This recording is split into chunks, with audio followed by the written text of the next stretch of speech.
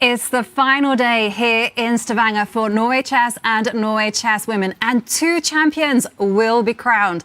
After an exhilarating day yesterday, the standings were shaken, but Magnus Carlsen nurses a razor-thin half-point lead. In the women's, Anna Muzychuk is 2 points clear, but can she hold her nerve? Get ready, folks. It all starts now.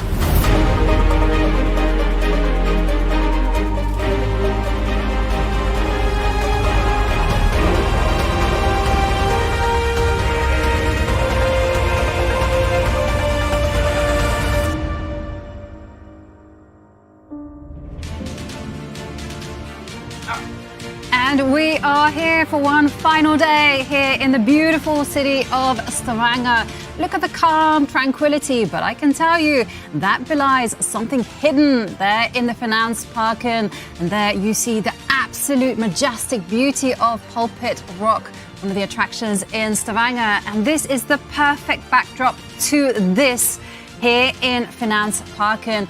It is absolutely here where 12 warriors will be fighting it out for one last time. Be it classical, be it Armageddon, there will be a fight today. I'm your host, International Master Ivanka Hauska, and it's such a pleasure to have with me the absolute A-team, the best of the best, International Master Tanya Sajdev and Grandmaster David Howell. Gosh, guys, I feel a bit teary actually that I'm going to be sat here for the last time with you guys, but it's been quite the ride. It's been awesome. I mean, we've had these 9 spectacular rounds and we set ourselves up for perhaps one of the most epic chess finals that I have at least ever witnessed. You know, Norway Chess has been such a roller coaster of emotions for each of these players. They've felt the pain, they've felt the glory. We set ourselves up for this insane final where Magnus the King leads, the new prince, half a point behind, Fabi, Hikaru in the mix for that crown. Anything can happen today. Bring it on. Yeah, it's been crazy. I think there's been a lot of talk about classical chess lately, not least from Magnus Carlsen, from Hikaru Nakamura, but it's the classical games that have shown the most fire throughout this tournament. Twists, turns, surprises, galore. Who knows what to expect today? I want more action, and yeah, it's going to be a worthy winner, no matter who it is. Exactly. There will be 2 players who will be crowned Norway champion. So let's have a look at the standings and see who has the best chances. So we start with the women, and here you can see Sara Kadem and Vachier-Lagrave, they are out. They are playing for pride, but Ju Wen-jun, Lei Ting-jae, they still have chances, but they basically have to win in the classical. Wow, and Anna Muzychuk has got a 2-point lead at the top, right? What a turnaround yesterday was with Humpy coming into that match, losing to Lei Ting-jae. Again, a great opening by Humpy, but eventually things not going her way. And she doesn't only lose her lead, you know, at a very critical point. She loses breathing space, her cushion, her big shot at the title. 2 points is a lot for Anna.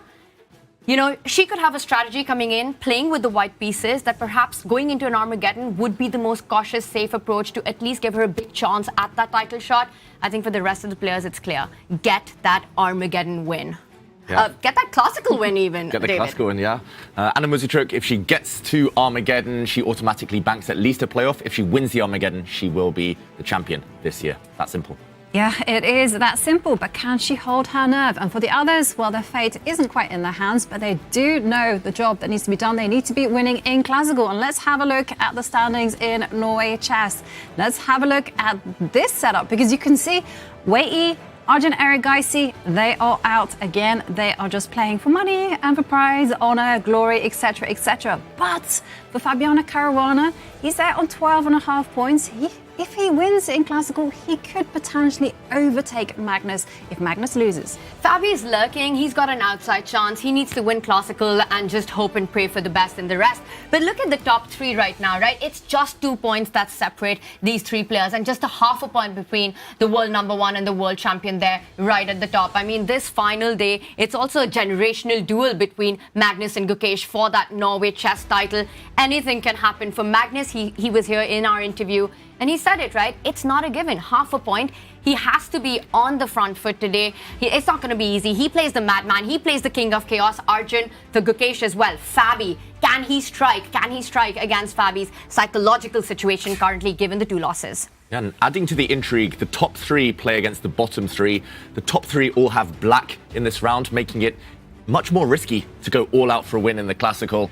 And there will be a lot of board watching. You will see Magnus Carlsen looking at the screen, seeing how Gukesh is doing, weighing up how much risk to take. You'll see Gukesh deciding how much to push, depending on how Magnus is doing. It's going to be fascinating. Classical win for Magnus. He gets it. If he goes to Armageddon, though, his fate no longer in his hands. Gukesh can take it. Yeah, it's going to be a huge matchup. Fabiano Caruana with the white pieces against Gukesh. And there you can see everyone is there in the playing hall getting ready for what is going to be the perfect last round. We couldn't have asked for more drama, more emotion. Here comes Ju and Jun. She does need to win in Classical. She does have the black pieces against Humpy Kanaru, so it's an uphill task for her. It really is, especially coming from 2 back-to-back losses, you know, having so much in her own control and then losing out yesterday in that Classical game. And now here she is once again in the situation where she has to bank on that Classical victory to have a shot. It's not going to be easy. She plays Humpy, who's been the queen of consistency in this tournament so far until last round, which she lost to Tingzhe, but a great tournament by Humpy. Let's see, you know, David, you've been talking about how you expect more from Wenjun and perhaps she hasn't shown her best. Today might be the day. Today might be the day, but it might just be too late. It was all about yesterday with the white pieces, the world champion losing. That would have been devastating for her. It does feel like Anna Muzychuk in the women's, she is a huge, huge favourite going into the last round. Statistically, she's odds on to win. Yep. And she also knows what she needs to do. Anna Muzychuk, with the white pieces against Vachier-Lagrave, she's just looking to lock the game down, take it to Armageddon, and be guaranteed herself a spot in the playoffs. And there we can see we are waiting the arrival of the players.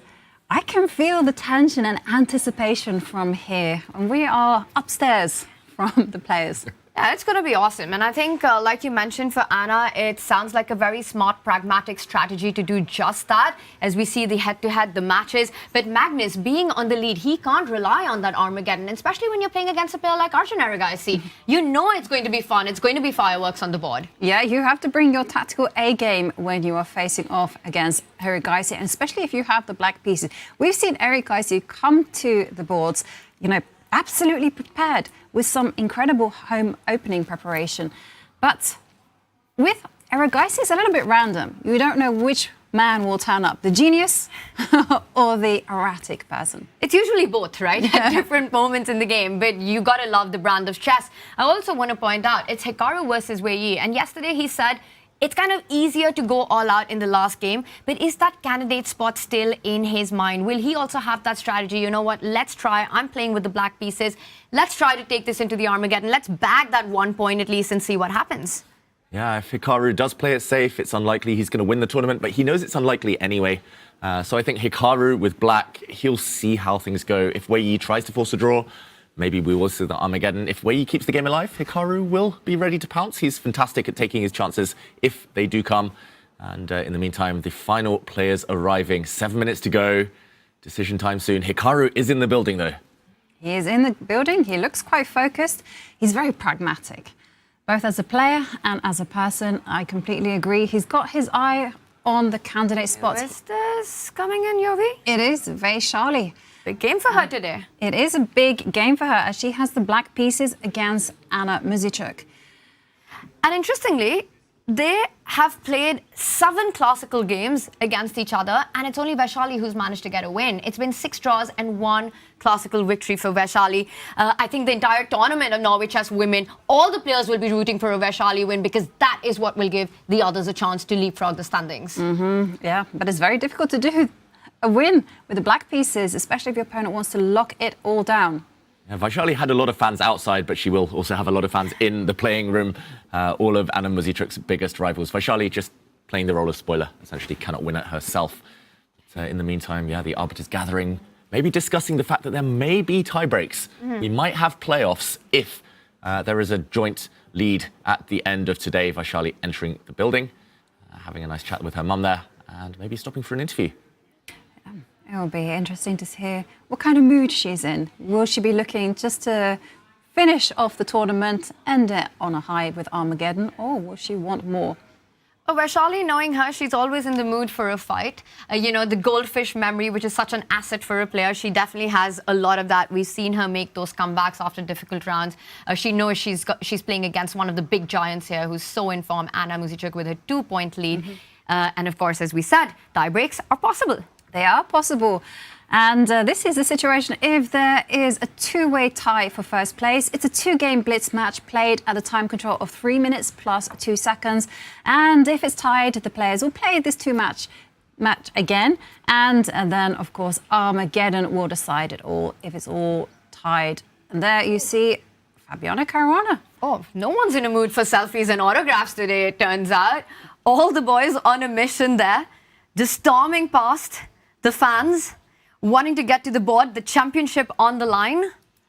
Yeah, I have noticed it is the players who maybe lack a bit of form, like Arjun, who do tend to avoid the photos, the signatures. Wei Yi is the exception, and he always has time for those fans. Game starts in 4 minutes, but he is locked in last place, no matter how he does today, Wei Yi. And nice to see him having a little chat there with the future generation of chess. Yeah, signing trophies. And you managed to get in Wei Yi for some Instagram posts yesterday, David. Yeah, I did. I felt so guilty. I had a chat with Wei Yi and Zhu and Jun. I asked them whether they could film a reel with me. And they were like, Zhu and Jun was like, oh, we both did just lose. So I'm sure I cheered them up. I hope so. He was smiling. But yeah, my timing famously bad. But there we go, Wei Yi. Big fan favourite, I'm going to say, after this tournament, despite the fact it's been a bit disappointing for him. Another fan favourite, Fabiano, who has had a rough few days. 2 classical losses in a row when it looked like he would be a big favourite, but still not out of it. Yeah. And I think it all turned around for Fabi in his matchup against Arjun, right? It was going so well for him, leading the tournament, losing that. Then against Magnus, you could see the reminiscence of that round playing into the way he handled it. I think Magnus also said it, that Fabi just wasn't at the top of his game. And then his second loss. And there we see Grandmaster Peter Heine-Nielsen, Magnus Carlsen's longtime second. And Magnus is that. Magnus still in the car. He's still in the car. He usually comes out in the last minute, rushes into the playing hall, has a few words. Well, he does have a big match as he is facing Arjun Erigaisi with the black pieces. Magnus, knowing that a winning classical will net him his 7th Norway chess title. And Magnus leaves the car with his wife Ella and stops to do some autographs. Yeah, I think a lot depends on Magnus's mood today.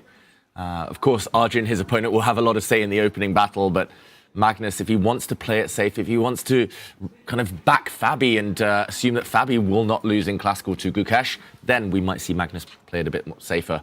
But of course, it's always difficult watching over your shoulder, having the lead, no guarantee.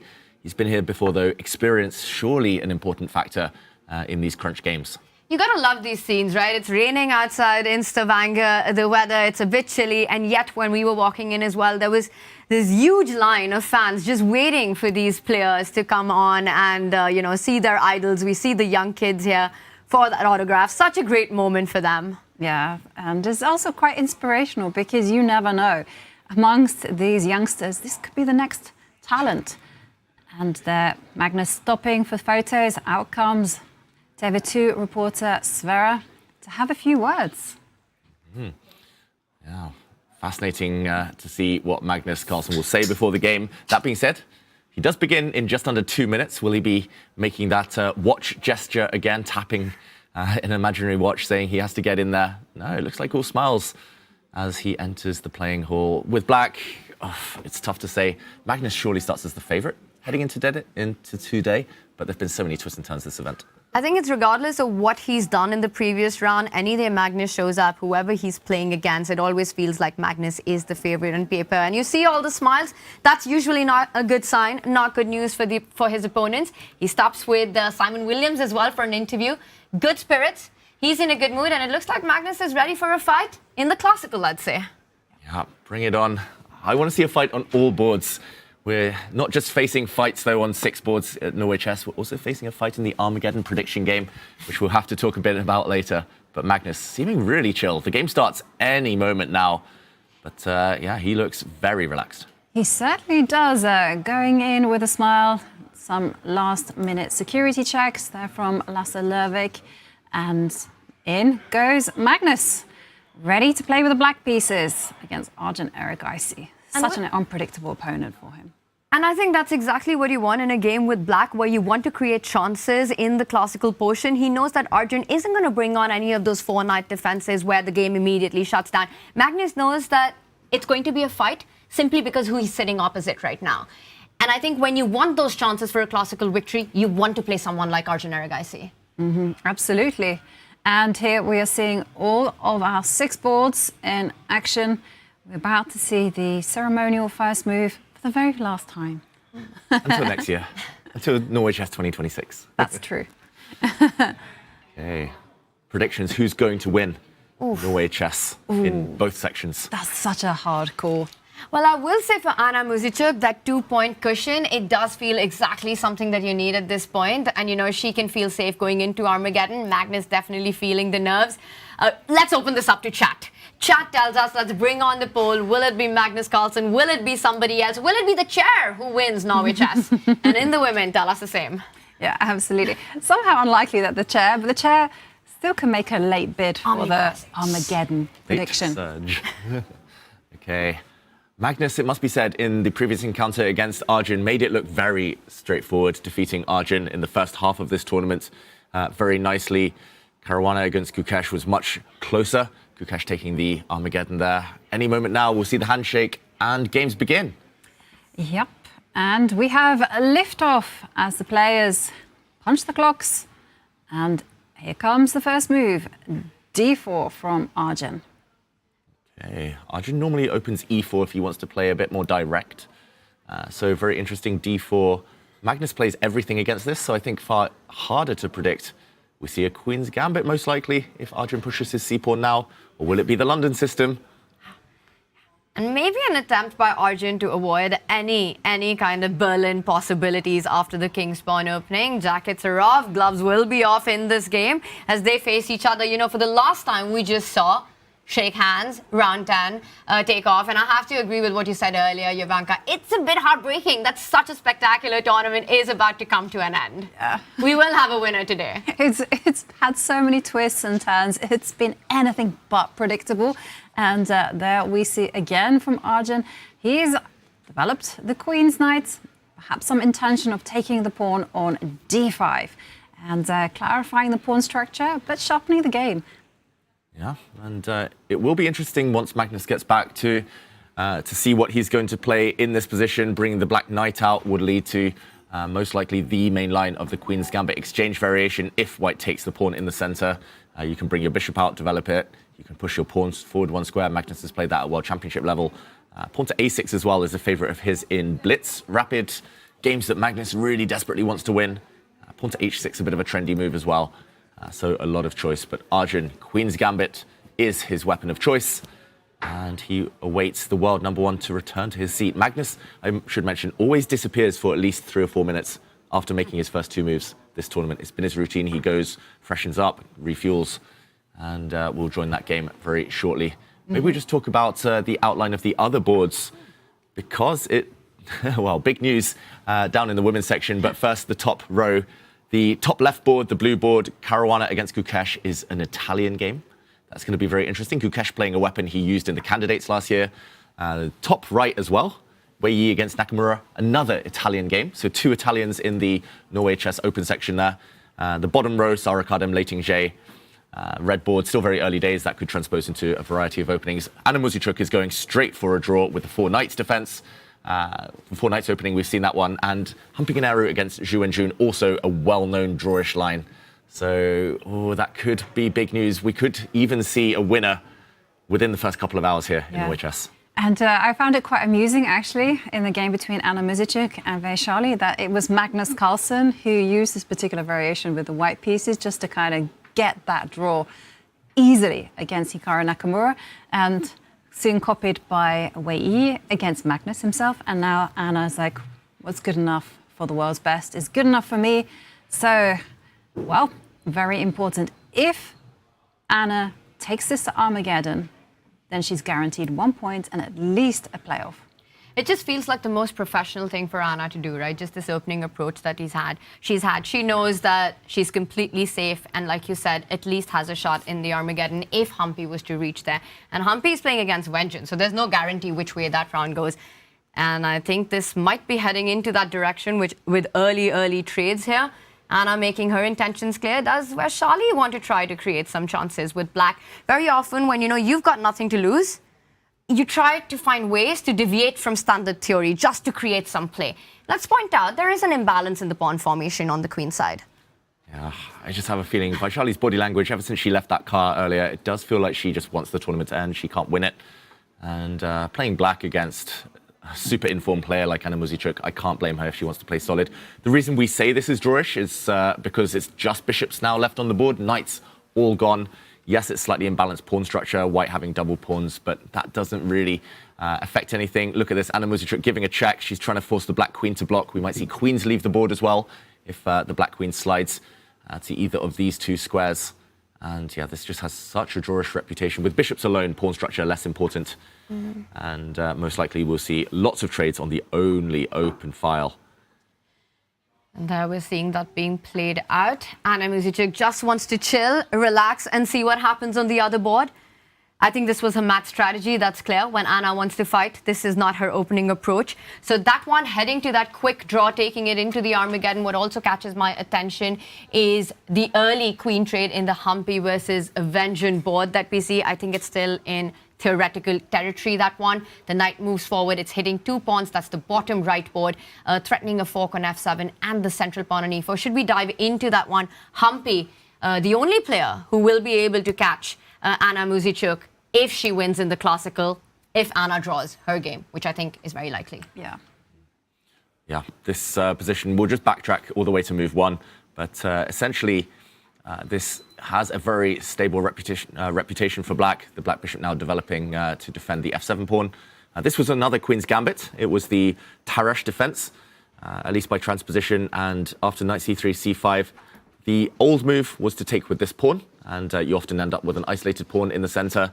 The semi-Tarrasch is to take this pawn with your knight, and often you trade off. Very solid for black as well. But taking on d4 is known as the Berlin defense of 1d4. And after white takes back with the queen, we see a capture. White plays pawn to e4, trying to blow open the d-file. We see another trade. If the black knight, by the way, had come out to c6, then white would have installed a pin. Knight c6, bishop b5 is another line. And white is also doing decently here. But after a queen trade, knight to g5, white has a dilemma whether to take back this pawn, but it's very symmetrical. The pawn structure, very equal, or you take this bishop in the near future and you'll be down a pawn, but at least with the bishop pair, better pawn structure. Humpy plays this move, bishop to d2, and she's clearly done some prep because Magnus Carlsen played this move, I believe against Wesley So, or maybe it was against Hikaru Nakamura in a speed game and won very, very nicely. So bishop to d2, it looks a bit innocuous, it looks like a bit of an odd square, but white is just getting ready to castle her king. And this bishop might be decently placed a bit later, especially if there's some trades on e4 to sit on the c3 square or even come out with some checks later on. So it does feel like Humpy doesn't want to take too much risk. Zhu and Jun, she knows minimal chances. She's just playing very solidly. But that's good news for Anna Muzychuk. And just a quick FYI, Hikaru is in the confessional booth. Ooh. So maybe we kind of go to Hikaru's game and try and guess what Hikaru is saying. Let's do it. That's the top right board. Starts with an Italian, the Geico piano, the slow game in the green. That is the board, and looks pretty standard so far. White is expanded on the queen side with the move a4. Let's jump straight into that before Hikaru joins us and gives his mindset. With the black pieces, what do you think? What do you think is the statement by him? Or is it too early to say, given that everything's still on the board? I think Hikaru in that confessional will be saying, oh, I'm glad where you didn't play the 4 knights game, trade off for the pieces, and it's a draw. He'll be like, oh, it's a position. It's fine. It's not super active for black, but it has a very, very solid reputation. But the game will go on, and maybe around move 40, he'll decide whether to risk it or not. But then do you think this is Wei saying that he wants a fight? Because against Magnus, what he did was he just went for that 4 knights, and eventually, and within the next 10 minutes, the game just fizzled out and went into an Armageddon. But this is perhaps Wei saying that I want this to go on. It certainly appears that way, doesn't it? that he just wants to keep the game alive, that he's perhaps playing for pride. Sorry, I misclicked here, and we're getting an action replay of the game. Just to mention, both games, both this and Gukesh against Caruana had this position. Didn't even mean to analyse. Don't know what happened there. The mouse has got a mind of its own on day 10 here in Norway Chess. But just to mention, in this position, Gukesh played the move. Okay, my mouse has gone really rogue here. Expect the unexpected. Expect the unexpected, Norway Chess. And, okay, I'm going to do something here and refresh, but... Okay. We'll talk about it in a moment. We've got the live board there, and he's just made that move c3. We can see on the bottom right, wanting to get that central break in right there. I love that we get a fight. I love that this doesn't go into an Armageddon right out of the opening. A bishop trade would pick that up with the knight. Yes, and there you can see it has been recaptured by the knight. But Hikaru, we did earlier see him stopping for the cameras. So let's have a listen to what he had to say. I'm curious about your approach today, Hikaru. Will there be a lot of scoreboard watching and maybe some crazy games if Magnus gets in trouble? Well, I think I've been asked some variation of this question at least the last 3 rounds. I think a lot depends on the openings and all the games. I think Magnus' game for sure will be interesting. I think Arjun's definitely going to try very hard to put pressure on him, and Fabiano is the white pieces. So I expect exciting games in both of those. As far as my game goes, I think a lot depends on, what kind of mood Wei Yi is in, and we'll see how it goes. It was really interesting what you said yesterday about how much you focus on candidate qualification and such. And is that still the main focus to take away from Norway Chess here, or is the table just as important? I mean, I think a lot depends on the opening, as I said. It depends on what the opening holds. If I get a certain type of position, I'll definitely try quite hard today, but remains to be seen. Good luck to you, Hikaru. Thank you. There we heard Hikaru just saying, it all depends on Wei Yi. I think he was alluding to the fact that Wei Yi could come in with this 4 knights, but instead, we have something that is very tense. Just one set of minor pieces exchanged, and it's going to be all about the maneuvering game and an eventual breakthrough. Yeah, will it be white breaking through with pawn to d4 a bit later? Will it be black, maybe after some developing moves, who breaks out in the center himself? Hikaru looks very, very chilled and composed, barely spent any time on the clock. It doesn't feel like the most fighting position, though, which maybe doesn't suit Wei Yi's style, maybe suits Hikaru a bit more.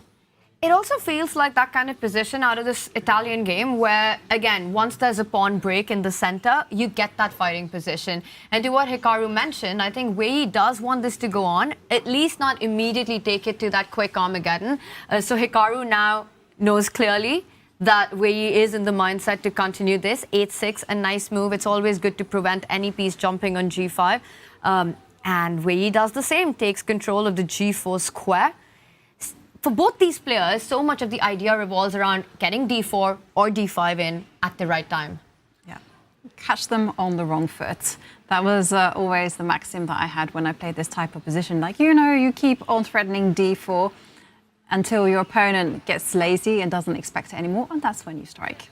And it's harder for black to get that d5 break in, simply given the construction of Wei Yi's pieces, right? Rook and the 2 knights eyeing that e5 pawn, far away from being defended by 3 forces. I predict this is still going to be a long fight. I don't think this immediately goes into, over the next 10, 15 moves into an Armageddon. I think this is a full brawl. We get the middle game, we get the end game in this one. Yeah, we will at least have a bit of tension for a while. No easy way for either side to trade off pieces. It will all revolve around this break. Also difficult for white to break in the center, we should say. If white ever breaks out, we would see a trade and black push forward, and white would be left with an isolated pawn. So, yeah, neither side, easy plan, I would say. And David, because you earlier mentioned that this is an opening that's occurred in another very important game for our standings, right? We've got the Italian in the Fabiano Gukesh game as well, but a very different dynamic in that one. Maybe a good moment to sort of draw the parallels as we see there on our top left of the screen. Started as the Italian game, but it looks anything but slow right now. White has got this construction of the bishop and the queen lined up, making it very difficult for Gukesh to go short castle. 8-6 is already a bit of a weakness. Any break in the center would be a lot of fun for us, as it usually is in these structures, but even more fun the potential of a long side castle by white, by Fabi. Yeah, that's definitely in the air, right? And it's Gukesh, actually, who's playing these G6, H6 systems, taking it away from conventional opening lines. So that's going to be incredibly interesting. I also just want to kind of shift our focus to the game in the top middle between Arjun Erigaisi and Magnus Carlsen. And there we see one of the sharpest variations on the Queen's Gambit exchange variation. Yeah, and some small but very interesting stuff going on there between Arjun and Magnus. Where do we deep dive? Which one do we jump into? Well, we can start with Gukesh because we just checked one Italian, and then I think it would be really fun to follow. Yes, to compare the two very different positions that we have, and then let's go to Magnus. Yeah, this one is very different, and okay, this time I'm going to properly backtrack and hopefully be able to show things. So, okay, an Italian game, which is always marked by the bishop going out to c4, f7, sometimes a bit vulnerable, knight f6 played, and knight g5 is a possibility. This has been explored very, very deeply. It's been played by many top players, including Hikaru Nakamura, but Fabiano says, no, I want a quieter game, nothing too sharp. And this is where Hikaru played the move bishop to e7, just developing, getting castled very quickly. Gukesh played much more ambitiously. He played the move h6, and he did this in the candidates, as I mentioned earlier. He did it last year. He very quickly played like h6, a6, and then in the end did bring his bishop out to c5. But here, h6 does hint that black might even expand with a quick g5, g4. Fabi, clearly well prepared, plays the move a3, mysterious, but the main reason is to drop the bishop back later if needed. And now a fianchetto from Gukesh. Very ambitious placement of the bishop, it should be said. But you do lose a bit of influence in the center as black. And after the move a6, which he did as well in that candidates tournament, queen to d2 from Fabi, stopping black from castling due to tension against this pawn. I will point out that this opening, Grandmaster Sethu Raman, a well-known trainer, a strong, very aggressive style of play. Sethu has a good friend of Gukesh, a good friend of these youngsters. They've all worked together, has a chessable course on this 8-6 line. And I think a lot of the Indian team has actually picked that up from the chessable course to deal with the Italian game with this little move 8-6. It's been a great weapon of surprise until, I would say, a year ago when suddenly in the candidates and other big elite tournaments, it starts appearing often enough, takes away from the surprise value. But still, you know, you mentioned the idea of g5. This is the other way for black to develop with the bishop on g7, a more controlled way as you take the light squares into account as black here. He does keep it flexible as well, Gukesh does, you know. We were talking about long castle by Fabi. I will not be surprised if Gukesh eventually, another idea mentioned in the Sethu Raman course there, take the queen out, get the bishop out, challenge the light squared bishop, queen e7, bishop e6, long castle. Yeah. Well, we're going to be seeing how Fabiano Caruana reacts to this whole system with h6. We know he set up queen to d2, bishop to e3. That's being played very quickly. But he's had a tough time of late, losing 2 games in a classical, and he caught up with Sverre pre-game and told him that he was feeling a little bit out of energy and doesn't necessarily feel that a win in classical will actually win him the Norway Chess crown. Hey Fabiano, how much will your choices today depend on what you see in the Magnus game? I can't really win the tournament, so I'm not thinking too much about it. I mean, obviously, not going to count on Magnus losing, and the chance is pretty minimal that even with the win, I would get any chance to win the tournament. So I'm not thinking about it at all. So that means that today it's all about just playing a consolidated good game of chess and nothing else? Yeah, I would be happy with any sort of decent game. I'm out of energy. Unfortunately, I lost all my energy to play. I don't know which moment exactly, but probably some point during the Arjun game. So yeah, any sort of decent game would be fine. Good luck. I hope we see a good final game from you today, folks. Thanks. And a good final game is what both of these players need, Tanya. Gukesh, if he wins this, he stands to have a great chance of winning Norway Chess. It would be the first time an Indian has won Norway Chess. Yeah, they've had some great results, right? We had Pragg here last year who got his first classical win against Magnus Carlsen, a historic moment in Indian chess, a historic moment in any chess player's career, a big milestone, a personal milestone. And then this year, Gukesh, you know, it's been up and down. He started with 2 losses, and that just shows the incredible mental attitude that Gukesh has when it comes to these setbacks, and then striking back after 2 back-to-back losses the first 2 rounds and finding himself going into the last round with a real shot at championship, only half a point behind Magnus Carlsen. Also, let's point out, these two played against each other, when they orbited around the players the first time. It was Gukesh who took the win in the Armageddon. I think today, for Fabi, he's not just fighting the board, he's not just fighting Gukesh, he's also fighting his own mind coming out of those two back-to-back losses. Yeah, definitely. For Fabi, it is very, very difficult. He just needs to recompose and just have that goldfish memory that we keep on talking about. But, he can basically decide his own fate and do his best by trying to win, at least take down Gukesh with him. And here we are going back to our beautiful, colourful board viewer. I almost said bird there, board viewer. And, well, again, it's really interesting because in the top half, in the open, there we can see that it's really cagey stuff, a lot of tension, not that many pieces have been exchanged off. Whereas in the women's, it just seems like everyone, well, especially between Humpy and Arjun and Anna Muzichuk against Vachier-Lagrave, that they're kind of seeking their play in the endgame.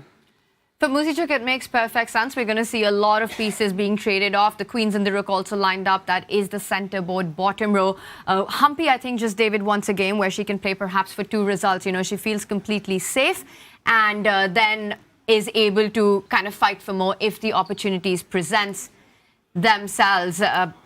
Very pragmatic approach by both these players. I will say what we see, apart from those 2 boards, I think the other 4 boards, it's a game for 3 results. In fact, if we played the Armageddon prediction at any point, if it was to happen now, I'd say we get only 2 Armageddons today. I'm putting my bets in I think early. we have to wait a little bit and give us maybe half an hour. You guys take your time. You and David can take as long as you want. I'm putting my prediction in already on this, and I'll stick to it. Yeah. 2 Armageddons. I think, and I'll tell you the boards I think it will happen in. It is the bottom 2 boards. Going back to that top row right there. Again, Gukesh, the opening that he's come with, the fight against Italian that he wants with the black pieces, it isn't the most solid approach that black has against Italian. So he also looking for that game. He realizes, and at the top level, this matters so much, right? The mindset of your opponents. When can you take an advantage of that? Arjun Carlsen, as expected, it's crazy what we're seeing. One player playing at the center of the board, Arjun aiming for that e4 break. Magnus has already started the party on the flank side, on the queen side there, with the pawn advance of his own. So much of it also depends, Yovi, on getting c5 for Magnus at the right time. Yeah, definitely. It's cagey stuff between Arjun and Magnus, but we are going to go on a very short break. The opening stage has been set. The tension is very much brewing, so stay with us because when we return, we're going to be bringing you all of the action.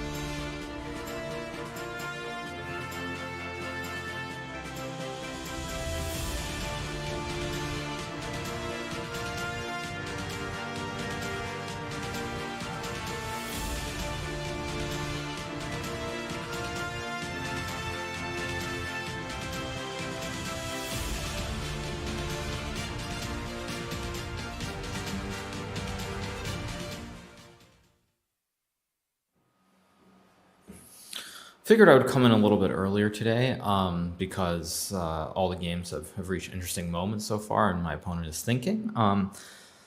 First things first, I'll talk about the other games and I'll get to mine.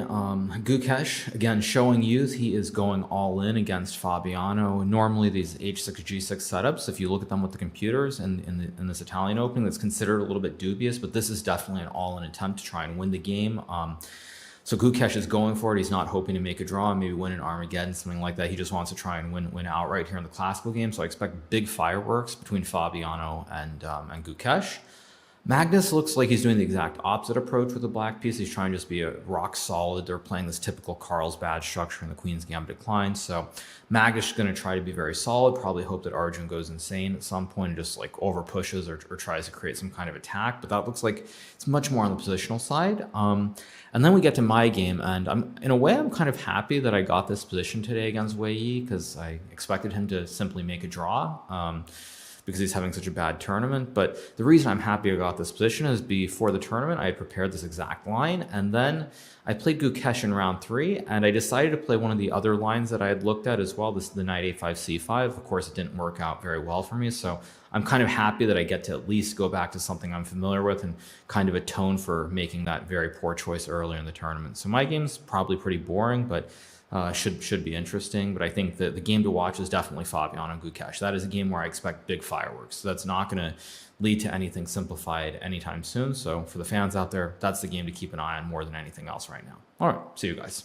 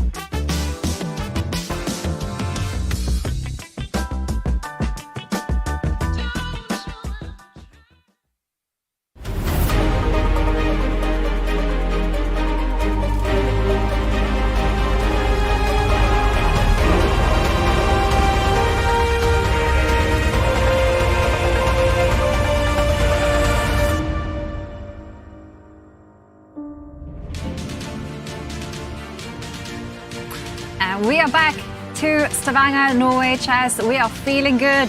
The opening stage has been set and now the players are in the middle game portion. And it's been a cagey start, I would say, for our players, some of them in a must-win situation, some of them needing a draw. We heard in the break from Hikaru, our fourth commentator, I would say, and he kind of gave a roundup of some of his counterparts' positions. You know, he said that the fireworks are going to be happening between Fabiano Caruana and Gukesh, because Gukesh is going all in. He wants to win in classical, and he's saying that Magnus is just simply playing oh so solid against Arjun Erigaisi, and Hikaru feeling quite happy with his position. Hikaru the prophet, I want to say. Take a look at what's just happened on that top left board. You know, Gukesh, he didn't stop that pawn on g6. He's moved it all the way up to g5. And I think we all can agree that this isn't the most solid approach to Italian. Gukesh wants a fight. He's playing with the black pieces. He's playing against one of the best in the world ever. But he still wants to get that game going. And I think we'll deep dive into that.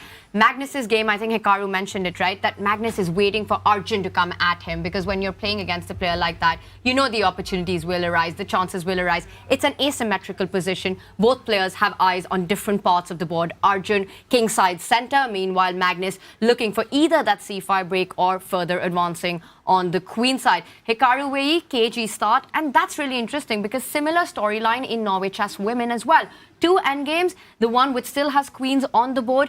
Also, very cautious approach by both players. Last round of Norway Chess, and David, I want to say, probably the most, what's the word for it? The slowest openings that we've seen in the tournament so far. Not one, barring Gukesh with the potential, sort of that fiery, feisty action yet. Yeah, not yet. It always explodes, right? But so far, it does feel like the players maybe unsure themselves how hard they should be pushing.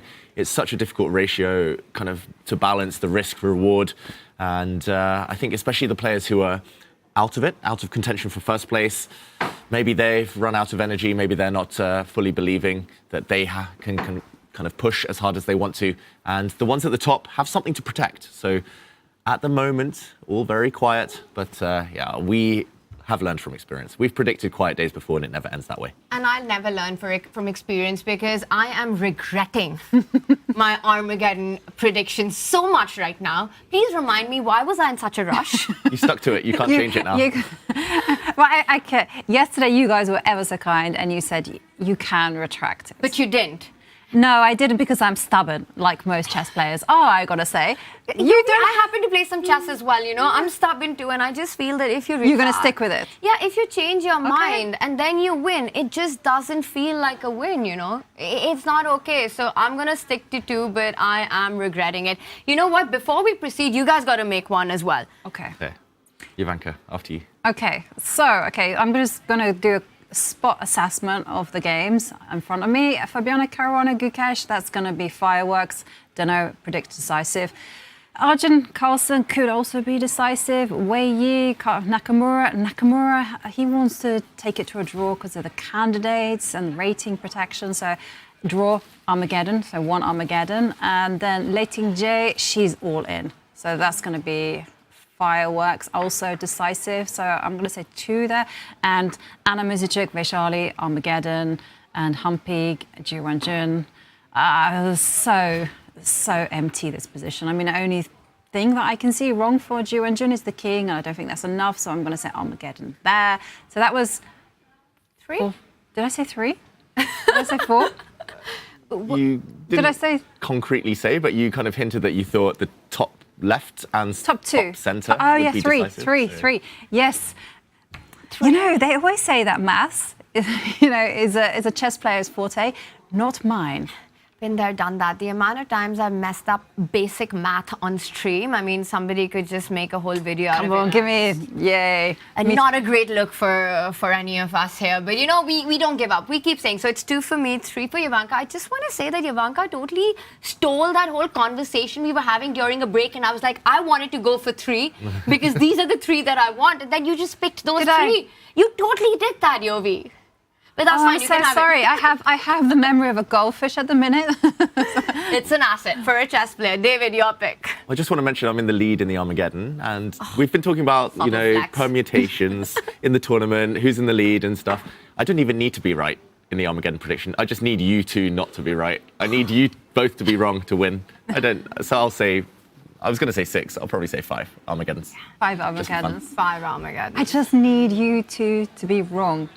I just need Okay, hang on a both of you to second. be wrong and for me to be right. I don't even need. Are we I'll playing happily be wrong as long as you're both wrong with me. Do you think that's what Magnus is thinking as well? I don't care what's happening as long as everyone else also loses their game. Yeah, Magnus can be like, I can lose as long as Gukesh and Gukesh does too.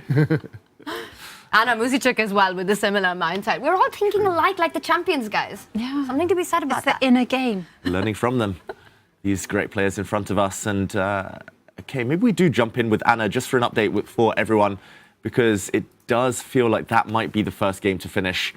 And okay, still a while before we get to a point where the players are allowed to offer draws. We're still only at move 14. Maybe we backtrack the whole way, because some viewers at home might be wondering, how do I try and draw against a higher rated opponent? How do I try and force a draw with white if I'm happy with that result? Anna Musichuk is showing us one of the most well-known ways at the top level of playing it safe. And I know we're quite into this game now, but just to go the whole way back, we kind of joked about the 4 knights game, where all the sides bring out the knights here. You can go for the 4 knight Scotch by pushing a pawn forward to d4, but the 4 knight Spanish is known to be this one, where you kind of belatedly bring your bishop out to hit the knight. We now see the black knight jump into the center, one of the main moves. Just to mention, Magnus earlier in the tournament played bishop to d6. That fizzled out into a draw against Wei Yi. And Hikaru Nakamura played bishop b4 against Magnus himself, and that also fizzled out to a draw. So it's very hard for white to kind of get in trouble here. It's very hard for black to keep the tension, essentially.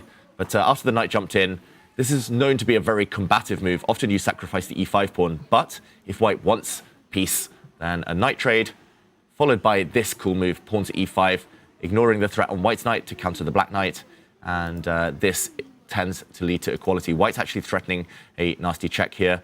Taking the pawn on d2 is very risky, because often we see the bar rise. You get hit very quickly with some checks, the white bishop coming out, so you can't be greedy as black. Queen takes pawn, and just to race through the next few moves, Anna with a one-track mind. Check. She wants to get the queens off, a block. First she castles. Now she, I was going to say, wants to get the rooks off. No, she doesn't. The queen's coming off first. She takes with the bishop, though, instead of the rook. And her whole idea is to try and pin down the black bishop on c8 to the defense of the b7 pawn. It's only bishops, though, and I'm expecting Vachier-Lagrave, maybe with or without a rook trade, to bring her king across just to defend any back ranks. Bank ranks. As we call them at Norway Chess. Yes, Exactly. because we are playing in a bank. That's it's not that we don't know, that is a back rank. Taking the money to the bank. Exactly. There's a bank heist here in Stavanger. Banking those wins. All right, but at least a little bit of pressure on the b7 pawn. So Vachier-Lagrave, like you said, trades, brings the king, stops any penetrating spots for that white rook eventually, and then perhaps defends that b7 pawn, eventually taking the bishop out. You could go rook b8, get the bishop into the game, and it feels like you have enough time to do that because the dynamics are so far and few.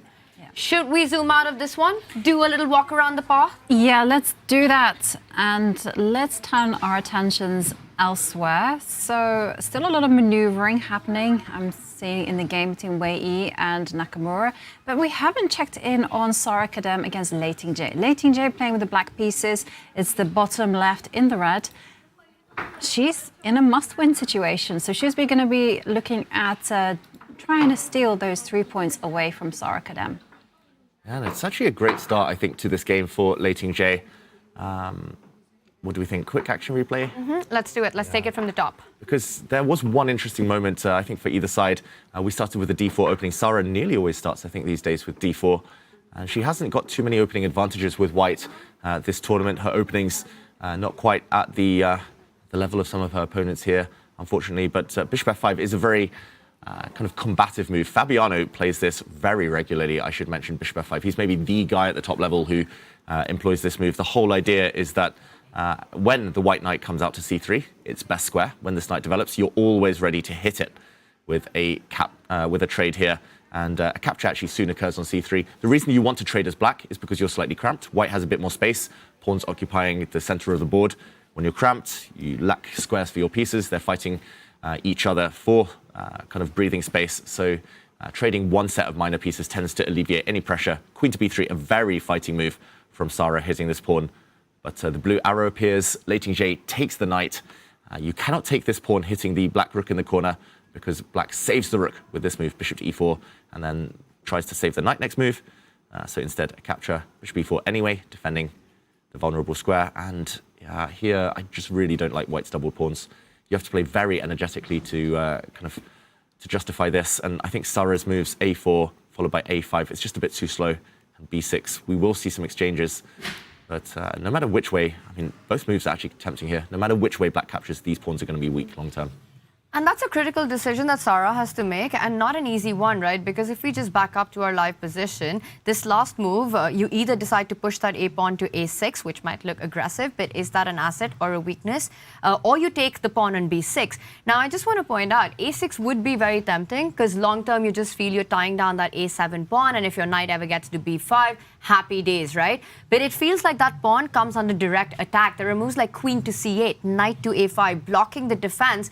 And suddenly, you can imagine white being down a pawn just over the course of the next few moves. So it's not a move that you can just lightly play and say, strong pawn, I want to go ahead with it. The other decisions that you were talking about, pawn takes pawn, right, David? I am fully with you that usually, traditional chess wisdom, you want to capture, from flank towards the center. But in this case, even taking with the c-pawn, creating a long-term a-passer in any endgame, not only the weaknesses on the c-file, c-line opened up, but you're looking at a big advantage to play for once the pieces come off the board, a long-term advantage to play for.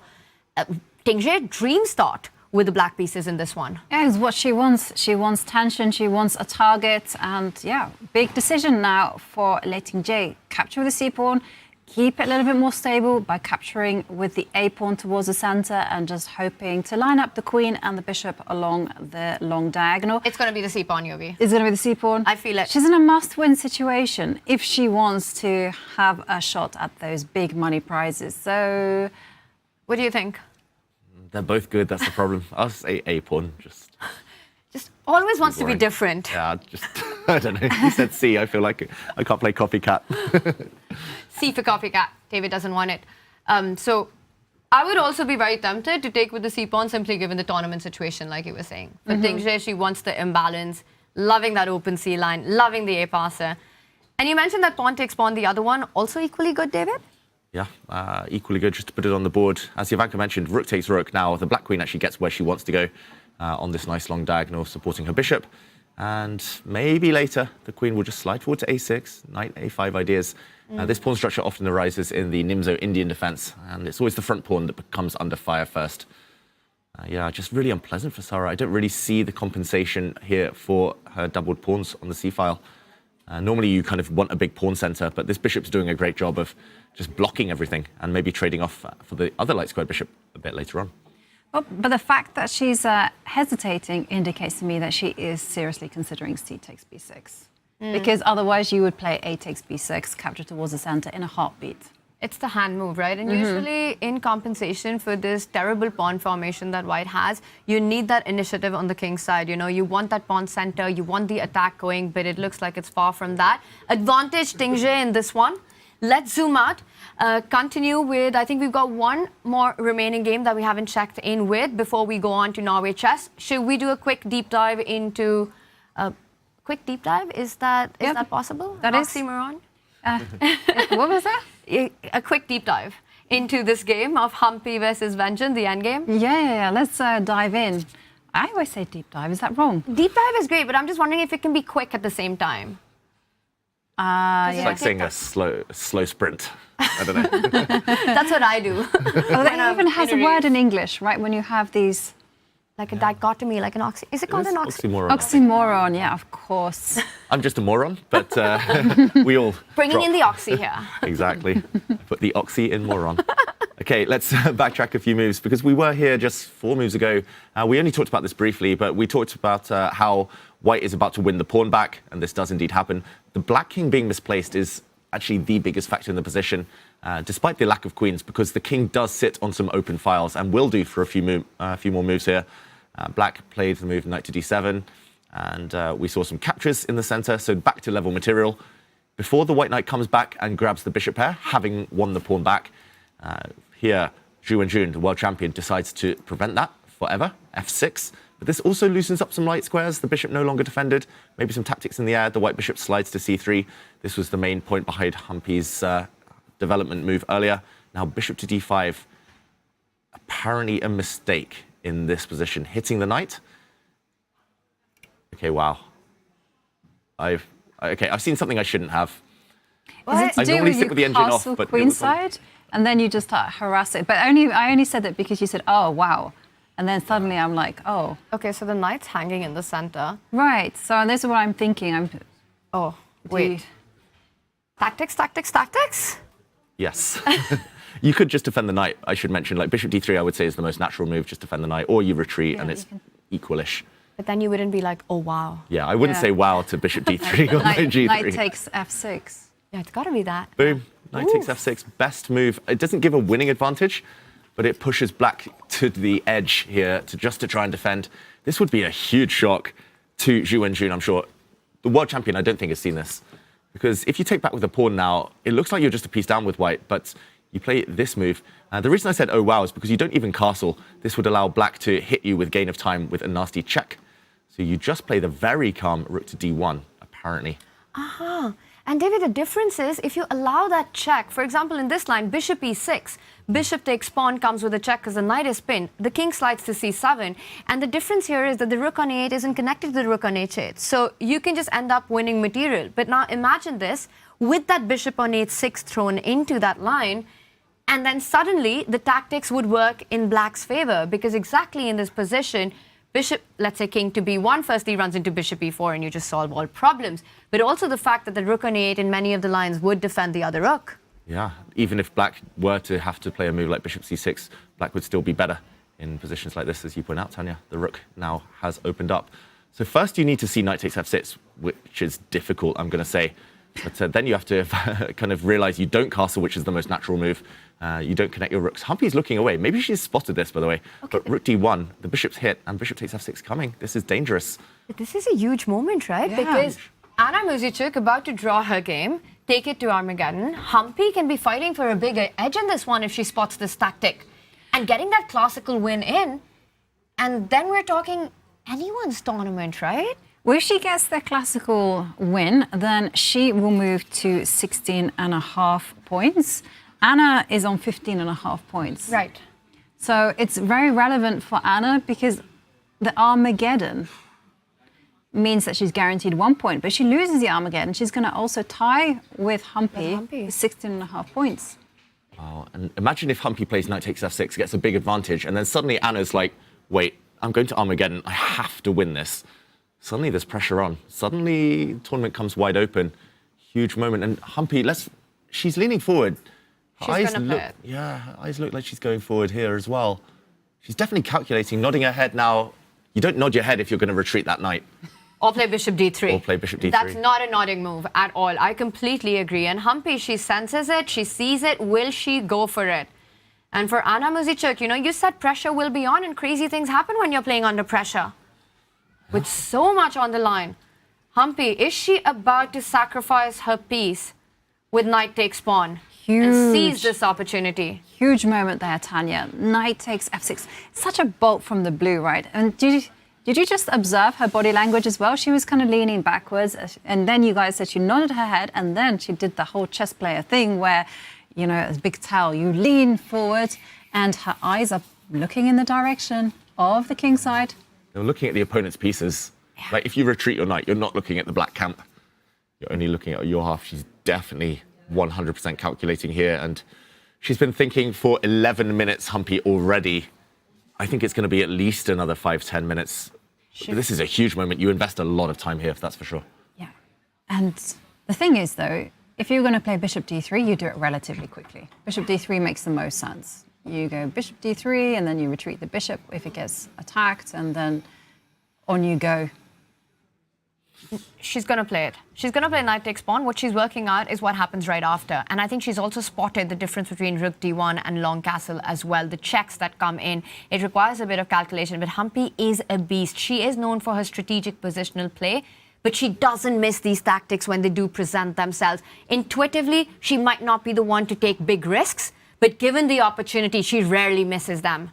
Mm-hmm. Oh, can I change my Armageddon guess? Can I change mine? Can we all redo it? No, we cannot. Oh, no. Actually, yeah, we should all do a shake-up, right? Can we all move one along? I thought this would be an easy draw.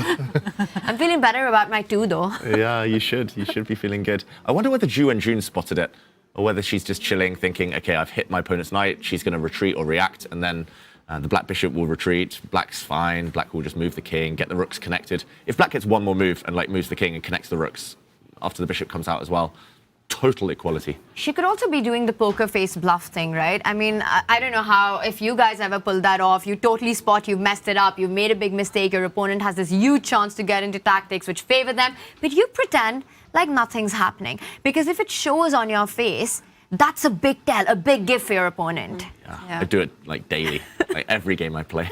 Yeah, I had once a moment. So I just made move 40 and it was a big time scramble. It was really unclear. And then I realized that my opponent had one killer move on the board that would actually, at first I thought it was going to win the game for him. Then I was like, no, it's going to be a draw. And he sat there thinking for 1 hour and I didn't know where to look. Like, do I look in that direction? Do I look here? How do I react to this? And a big moment there between Ju Wanjun and Humpy. Humpy could deliver such a decisive blow with knight takes f6 and really push Ju Wanjun to the brink. Oh, okay. Well, Humpy doesn't look like she's moving, so maybe. Could we just show one final variation? Let's do it. Yes, let's do it. Which might make her pause. Because it doesn't give a winning advantage. It's a good move. And the computer with the eval bar we see on the left of the screen says 0.2 for white, very modest. I think the one thing holding her back might be after knight takes, black can also take with the knight. We looked at pawn takes, and then white has to play the move rook to d1. And due to this pin, due to the fact there will be a bishop takes pawn fork, white seems to be doing very, very well. But after knight takes, first you have to take this knight. The black knight defends the bishop. And then this time, it's not rook to d1 anymore. Because now you get checked via this angle, and look at the barge fall. You get checked this way, the king steps forward, you get checked this way, and suddenly nowhere for the white king to go other than in front of its rook. The pin is broken, white's just a piece down. So Humpy, the other move, she would have had to play rook d1. Here, she does have to castle instead.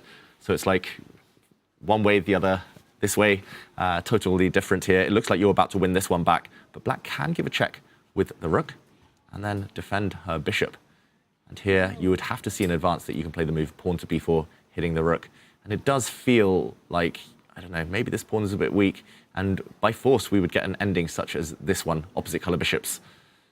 Maybe she's weighing up whether she has more winning chances here. Yes, she's a pawn up, but opposite colored bishops, drawish tendencies. Or whether to keep the tension with all the pieces on the board if we go back to the game. Yeah, that's very important defense there for Ju Wanjun. But knight takes f6 is a beast of a move, right? You see it, you play it, right? Yeah, exactly. It's like, whoa, and your opponent will maybe fall off the chair.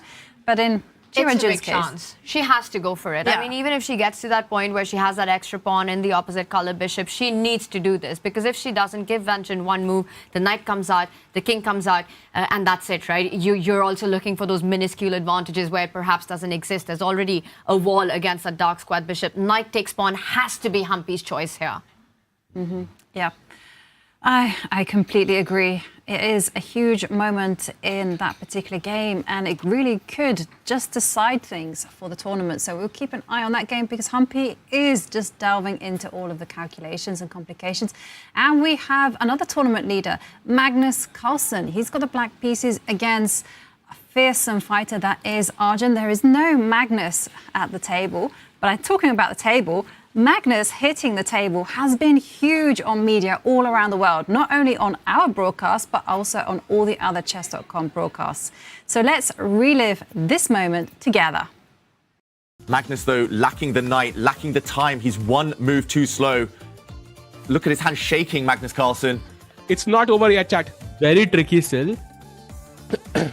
It's not easy. 15 दिखा रहा है वहाँ पे. I mean, surely. He found knight b2. Trouvez les coups et c'est cavalier b2 qui est choisi. C'est là encore le meilleur. 4 rey 2 parecería normal pero increíble. نايت سي 4 الان مش حتوزر بك كينج اف 4 يا سلام شوف كيف كباسس اوبو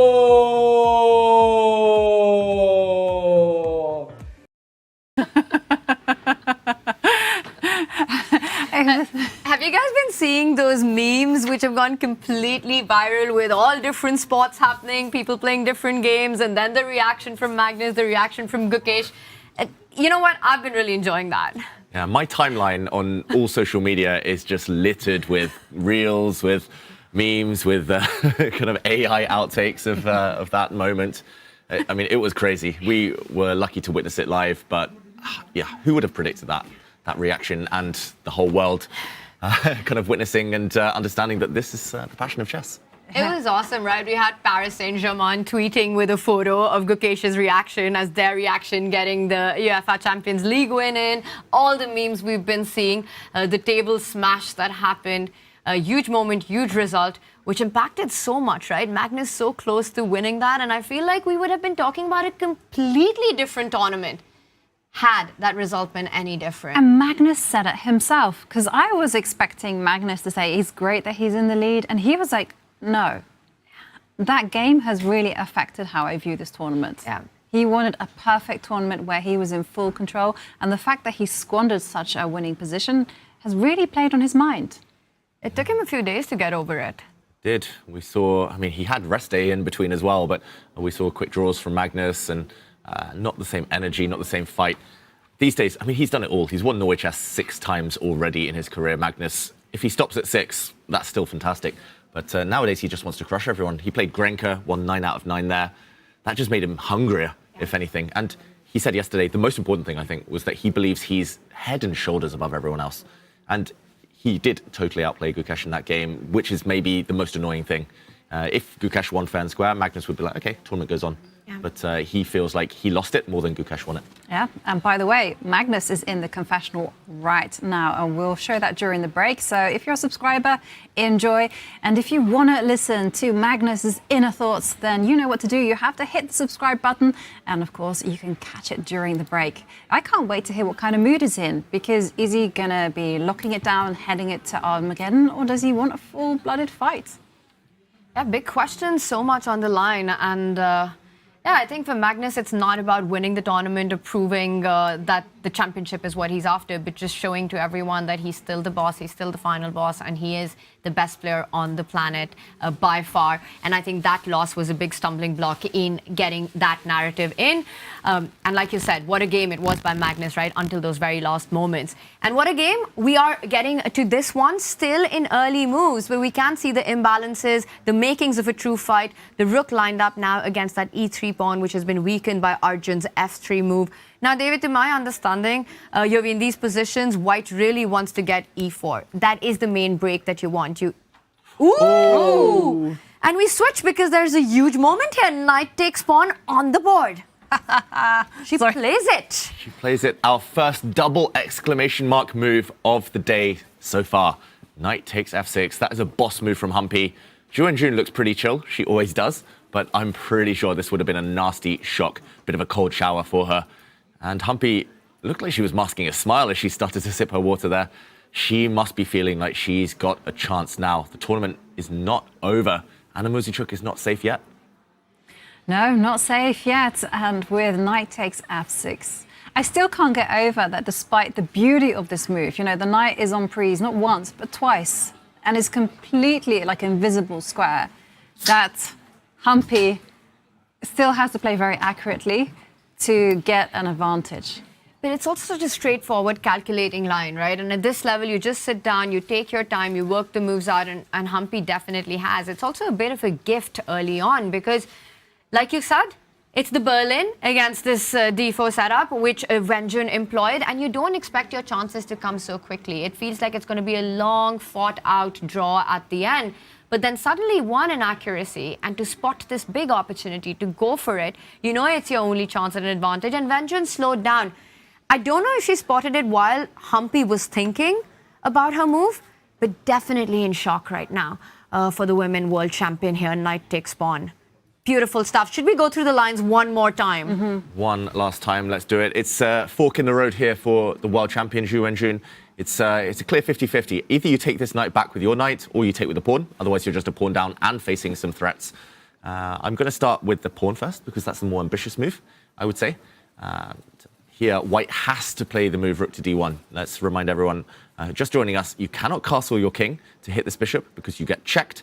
And if your king moves now, wherever it goes, you get checked again. Black breaks this d-file pin with gain of tempo. So this is unthinkable. Instead, you have to play your rook to d1 in this position, hitting the bishop. And now, apparently black has only one move not to lose on the spot. If you move your bishop out the way, no matter where you move your bishop, bishop takes pawn on f6 is a check, a double attack due to the fact the knight is pinned. And at the very end, it's very important that after you take this rook, a check is met by the bishop retreating. Otherwise, the bishop would be lost in the corner, but you can block and exchange and 2 pawns up here for white. Rook for knight, and you have the 2-pawn advantage. If we go back, though, the key move would be knight to b6, but after bishop takes pawn check, the king moves, you take this one. This might be what Arjun is calculating. There are some checks. You still have to figure out how to get your king to safety, and there are still some tricks in the air. I'm going to say the more likely option, if we go back to the game position, is knight takes f6. And just to remind everyone, here you have to take this knight off the board, then you have to castle, as opposed to last time. There might be a check. Arjun would have multiple ways to deal with things here. She could defend her bishop, and at the very end, when the dust settles, white regains the bishop. Maybe we'll see a trade of rooks and opposite color bishops, but white has the extra pawn. Small advantage, but a 2-result game. Humpy would be very happy with this, I think. Yeah, absolutely. Well, Humpy in a must-win scenario if she wants to be challenging for the Norway Chess Women crown. And knight takes f6, making an appearance, making us all very happy here in the studio. Okay, we're going to keep a close watch on that game, but where should we go to? Maybe we can revisit the game between Arjun and Magnus, because we didn't dive into the complexities, and I can see that e3, e4 has made an appearance. Now, one thing that I played this variation with the black side, and I've always had it in the back of my mind that white cannot rush with e3, e4. You got to prepare it like a snail would. You have to go rook ae, is it rook ae1 or rook d1? I can't quite remember. Both. And then you go bishop f2, then you go king h1, and then and only then are you ready for e4. Yeah, and it's a fascinating moment because, just to mention, Arjun's just broken out with e4. In the Gukesh game, Gukesh has just broken out with d5 in the center, and Hikaru has just played d5 in the center. So all 3 boards in this section, they've broken out on the same move. Suddenly, just action everywhere. Do you think they all winked at each other and go, let's go? We've waited too long. Action. And it's on, right? Because this is where it explodes. And now Magnus just has to sit back and calculate a number of variations, because this is where it gets fun. Do you take on e4? Do you push that b pawn 1 step forward, kicking the knight out before capturing on e4? Knowing Arjun, I think if that was to appear, what he has in mind is pushing that e pawn 1 step forward as well. You know, b4 can be met by e5, and then suddenly we're looking at crazy, chaotic lines. I'm just glad that the bar doesn't just shoot right up, so it's not just a blunder. You take the knight, you take the bishop. c6 will be hanging eventually. This is crazy. Make some sense of this for me, David, because knowing Arjun, I think he's looking at these complications. Yeah, I'm never sure which one to take with. Let's say black just takes with the knight. And at the end, knight was wrong one maybe, but I could see white's chances here. Backward pawn to stare down at. I could see variations like this being Arjun's taste, not Magnus's goal here. So yeah, e4. Yeah, b4, I didn't even see e5, it must be said. Knight a4 is another move, but then just feels like the knight's offside when the action comes. And yeah, I was also wondering whether you were going to say like piece sacrifice, like take here. Oof. Computer says it doesn't work, but just to try and get some pawns. I guess the black knight just moves, maybe flick in some other moves as well. Can you also capture on e4 instead of going b4? Because that's like the traditional recipe, right? You take on e4, pawn takes, and then you go knight to g4. You go, woohoo, knight e3. Coming in, and tension between the bishops. White will take on this square, e7. Queen takes. Queen takes. And somehow it's not enough, right? Maybe. It's still very tempting with black. Yeah, but I guess you would do this if the bishop were on f2, the white bishop. Then it's a lot more attractive. There was a bishop to chop off. Yep. I wonder, you said that e4 arriving a little earlier than expected in these kind of openings and positions.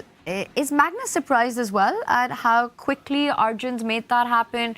Has he just rushed in? Because, also Rivalbar seems to indicate that black's doing fine. Is it pawn takes pawn? Is it b4? Is it a completely different option? What do you think? Has Magnus been taken by surprise with this move by Arjun? I think so. I think Magnus probably looked at it from afar a few moves ago, or maybe even looked at it at home. Not sure how deep his opening prep goes, but he's probably like, I've got loads of options there. But sometimes your opponent plays a move that you're like, nah, it's not going to happen. And then you have to sit there and figure out why, or kind of choose your mood. Magnus there, head in hands, wondering which way to go. I think b4 is the first one you look at, just because it's most forcing, or it's the most ambitious at least, but taking as well is more typical. One of the tactics that White always has to watch out for in these positions, and this is coming again because I've sort of been on the receiving end of that a couple of times, is that if you do drive the knight out from c3, right? Let's say you go b4 and you move knight a4. If you don't play e5, c6 is hanging in these positions, but I'll just show the tactic and the plan. You take on e4, and let's say f takes e4, and then suddenly I think you can take that pawn with the knight, because the bishop on h4 is hanging. Another reason why you in fact want that bishop on f2 before you push this central pawn.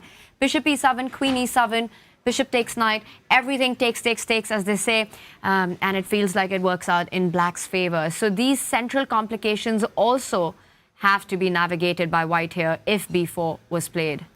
Yeah. This is a minefield. I mean, that already is like a 6-move variation that Magnus is definitely calculating.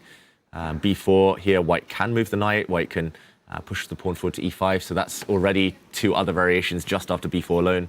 After taking these pawns, it's like you can calculate b4 followed by c5. You can calculate knight g4. You've got, I think, 3 or 4 branches after both of your initial 2 moves. It will be one of these 2. I think a capture or b4. Magnus, big decision if he wants to keep his winning chances alive, or if he wants to play solid. You know, it might be 2 different roads he could take right now. And he's got to have one eye on Gukesh's game, right? So with that blowing up as well, Magnus, do you think that plays a role in the decision he takes right now? Well, we're going to find out, because we are going to go on a short break. But do remember that if you are subbed on Twitch, you can listen to Magnus Carlsen's exclusive thoughts on his matchup. And if you're not, now's the time to hit subscribe and have a listen. We're stepping away and we'll be back with all the action in just a few minutes.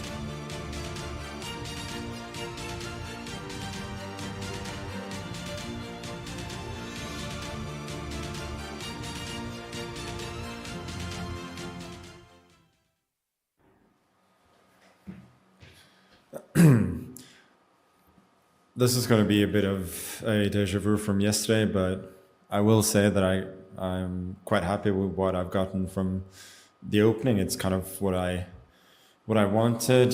I know that f3 on the last move, it's it's a very typical move, but it's not supposed to be the most precise right there. But I didn't really know more than b5 and black should have counterplay. But what more do you really need? It's a position where the pawn structure is relatively clarified.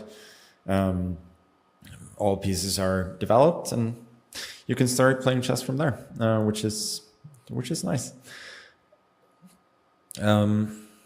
I am not like super thrilled with what Fabi has done in the opening. I think Gukesh has made a very clever choice. Also, his last waiting move, a6, provoking queen d2. Now, probably both, I mean, not knight takes e4, but at least d5 is a positional threat. And usually you want to meet this with bishop takes e6. F takes e6, and then transferring the knight from c3 to g3, but then this can be mapped by like knight e2, d5, knight g3, d4, trapping the bishop because the queen is now on d2. So it will be interesting to see what Fabi does there. It seems that maybe he can go for takes in d4, but that doesn't seem promising either. So I think Gukesh has gotten a pretty nice fighting position from the opening as well. And I just realized what Fabi's idea was. He played knight e2, and now the idea is after d5, then he will go c3, and if black takes twice in e4, he's got queen c2 hitting the knight on e4 and also g6. It's very clever. Then I take what I said earlier back. I think Gukesh still has a very fine position, but Fabi is probably not too unhappy either.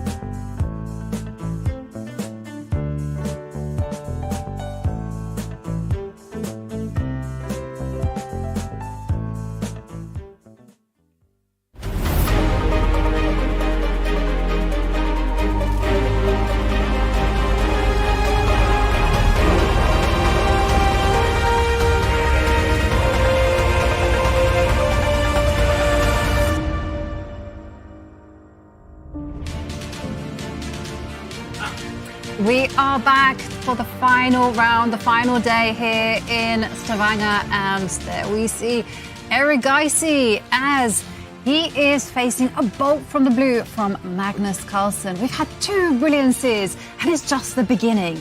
And there we are seeing knight takes e4 from Magnus. We heard from Magnus in the break that he was feeling very happy. This is the kind of position he wanted, where it could be a fair fight. I mean, I'm still trying to calculate. This is a crazy position. Tanya, you predicted this as an idea, or at least you mentioned it does recur in this opening. But Arjun's racing forward. Magnus has gone into this head first. Arjun, I think, finds the best move. At least the bar, it did dip slightly, but looks equal apparently. But the position, anything but calm. It's unbelievable, right? We said that this line was possible, but couldn't believe that we'd see it on the board, and it all relied on the c6 pawn, which has just been picked up by Arjun. So how do these tactics work? And I think we have to backtrack. We have to take it from where we left it last. You know, Arjun exploding the position open with that central break. E4 is where the complications began, David, right here, right now. We were looking at all kinds of possibilities. We found this tactical idea, and here it is. But the big question, couldn't that c6 pawn be taken earlier than it was? Yeah, we have to dive in. And Arjun played this move, knight to a4. And here the blue arrow appears for the first time. Magnus had to find this tactic. It's simple as that. He needed to stop the white pawn marching forward. with a huge attack for white. He needed to take, not just that, he needed to find this move. Knight takes e4, double exclamation mark, a sacrifice.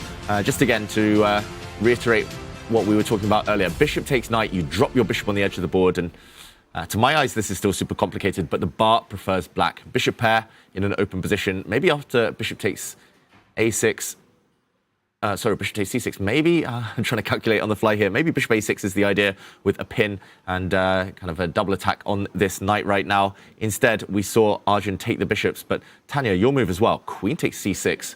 I would have needed half an hour to calculate this. Arjun played the move in, what was it, 46 seconds. This is really the reason why I thought the tactics in that position doesn't work when we were looking at it. But clearly there is something for black here that both Magnus and Arjun spotted. So what is the move here? Because you're hitting the rook. If the rook moves, queen takes knight, and you're coming in with the queen with a big check on h7, not giving black the time to pick up the bishop on h4. Thank you very much. I'm coming after your king once this is all done. Queen takes pawn. I mean, to me, it just looks like white should be winning after that. Yeah. I mean, process of elimination, I think you have to take this bishop. I wonder if there are any tactics. All right, so you take the rook. Take the rook. So it's currently the exchange down for black. White has a rook, black has a knight in return. I'm looking at moves like this one. Could you try to cage that queen in a8? Maybe knight f6? This one? This yeah. one? Yeah. Makes a lot of sense. I still see this as an extra exchange for white. I mean, this blows my mind. The fact that this is, I would say, even better for black given the evaluation, because we know the engines, they are greedy, right? Give them extra material. White should be completely better according to the computer. But here, it says it's in the balance, so it's actually advantage black. Yeah. Yeah. And the fact that neither side really lingered too much on this, they both clearly evaluated it as good for black, despite being the exchange down. Arjun didn't even think about this. That is incredible. Like, the temptation to be greedy must have been so great here. Yeah, but I can understand the risk, right? In this type of position where the queen is completely offside, she's at risk of getting trapped, and David is already highlighting that there's problems in the dark squares for white. So I can understand why you avoid this one. And it's also your pieces are paralyzed, right? You can't go with your knight to c5 because straight d3 bishop is hanging. You can't move the knight from e2 anywhere because the d4 pawn falls with a check. Bishop, you don't have any happy moves with that either. And if you just play slow chess without trying to trade any pieces, then bishop g5, bishop e3 follows next, cannot be challenged, no dark squared bishops on the board. Incredible, not only calculation, but evaluation by both these players. Yeah, the calculation for once is the easy part. The evaluation, this was incredible by both players. And Arjun didn't go for this, we should mention. Let's catch up with the game. Instead, he traded bishops first. And the key detail behind the knight capturing on e4 is that the queen and rook, defend this knight sufficiently. So Arjun, pawn down, grabs that pawn back, hitting the rook. And this is where we are. Magnus has to find a way to deal with that. And this time, I think you can just move your rook. You have two safe squares. Other than that, tactics or not? It feels like there are, but I don't see. You know, your spidey sense is tingling. It's that kind of position. And the one I wanted to point out, but I don't think it really works, David, is if you were to move the rook. Rook takes f7. Now, you can't take it with the queen because bishop c4, but I can't make king takes f7 work. It feels like there should be checkmate with bishop c4, rook f1 coming in. Ooh. I'm going to give this a double exclamation mark. Let's just do for you, it. Tanya. Yes. Boom. For spotting that one. Very nice. Queen takes, just to make your point here. Bishop c4, this is just over. Skewer. But this is the easy part. What about king takes rook? Yeah, I was... Ivanka, I need help. Well, you can, yeah, king takes, and then, well, you can see, maybe check on the diagonal. Yeah. Check. And then king steps back. There's a knight f6 block. Is it? Maybe knight f4. Oh, knight g6, checkmate. Ooh. Let's show that. It's hard to kind of stop this without... I think you just have to give up your queen here because knight f6, this is checkmate. It's a fork as well, but that's the least of black's worries. The king cut off. And the king is checkmated. Wait one second. So black cannot be complacent with moves like rook to b8 because rook takes f7, boom, and... If Magnus plays rook b8, he could be just lost. Right. If rook f7 works. And that was my knee-jerk reaction until, you know, David goes, oh, maybe we could do something else and generate some play. And then I started thinking, you know, maybe get a knight to g5. But okay, rook to b8. Yeah. Is it really busted after rook takes pawn? Arjun's definitely seen this, by the way. The speed he played. Now I know why he didn't go for the rook earlier, because he wanted this instead. He wants to set up the trick that if Magnus moves the rook, rook takes pawn. And how is this still only slightly better for white? It just looks winning. I mean, I would play rook b8 10 out of 10 times in this. You know, even if the same position came, I'd repeat the same mistake thrice, every single time. Yeah, how do you even save this? I guess maybe queen e6 or queen d6. Ooh, I'm not proud of that move. Yeah. But there's bishop takes knight. But then there's the rook is hanging. Yes. Okay, I forgot that important detail. The rook hangs at the end. Yep. Wow, this But is I like queen d6. wild. Yeah. This is crazy. At least this white is can insane. minimal. At the minimum, you take a pawn on f7, you run away and pawn up in an endgame. Wow, Magnus is facing some real shocks here if he moves this rook, if he just defends it. This is danger. I mean, you really want to get that rook out of the way, because if you don't, you're going to be down material. You're about to lose an exchange in the position. What is the move here if not rook b8? Can you go knight to d2? That was trying to ignite the board a little bit more. So knight d2, my idea is knight takes rook, queen to e3, check, and then the bishop on d3 will hang at the end of that. Let's show that. So queen takes rook. Which one are you starting with? I haven't made up my mind. Rook f2, right? So maybe knight f1 might... But knight f1, king f1? yeah, okay, so let's start with queen e3 check. All right. Rook f2. I'm materialistic. I want to... Yeah, hang on, I did it wrong, so knight takes f1. The bar doesn't move. The bar doesn't move.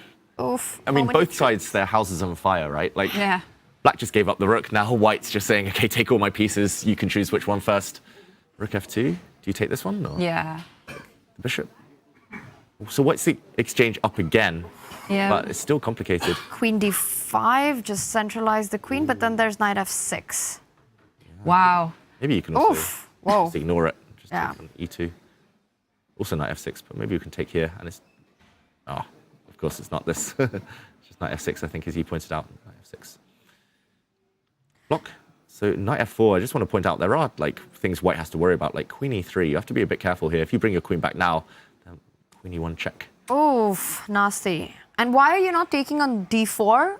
You just want to set up this Chipolito. Is that the point? You know me. You knew I was going to fall for it. I saw a checkmate. I had to show it. But wow, this is crazy. So knight d2 also dynamically possible.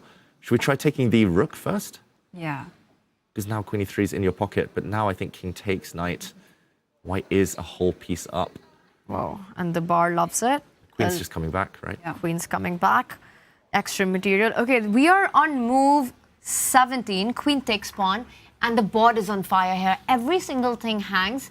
Magnus, if he plays rook b8, big trouble. And I'm going to say that that is really the move you want to make here, you know. You want to save your rook. You don't want to go into a line where you're sort of treading thin ice down materially. Magnus, look at him on camera. I think he feels the tension right now. He knows that this could be on which the tournament hangs, this moment right here. Totally. And he knows he's playing a tactical genius. Yeah. So you are on high alert and you are calculating moves like rook takes f7. There's so many pieces on pre's. David, what is the computer's assessment of this crazy position? Yeah, I've turned it on. I see the top move, and I don't understand why it's the best. Okay. I think we have to jump in, because Magnus, he's going to go into the tank now. He's already been thinking 9 minutes. This is where he wins the tournament or loses it, it feels like. And I wouldn't be shocked at all if he spends another 15, 20 minutes thinking. Apparently, knight to d2 is fine.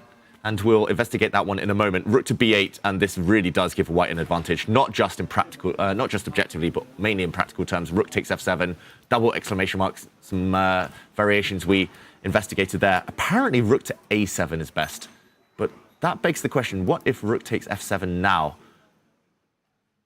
The computer's changed its mind. Oh, he's messing with us. Is it messing with me? This looks very strong still. I mean, queen takes rook, it's the same idea of pinning the queen. You pin and you win. If king takes rook, then the idea of giving a check and trapping the king in that kill zone, bring your knight, game over. There must be a glitch in the matrix. I'm going to go back and leave it to run a bit longer, but okay, it is changing its mind. Apparently, knight to d2, knight f6 as well, it should be mentioned, is possible apparently, but knight to d2 is the best, I'm going to say. Okay. Safest at least. And just to follow through the line we were talking about, double attack here, knight takes rook and queen e3 threatened. White should just take the rook. Black queen does jump in with a check. everything we investigated earlier. Rook to f2. Apparently, taking the bishop is fine, but not the best. Knight to f6 is best. Magnus is a whole rook down in this variation, but he's going for knight g4. The white queen actually has nowhere to come back on this diagonal because the black knight prevents it. And this is crazy. Arjun would have to find the move queen to b8 here. Ooh, to get it back all the way to g3 or f4? Get it back. And then queen takes bishop, and somehow this is all equal. Magnus still the exchange down. This is just... I don't even know how to describe it. It's crazy. It's insanity. Totally. And the fact that it seems like in every single position that we have here, that we have seen sides just deliver these shockers. And yet somehow or other, they're not killer blows. They're just there for effect. But both sides very much in it. But knight d2, the best move. Magnus will definitely have to work through these complications. It's not an easy move to find knight d2, you know? You're going so deep into your opponent's camp. You see the rook stepping up to f2, stopping that idea. Your own rook is hanging. Magnus almost looking like he's ready to make the move, but I think he's going to take a few more minutes. It really is such an incredibly critical position, and every move of each of these lines that we saw, a high-cost move, right? You could be lost with just one mistake because you lose big, big material. Yeah, and if Magnus really stands head and shoulders above the rest, this is the perfect position to show it and redeem himself. He's about to make a move, though. Did you see that? Hand analysis. We need our hand analysis expert right here, right now. Oh. Yeah, I think he's panicking slightly, but he knows he can't move his rook. Magnus, when he taps his hands like that, whoa, he goes back with his knight. Magnus Carlsen. Goodness. It's a mistake, David. It's apparently a big objective mistake. I think he panicked there, Magnus. He didn't want to go into that really unclear compensation variation, but he's gone with an odd one instead. He's going for the same idea, delivering a queen check. I did check the supercomputer Ceci, which did say knight d2, by far the best move. Magnus needed to find it, but question mark. Suddenly he's dropping his rook in the corner. He's going to be the exchange down. He's going to give a check and take the bishop. It's not over. Magnus is not losing, but he's definitely worse in that variation. Ooh, wow. Incredible scenes here in Stavanger for the final round of Norway Chess. Magnus Carlsen leading with 15 points, just a half-point lead. And now he finds himself on the back foot. And Arjun, he just looks ahead, but he will be looking at taking that rook there on a8. And looking at our 6th board viewer, I got to compliment you, David, on your prediction game. Not Armageddon prediction game, but it's between Humpy and Arjun. You called it. You said this is the most likely thing to happen, and indeed, it has. Yeah. I mean, I'm not sure I'm proud of that because I definitely didn't predict Magnus's move. I didn't predict moves on the other boards, but yeah, Humpy at least will be a pawn up heading into the endgame. We know that dynamic now. Arjun on the defensive. I think we can safely say Arjun isn't going to win this tournament now. She needs a win, and for Anna Muzychuk to lose. That both scenarios there, very, very unlikely. But Tanya, yeah, elsewhere, chaos. Yeah, it definitely adds to the pressure to Muzychuk to see what's happening on the Humpy board. You know, Humpy on the push there, but I'm just thinking about what's going on that Magnus Arjun board still. And I will point out that it was in Tata Steel Chess India, you know, Magnus having a fantastic tournament, just crushing and cruising through. And then it was Arjun Erigaisi who scored a miniature 20-move win against the world #1, the only loss that Magnus suffered there. And this also out of the opening with the white pieces, Arjun in control, in driver's seat, with tactics, with the kind of dynamics that he likes to play against. How many times we've seen this, right? The way to fight against a player like Magnus, against, well, the GOAT, the king, the world #1, you need to draw him into these complications. You can't expect a strategic positional battle to go your favor. Magnus will outclass you in that over and over again. And Arjun, his style, I think it kind of promises that. And he's at least managed to get that right out of the opening. Totally agree with you there. You have to initiate chaos if you're playing the best in the world. And talking about chaos, have a look at the spread there on the top row. Caruana, Gukesh, what on earth is happening there? Also weighing in, Hikaru Nakamura. Hikaru, ooh, I'm a bit nervous for his king.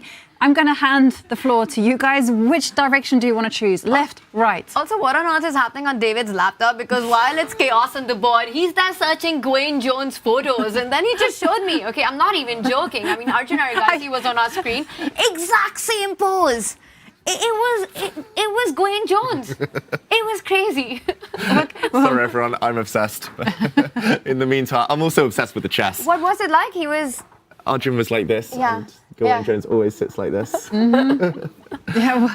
Okay. We should update you with developments elsewhere, but maybe we do just break down that big mistake from Magnus because it was dramatic. And let's just try and predict there, and then we focus in on the other games. My biggest shock is not that Magnus played that move. It's more the fact that he didn't actually spend that long on it. I would have expected this to be played after 20 minutes of thought, retreating your knight. We were talking about how the best move is to come in. That, to my eyes as well, more logical because you're hitting the rook. Not just that, but you're also vacating the other square for your knight. Suddenly retreating feels like the wrong direction. In chaotic positions, retreating very rarely a good idea. Also, the other black knight now struggling for good squares to come to. But let's break it down. Magnus has to worry about this rook falling in the corner. This is by far the most critical variation. This is the acid test of Magnus's idea. We will definitely then see a check. Magnus, a whole rook down, needs to get some material back, hitting the king. The king most likely to run now. Rook to f2. I think the reason Magnus played this is so that he has knight g4 up his sleeve, hitting this rook. So now this is no longer an option. And queen takes bishop. Magnus is down a whole rook for bishop here. Knight to f4, for example. The queen will move, but then the rooks come. And it just looks like white should be winning this. White's rooks so active, so many open lines. Yeah, big news. Magnus is in the confessional right now as we speak. So, of course, we'll be broadcasting that. Wow, huge moment. We've already seen some inaccuracies, brilliancies. The mind is just blowing here. Okay, so going back, let's have a look at the Gukesh game. He is in second place with 14.5 points, half a point behind Magnus. He's got the black pieces, and we already see that he's gone queenside with his king. Fabi, his king still in the middle. It's so chaotic, this position. It's chaotic, but look at the bar. It's massively on white's side. And Gukesh has also made some very anti-positional decisions. Not for the first time this tournament, it should be said. I'm going to make a prediction, though. One of the last, well, there's been a lot of chaotic tournaments in chess, but one of the last times I was this excited about following chess was in the Candidates 2013. And Magnus Carlsen, Vladimir Kramnik in the final round there, they were neck and neck to qualify for the World Championship match. Magnus went all out with white, lost against Peter Svidler. Kramnik went all out with black, lost against Ivanchuk, I think it was. And I have a feeling Magnus and Gukesh might both lose now. That opens the door to Hikaru Nakamura. Oh, my goodness. But it's a lot of parallels there. And also Fabiano. Fabiano as well. Because he's at 12.5. When he gets it, he goes to 15.5. He leapfrogs Gukesh. Magnus, if he loses, stays at 15.5. Okay. At 15, actually. Magnus is at 15 right now. Yeah. A classical loss would mean that Fabi overtakes both Magnus and Gukesh. Exactly. Unbelievable. And you're talking about 2013. I'm also thinking about the 2025 Tata Steel tournament, right? Where you have this incredible run by Pragg and Gukesh, and then both in that last round looking for that championship fight. One loses to Vincent Kayama, the other loses to Arjun Erigaisi, both just playing spoilers. Gukesh should have learned from that, no? But this is crazy. At least this time Gukesh is slightly behind, so I understand why he's taking risk. But let's break down the last few moves. Because in the confessional, Magnus was talking about some nuances, some small details. And he was actually talking about all the way back in this position with the white knight hopping over to the king side. White's king very likely to castle there later, although Fabi still hasn't made that decision. So he wants to use his knights as shields, as guardians of that flank. Now Gukesh pushed a pawn forward. This is why Fabi has refrained from castling the white king, because the black pawn might come and blow open that side of the board. But first the white knight posts up, the black queen moves, Fabiano pushes a pawn to c3. Magnus said that this would happen just to stop the black pawn marching to d4. He thought that that wouldn't be likely if Fabi had a pawn on c3. But lo and behold, after black castles, very committal, very ambitious move. Here, pawn to b4, starting the expansion, starting the pawn storm. It was pawn to d5, and apparently a big mistake from Gukesh, and I do believe it. Like, normally you don't want to break the tension in these positions. I don't think the black pieces, especially the bishop on g7 and the rook in the corner, are ready. d4 opens up a line. Yes, you break your doubled pawn here on the e-file structure, but capture, the bishop retreats, and queen to e7. I'm struggling to see what he has in mind against ideas like rook c1 and just taking this knight off the board. As well as later queenside expansions, in this case, going for the black king. It just feels like white's path is easy. I don't see where the black attack is originating from. A lot easier, right? You've got this hook on a6, an easy, a clear target there. You could bring the rook to c1. You could also go directly for the plan if you don't want to think about sacrifices on b4 with rook b1 and b5. You've got a clear direct line towards the black king. But look at this. Fabi with his king in the center is perhaps the safest spot for that king. Gukesh has got no inroads there. Yes, you have a g4 break if we counter that hook to h3. But where does that really get you? Maybe you take, maybe you just simply slide your knight over, right? You can even think about a knight move or pawn takes pawn. But the point is, where is the attack here? White's king is so nicely netted around, safe with his own pieces. Black's got no open lines. And once b5 or a4, b5, even stronger, comes in, cool king with the shades there, shaded by all his pieces. I mean, I don't know about Gukesh's king feeling the same at all. It just feels like Fabi's first to the party. Yeah, it certainly looks that way. Because as you mentioned there, it all hinges on White keeping the king in the center. White is not obliged to castle kingside right into the makings of Gukesh's attack. And, okay, maybe Gukesh, bearing that in mind, you know, he stepped queen e7, rook to b1. Okay, so he has to start preparing for the onslaught that is happening on the queen side. And let's be objective about it. It looks pretty dangerous, but let's see whether the facts bear out. And we're seeing rook to b1. The board, one of the most natural moves, preparing a simple pawn storm on this side. Gukesh, the only logical reason I can come up with him kind of playing queen e7, the queen's not better placed there than d7, but he's vacated this square. But I don't know, is he going to do the same as what Fabiano's done, take a leaf out of his opponent's books and plant two knights in front of his king to act as shields there, act as bodyguards? Or is he maybe going to bring a knight to the center, pawn to a4? Ooh, apparently pawn to a4 not the best. Maybe knight to e5? Yeah. Is this the idea? And you definitely don't want to take the d4 pawn, not only opening up the bishop on g7, but potential tricks on the d3 pawn once that knight from d7 jumps over. Queen takes knight, knight e5 is a move that comes to mind. Queen moves connected to that knight. You take rook takes knight anyway. Boom, queen takes rook, knight f3, game over. GG. GG's. Yeah, Gukesh, he might win it on the spot with this tactic. But ooh, knight d7, good call there, David. It's on the board. Yeah, I was just trying to figure out why queen e7. It just looks like such an odd move, but the knight now does retreat. It's coming into the center. It's not one-way traffic, but it does look really nice for White, this position. It's also this incredible understanding, right? You don't need to play moves like g4, something that might be very tempting, but you realize it leads you nowhere at all. You need to go not on the offense, but make sure your king is feeling safe. Now, I will say that, yes, the bar says Fabi's better. The position optically looks very strong, cohesive for White b5 coming in. But how many times have you seen Gukesh in far worse positions out of an opening? One of his biggest superpowers in this tournament has been defending and, in fact, going on to win. The big turnarounds that we've seen in difficult positions is the mental strength that he shows, his youthful optimism, just playing on with it. And I wonder, you know, if, yes, we say Fabi's better, but perhaps for Gukesh in his head, this is just game on. It's a fight for 3 results. Yeah, you know, that's what struck me about Gukesh's interview yesterday, because he was saying in his game against Wei, he felt like he was much better, that Black was struggling, but we had the opposite viewpoint. We were like, hang on a second, you know, other things have happened. And Gukesh was like very optimistic. So I suspect that Gukesh would be like, well, it is a fight, 3 results possible.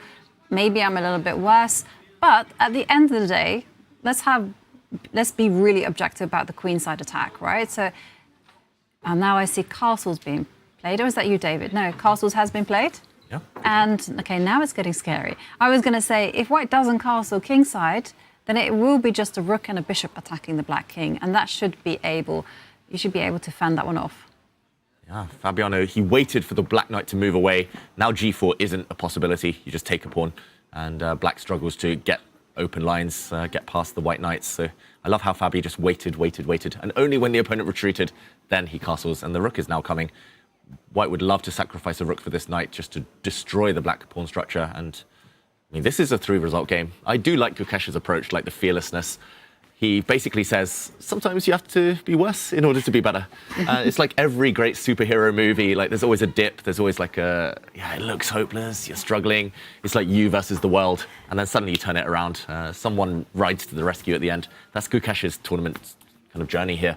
But can he do it one last time, turn around a difficult position? Well, that is a huge question. It would be a lot of reward if he did that. So can we go to the right, top right, Nakamura? Because I'm looking at this white king stepping up to g2, and suddenly I'm visualizing a rook swinging over to h1, some kind of sacrifice on h6, and Bob's your uncle, as we say in the UK, or older people say in the UK. Checkmate is going to appear. The black king will not be happy if that does happen. Whoa, whoops. I'm going rogue with the the emojis there. I'll get rid of those before they come back to haunt me. But okay, king g2. Yeah, let's recap the last few moves, because things have only gone in one direction, and that's towards the king side for Wei Yi.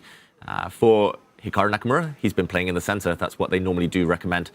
We actually last left it a while ago, half a dozen moves ago, and the position looked totally different. Rook on e8, Hikaru's last move, the white knight started gravitating towards the black king. Knight and f5 will thrive, as they say. The black queen stepped forward.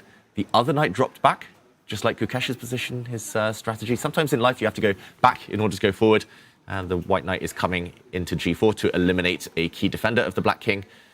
We saw black now break out. That is the consequence of white stepping backward, but the queen now also has a path forward. This is very typical. I used to love these ideas when I was coming through the ranks. Like, they always work at kind of lower levels. Essentially, you just bring a knight to g4, knight to f5, and it's always just checkmate. But of course, Hikaru, a great defender, will try to stop that happening. Rook to d8. The knight does land on f5, already sacrifices in the air. Hikaru guards against that with his king. A knight trade now.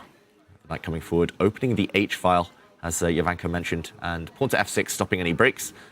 Suddenly, g3, the bishop moves, king g2. I am terrified for Hikaru Nakamura. Bar is not impressed, says it's only slightly better for white, but that could shoot up within a move or two.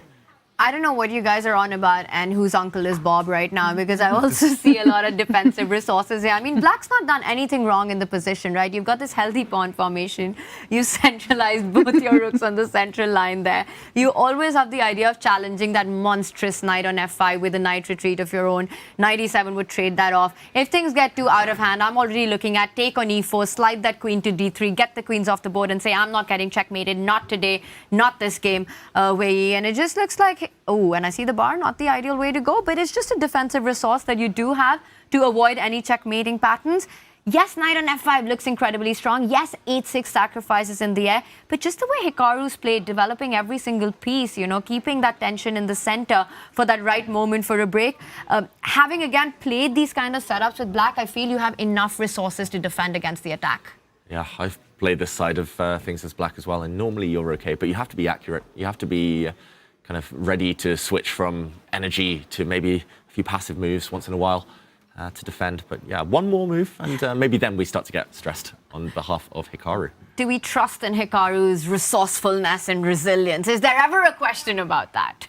Normally if anyone can find defensive moves, it is Hikaru Nakamura. Yeah, he's fantastic at defense, that's true, but rook h1 is coming, and as we saw, the evaluation bar was kind of not that optimistic about black's chances, which was after the most natural, in my opinion, pawn takes pawn, followed by the queen coming into d3. Because I have a rule in life that when your king is feeling the heat, you swap off queens, and everything should be fine. That's a very Hikaru kind of bailout as well. Like, take pawns off, take queens off, and then you might be slightly worse in an endgame, but you grovel and you make it. What expression number was that? Hikaru just doing the Beth Harmon there. And 869, Hikaru's face. Now back to the frowning. How many faces, how many expressions does he have? Of course, 926. Everyone knows that, Jovanka. Oh, sorry. I was going to put out 960. 960 chess positions. Yeah. That would be a good one, but I think since he's taken streaming, a few of those have dropped, so he's back to that number, whichever one I said. 99. 926. Or 926, save. One of them, but Hikaru head in hands right now, both of them twinning with that pose, a classic chess pose, and Hikaru, I haven't seen him with that too often, you know. He's usually looking very chill, sort of having that conversation with his chat sometimes in his head. But very tensed position. And we go back to the Arjun board. It's the center, the top center board, and a line that we were earlier looking at. Arjun, in fact, provoking Magnus to pick up a central pawn right there, looking to get his rook into the game. Very energetic play by White. Very energetic. Quick update that Anna Muzichuk against Vachier-Lagrave is looking dead drawn now. All the rooks off the board in that one. It's only bishops and pawns left. We'll update you if a result comes in there. Armageddon we will have to follow because Anna Muzichuk could bank it with an Armageddon win. Quick action replay of the last few moves. We did predict these. They were by far the most natural moves in the position. Let's go back to Magnus's move. My computer has updated this. This wasn't me. It's given it a double question mark, Magnus. I think that's too harsh. That notation there, I think it was maybe not the best move, but definitely not a bad one. Only a small advantage for White, despite being the exchange up after Queen takes Rook. Arjun deciding to take the bait. I think he had to. He was pretty much committed there, allowing a Queen check. The White King slid in the corner. Remember, Rook to F2. Now Magnus's idea becomes clear. The Knight would come and hunt down this Rook. So the King had to slide. Queen takes Bishop. And the most natural move in the position, Knight to F4, hitting the Queen. I'm expecting Magnus to take this pawn. I'm not sure where he's going next after the White Rook hits the Queen. But either way, the material balance will be a Rook for White versus a pawn and a Bishop for Black. Magnus quite likes sacrificing material, though. He finds it quite cool in general, I think. So it's not going to be over yet. It's definitely not over. Black's pieces are pretty active. By that, I mean the Queen and the Knight. But on the other hand, everything is primed for the White Rooks to start motoring, right? The Rooks centralize, then you take control over the E line. It's just the King that you have to be worried about if you're playing White. Yeah, there's only like 3 safe squares, to be honest. Or you trade queens, but I don't think you want to trade queens. No. So I'm just thinking like after Queen to E3, that you drop back with the Queen if nothing bad happens. Golden rule 101. Swapsies. Swapsies, exactly. Cover the F2 square. Now, I don't think with so many open lines I would want to take queen, so maybe I go back. At least now, well, Bar hates it. I wanted to play Bishop B7, but maybe White's just too quick. Yeah.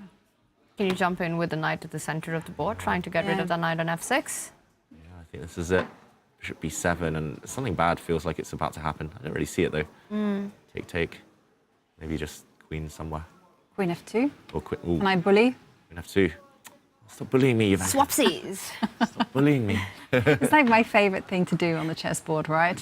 You don't want to trade up queens? Bullying David is your favorite thing to do on the broadcast. No, That's off the chessboard. I never bully David. David's too cool. Like my older sister, just bullying me all the time. But you're right, like White is going to bully the Black Queen around the board. Like exchanges will always, or most of the time, favour Arjun. Maybe Magnus can find a loophole there, but first, taking a pawn makes sense. But this is also such an uncomfortable situation to be in, right? You've got that half-point lead. You see crazy things happening on your closest rival's board on the Gukesh Fabi matchup there. You know that game can go absolutely anywhere. And here you are, you're down material. You're sort of fighting for your initiative compensation. That's not so clear. You need to be precise for the next 10 to 15 moves. And perhaps Arjun, he doesn't have just one best move in the position, you know. The move's slow, easy. You could plant that rook on C1, you could plant it on D1, you bring your queen back, you try to do the swapsies, the trades in as quickly as possible, while it's Magnus Carlsen on whom the pressure is on right now. I just think it's a very unpleasant spot for the world number one right now, what he's managed to get out of the opening. Yeah, it feels like if Arjun goes wrong, probably Black equalizes and maybe draw. If Magnus goes wrong, he might just lose on the spot. Big moments for the world number one, the leader at the moment in this tournament. This is really not the position you want to have when you are leading by half a point. And you really do need to take it to Armageddon to just hold on to your chances. But Knight to F4, do you take on D4? Do you open up those lines for the rooks? Do you try to seek solace elsewhere, maybe stepping back with the queen to B5 and trying to hunt down the knight? But even if you were to do that, right, White can anyway centralize the rook and start targeting the rook on E8 because the bishop on C8 is so weak as well. You don't need to just think about defending that knight after a move like queen B5.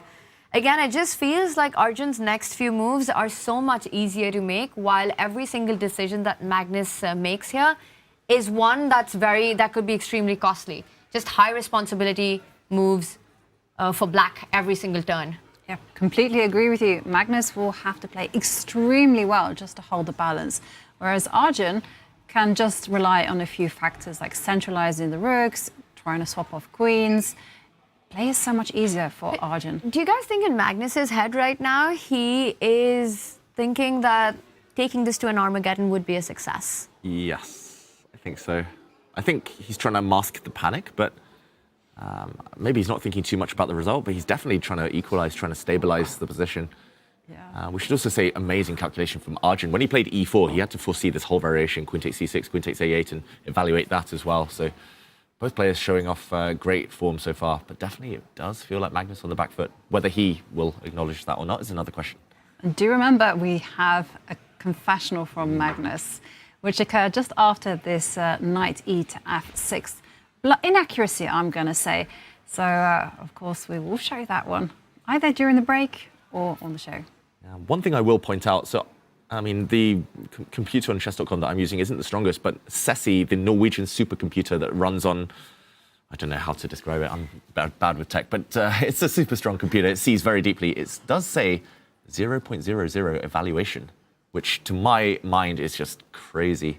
The fact that black is material down, but level. And what's Ceci's move here for black? It takes d4. It takes Best move. Mm-hmm. But let's not forget that computers play perfect chess. They're not intimidated by factors such as, you know, endgames, swapping of queens, king safety. They can just see everything. And it's not just that they play perfect chess for one move, right? They can play a series till the end of the game. They will play the next 30 perfect moves. They will be able to keep that narrow margin, that narrow path going and keep walking on that. But when you've got a player with a heartbeat making moves, that's usually not the case, because you can be precise for 1 move, 5 moves, 10 moves, 15 moves, but can you keep it going in the long run with the clock ticking down? Yeah, that is one of the issues when humans play chess. As you said, anyone with a heartbeat is going to be feeling the pressure. And let's not forget, it is really tense in there. It's final round, so much at stake. There's a lot of prize money, there's a lot of glory. And Magnus is playing to win what would be his 7th Norway Chess crown. Yeah, I mean, most people haven't won 7 tournaments in their life. He's won most of them out there, but just this one alone, that is very impressive. I'm thinking of great 7s in sporting history. You know, Magnus hunting for his 7th title. The one that comes to my mind immediately is Lewis Hamilton. Was it 7 world championships? It was a lot. It was a lot. Chat will, of course, correct me. And I think Schumacher also somewhere close to that mark of 7 championships. It's a big number. It's a huge number. And meanwhile, we don't have 7 boards. We have 6 boards. And we have a lot of action. I must say, all of the action is at the top. But maybe we can just do a quick recap and assess, say, for instance, Humpy's chances against Ju Wenjun. That's the bottom right. She is a pawn up, opposite color bishop endgame. We've seen that they are notoriously tricky because the rooks are on the board. Yeah, it does feel like a draw, maybe the most likely in the Humpy against Ju Wenjun clash, but she is on the better side of things right now. The black's last move, by the way, very, very classy. We won't go the whole way back, but just to show around here, maybe, when black defended her bishop, we saw a really cool sacrifice earlier from Humpy, but here she did win the piece back due to the pin on the d-file with this move b4. But b4 is very committal in an endgame. You hit the rook doesn't have any way to defend its bishop any longer, had to step back, capture, and a rook trade. And we predicted an endgame very similar to this, just with the black king on a slightly different square. And now this pawn hit b5. An unfortunate kind of necessity, because now it allows the black bishop this square, hitting the f2 pawn, which again had to move. So she's put everything on light squares. Normally, in order to win these endgames, you need some influence on dark squares for white. Normally, I've been told at least that when you have this kind of scenario, opposite color bishops, heavy pieces on the board, despite the fact you controlled the light squares, the breakthrough normally comes on the dark squares. It's when you finally tip over your opponent's coordination. And I think if black here had taken her eye off the ball, maybe played her rook to the center, white would have fantastic chances after bringing the bishop forward and maybe just bringing her rook into the action. Instead, h5, she's going to lock things down, Ju Wenjun. Like, if white waits, the pawn will land on h4, the bishop will go back to d6, and it's going to be incredibly hard to create any tension on the dark squares. White's going to struggle to turn the 3 versus 2 into a pass pawn. Yeah, nice technique there from Ju Wenjun, and also she understands that she's not allowing Humpy to anchor her bishop to a square such as e4. Maybe f3 might perhaps be an inaccuracy. Maybe she should put a bishop on that square just to anchor it to the g2 pawn. But as it stands, h5, h4, very classy. Looks like a great defensive idea there. And for Humpy, the winning chances do rely on getting that passed pawn going. And that is the big hope. But like you said, once you fix those pawns on the light squares, how do you get that break? How do you form that with the 3 versus 2? Not going to be easy, but Humpy will play this out. She will make vengeance, sweat for that draw, try to combine the king, rook and bishop. Yes, I can't create the passer, but I can get that piece activity in, plant that bishop on e4, get that rook on an open line, get your king via the light square, c2, b3, c2, b3, c4, d5, e6, all the way in if allowed, and then just see if you can put enough pressure that the world champion eventually cracks. Yeah, you need to basically be playing Scottish chess, right? Where you make a whole series of moves in one go. Just place everything on the light squares. Yeah. All the pieces on the light squares, maneuver them around. Don't trade rooks. A rook trade is an inevitable draw in this one. But yes, it's a long grind. I think we can zoom out of here. You know, if anyone can win this, it's Humpy, but more likely a draw. Yes, it is looking like this is going to be headed into a draw. And do remember that Humpy Koneru is trailing the tournament leader Anna Muzychuk by 2 points. So a lot of drama still to be had. And you know what? Chess is better. Norway Chess is better when you sub on Twitch. Do remember that subscribers on Twitch will be listening to Magnus Carlsen's confessional, and it's ready and it's available right now during this break. And Norway Chess is better with a subscription on Twitch. Unlock exclusive emotes of your favorite players, no ads on chess.com, and best of all, exclusive confessional booth content from the players here at Norway Chess. So use !subscribe in chat to level up now. And on that note, well, we're going to go on a quick break. And for those lucky subscribers, well, you are going to listen to Magnus Carlsen as he was a few moments ago.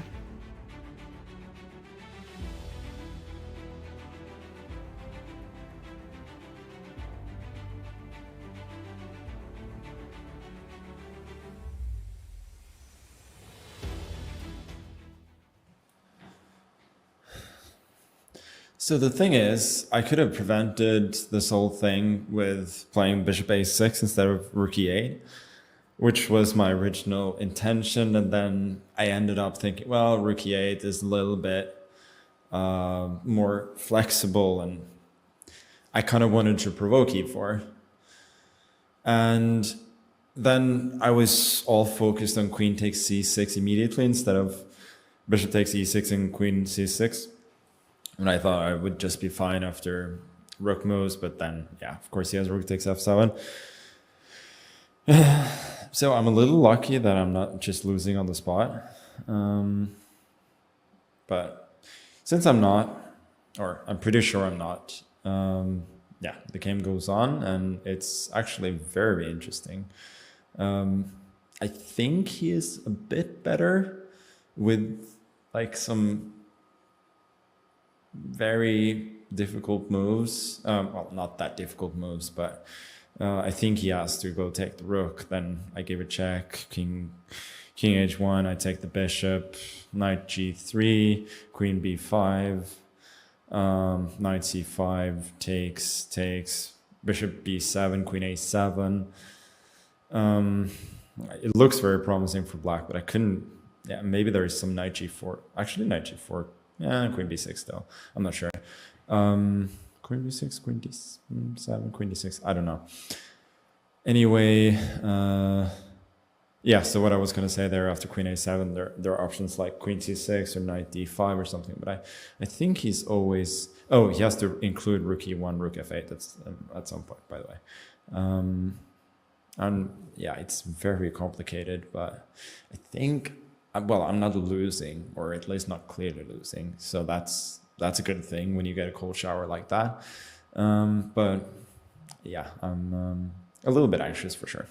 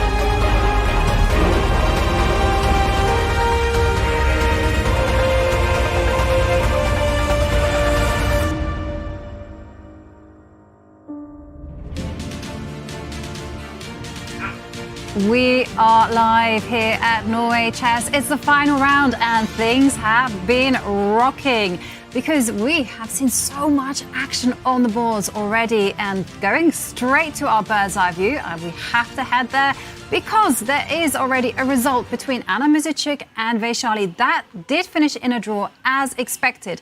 Now, of course, with a draw comes Armageddon, and if Anna wins the Armageddon, that is it. She has clinched the crown for Norway Chess Women. So big Armageddon game there. If she doesn't, if she loses, then everything will hinge on Humpy Kanaru, whether she can win her game against Ju Wan-jun.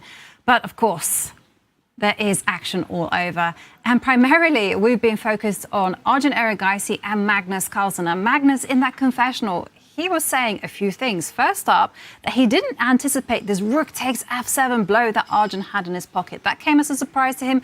Luckily, he says he found knight retreating to f6. But the more and more surprises came. And here you can see that rook to c1 has been given an exclamation mark. I mean, there were so many moments in that confessional where Magnus just says, he was only looking at one line, and those moves just keep on coming as surprises. Knight f4 from Arjun. Yeah, it's a sign of a champion, right? To recover really quickly. Something you don't expect your opponent has a resource they have, but you spot it. You need to get back. You still need to give it your best, and that's what Magnus has been doing. I say that. I see the eval bar has actually jumped quite a bit in Arjun's favor over the last few moves. Knight f4 was another move that I think took Magnus by surprise. But let's backtrack, David, from when we left it last. This position, absolute madhouse on the board here. The bishop is currently attacked. Let's break this down from here. Yeah, we left it with the black queen attacked, and Magnus was mulling over whether to take this pawn. He did, I think correctly, take this pawn. And when the white rook attacked the queen, blue arrow appeared. It acclaimed here, the computer, that the only move to kind of maintain the balance here, to minimize the damage from that whole sequence, was to play queen to e3.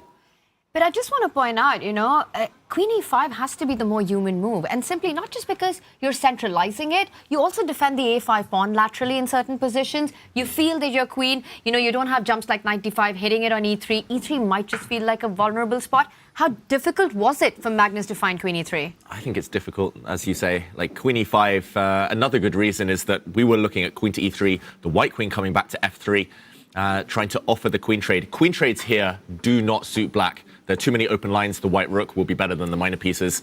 And only now, does the computer say queen to e5.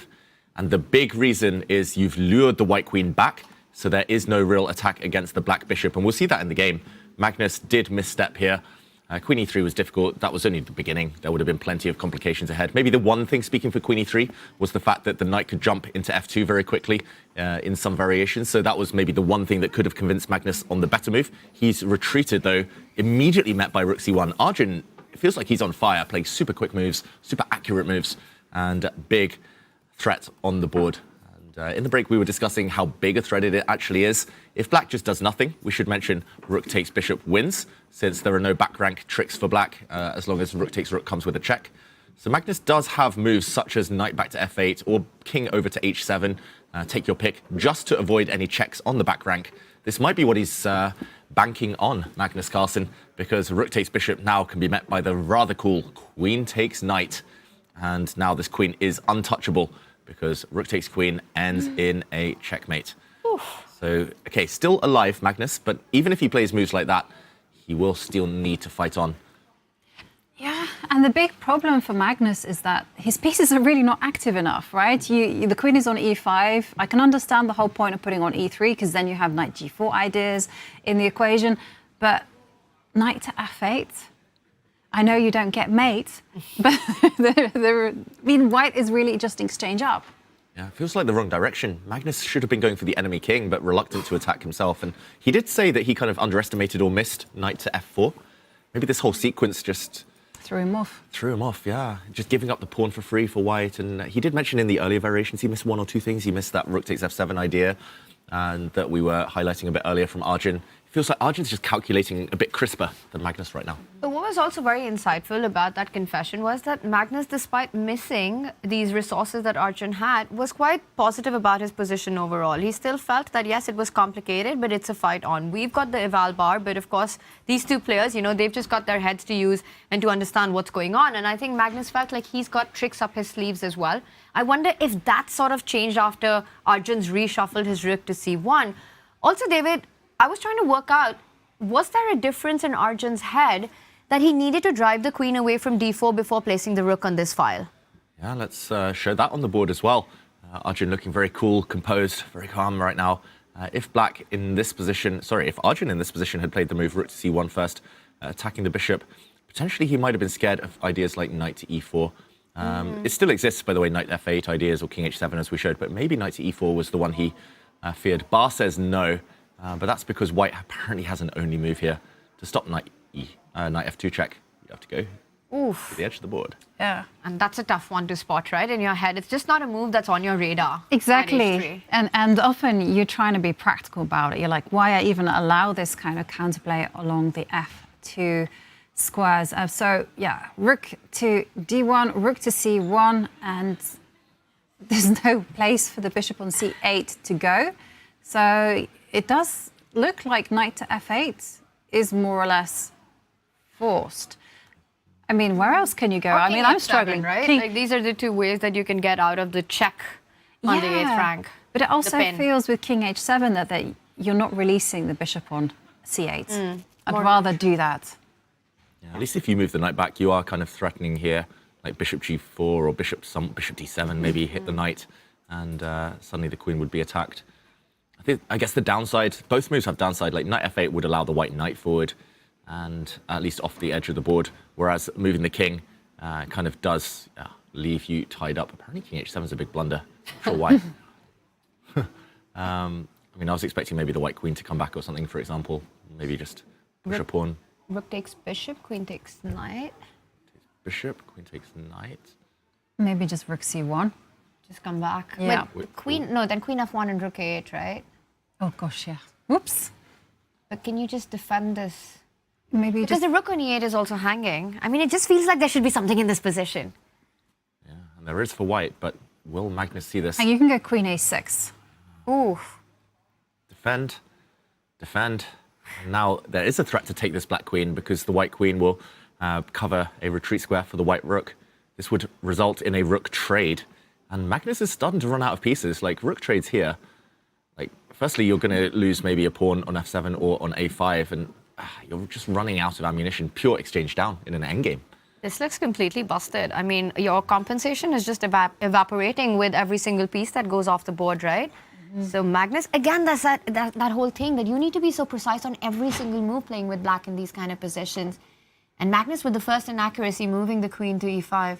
Yeah, and also, not only do you have to be precise, but you also have to avoid the simplifications, right? You cannot trade off queens, you cannot trade off a set of rooks, you have to keep everything on the board, and you have to continue with the momentum to start putting pressure against the white king. These are 3 tasks you need to do, and that's a big, big ask. It really is. Do you guys think it's fair to say that in this game so far, I mean, Magnus, again, not in this position, but in a matchup against Arjun, the better player, the stronger player, and a favorite. But this game so far, Arjun's played it better than Magnus? Yes. Just all the way, right? Yeah, all the way. And it's a totally different nature of game from their first encounter last week. Last week, it was very positional. It was very dry. Magnus just squeezed it. Magnus won a pawn and just easily converted against Arjun. He made Arjun look quite ordinary. But here, so far, Arjun, he's playing to his strengths. He's learned from that game against Magnus. Very tactical now, pure calculation. I don't think he's worse than Magnus in that regard. He's showing it here today. He's outplayed him. Yeah, and Magnus fighting for the Norway crown. Someone who is almost there is Anna Muzichuk.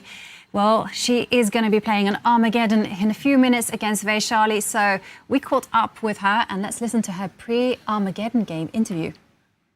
First part of the job is done, but it's still a very important Armageddon game. How do you feel right now? Yeah, I'll have to prepare now.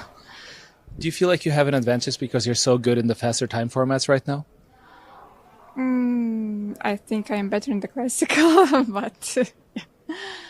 Good luck to you, Anna, and I look forward to watching the game. Thank you. Yeah, and there we see Anna Muzychuk. She has 16.5 points. If she wins this Armageddon, she will get 17 points and she will be the official Norway Chess Women's Champion. And if she loses, she, of course, has a guaranteed 1 point, so she still remains on 16.5 points. But Humpy Kanaru will have to win her game against Ju Wen-jun. So this is such a huge matchup. And Anna Muzychuk playing with the white pieces is in a must-win situation. She started with 10 minutes. Vachier-Lagrave has 7 minutes, but gets draw odds. And Anna, with her fates in her hand, she starts with the Roy Lopez. It's the exchange variation of the Spanish once the bishop was kicked out. And maybe just really quickly, as the game heats up, let's show everyone how this began. This is the game on which Norway Chess Women title hinges on. Can Anna wrap this up in this Armageddon? She's been so good in those Armageddons, Jovanka. Yeah, she has been incredible in the Armageddons. I think she won 5 out of 7. So, but she did lose in the Armageddon against Vachier-Lagrave. She just let slip a checkmate. So we will see. Anything's still possible. Anna could finish on 16.5 points, or she could get that so crucial 17 points with that Armageddon victory. Big moment. Vachier-Lagrave not aware of the opening theory in this position. It is a very old line, knight to c3. In this exchange variation. There we go. Anna pounces immediately. Vachier-Lagrave's gone the wrong way with her bishop because now the c7 pawn is almost indefensible unless you use your bishop again, lose time to drop back to block the threat or drop back to defend the threat. And yeah, I haven't seen this opening line, this knight c3, since 2002 when Jan Nepomniachtchi used it against me to win a very nice game. But either way, this is known to be very solid for white, so I'm surprised Vachier-Lagrave clearly hasn't looked at it before. And it was in the very last move that Vachier-Lagrave went wrong. You don't want to rush by placing your bishop on b4. That bishop belongs to d6 to take away that f4 square, the very active point here. Vachier-Lagrave's play relies on the bishop pair. Now it looks like she'll have to give it up with a worse pawn formation. White's knight at the center of the board actively plays better piece development, a lead ahead in that. And this is a dream start for Anna. From a KG opening, getting the advantage early on. Vachier-Lagrave forced to retreat. Yep, that's exactly what she had to do. And now it's decision time for Anna. Does she capture on d6, just eliminate the bishop pair, or does she try to maintain the tension with bishop to g3? My vote is for, okay, she instead retreats the knight back to e2. What were you going to vote for? I was going to vote for bishop takes d6. Same. I was just about to say, it has to be bishop takes bishop when you play on the dark squares. Yeah. And despite the fact she's got rid of the bishop pair here, Anna Muzychuk, she still needs to do some real work in order to mobilize her kingside pawn majority. It's 4 versus 3 on the kingside in terms of pawns. Long term, if all the rooks come off, if maybe one set of knights come off, white has a big advantage. But still a long way to go before that. Vachier-Lagrave will try and keep some tension, centralize her rooks. And it's going to be very tough to break through. This is a long, long game ahead. And you got only under 5 minutes, right, if you're Vachier-Lagrave. I mean, Muzychuk's managed to actually gain more advantage on the clock than what she started with. That's a big clock lead. She does clamp down on the king side with that last move h4, making sure the knight on f4 cannot be kicked out. And now, do you just simply get your rooks into the game? You want to connect your rooks and then start the maneuvering game if you are white. Find greener pastures for those knights. Yeah. That's definitely one of the most attractive moves. Just take the open line. You can also deprive the light square bishop of squares with moves like f3. And then your whole idea is just slide up with the king to f2 and then get ready to either centralize your rooks or just be flexible. Play in the center, play on the right side. It's funny you put the rook on d1. I was thinking about just long castle. Ooh. Get the rooks connected, get your rooks centralized, do it all in one go. She goes for the plan that you were talking about, f3, a beautiful pawn structure in the center, and the king, she says, belongs in the center of the board, not on the flanks. Yeah, and Anna likely to do the same. Tanya, you know Vachier-Lagrave really well. Do you think Anna's using this specifically against her opponent because Vachier-Lagrave is more of a dynamic player? That makes a lot of sense. You know, Vachier-Lagrave loves the queens on the board. She loves those feisty middle games where it's everything to play for. Even if you're down a pawn or two, you are fighting for the initiative. That is Vachier-Lagrave's brand of chess. And Anna's just devoid the position of anything of that sort. So going for the exchange Spanish, definitely targeted towards who she's playing against. Mm-hmm. And there's 2 approaches in Armageddon. You can either play the long game, play a position like this, and just keep forcing your opponent to burn that time on the clock, or you can go all in for the kill when you are playing white and are in that must-win position. And to that, I've often noticed that the world's best players choose the ladder approach. They want a slow game. They want to keep it going and keep the bigger decisions for when the clock's really low, when the pressure's really high, and you don't have enough time to calculate those critical moments, rather than just going boom, boom, boom from the start and trying to smash it down, because that can often backfire. Yeah. Here, you just kind of extend your chances. It's a probability game. Chess, after all, it's like a lot of sports. You just got to play the odds. You got to put your opponent under pressure, and making them find 2 or 3 forced moves. The top players in the world, they'll always find that narrow path if they have time on the clock. Often you should just wait until they have 30 seconds left. Here, Vachier-Lagrave's already down to 3.5 minutes. It's only then you'd ask them big questions, and only then they might fall. But big problems for Vachier-Lagrave now. Big threats on the board. White was threatening to capture the black bishop, then jump forward with a knight. Vachier-Lagrave therefore offers a knight exchange. If black gets 1 or 2 more moves, rooks to the center, then maybe she will be able to stabilize the position. But for now, it looks difficult. And the difficulty here relies on the pawn formation, right? It's 4 versus 3 on one side, the other side as well. But those double pawns that Vachier-Lagrave have, the 3 pawns that White has, completely controls the queen side in this position. So in a sense, White is playing up a pawn in any endgame, in any trades that you have. In fact, I think king versus king, only pawns remain. White is completely winning 99% of the times. Yeah. You could take all the rooks off the board. Knight versus bishop, you're probably winning because black can't hold the dark squares. Knight versus knight, probably winning because knight endgames are like pawn endgames. King and pawn endgames, you're winning because you have a kingside majority. So all the exchanges just favor Anna Muzychuk. That is the problem with this pawn structure as black. It's a 2-result game. As black, you're fighting for the draw, fighting for your life, and that's just not her style, Vachier-Lagrave. Yep, and Anna making the decision right now. Does she swap off knights and then give a check to the king and then swap off the knight for the bishop? She can get into an all-rook endgame, or she can keep the tension on the board, and she indeed does make the trade. Will she back it up with knight to f4 check and then trade off the last set of minor pieces, or will she just bring a king? As she throws in the check, the king steps back, and there we are going to see decision time. She has so many nice options. She can just march the king. The bishop on e6 actually doesn't look great. I would be very surprised if she trades that last set of minor pieces. I think out of all the trades that you were talking about, getting up your rook pawn ending gives Vachier-Lagrave the best chance to hold this. That's the one. That's the one. Rook and pawn endgames with their drawish reputation, you don't necessarily want to rush headlong into. A knight is so flexible in this type of pawn structure versus the bishop, which is very one-dimensional on just the light squares. The bishop also tied down defending the d7 square, stopping the white rooks coming in. So there's no rush. No urgency here to trade off. Anna Muzychuk, she's getting ready to double her rooks. The white rook in the corner, not playing a part yet. Very logical move here. Yeah, some beautiful moves there from Anna.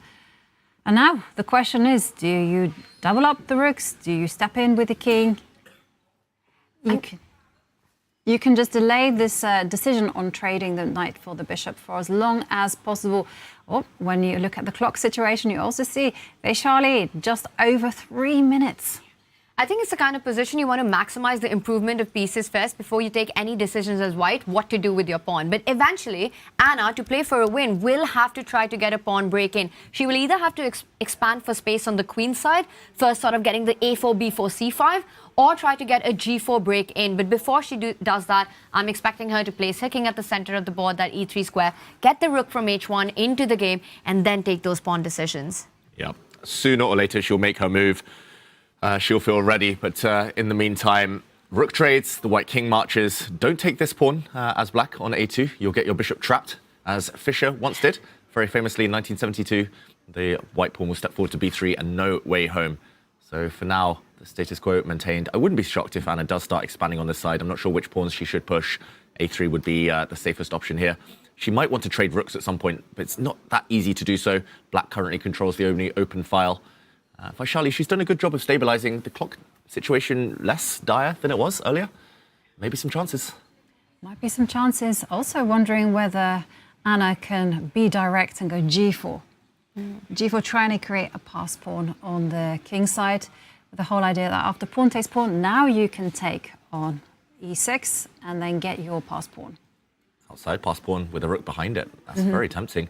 Yeah, maybe g4 is even more powerful before the exchange, just because then black will feel compelled to trade the pawns off on that edge. Maybe something up her sleeve. She's looking at that side of the board, Anna Muzychuk. She's looking at g4.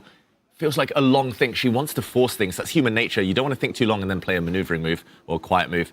she might be going for it here and now. Because then there's this feeling you could have played this 3 minutes ago. You know, you've spent so much time, the clock's leveling out now, under a 1 minute advantage for Anna Muzychuk, who must win with white, and she doesn't go for it. She first trades, but I'm expecting her to play g4. You have to justify this knight trade with that H passer. You need to create that. And I wonder, this mix-up in the move order, does that benefit Vachier in any way? At least Vachier isn't obliged to take yet. Pawn takes pawn, it will just be an exchange. With the white knight on f4, you are just threatening to win the pawn, so I don't really understand why she did it this way round.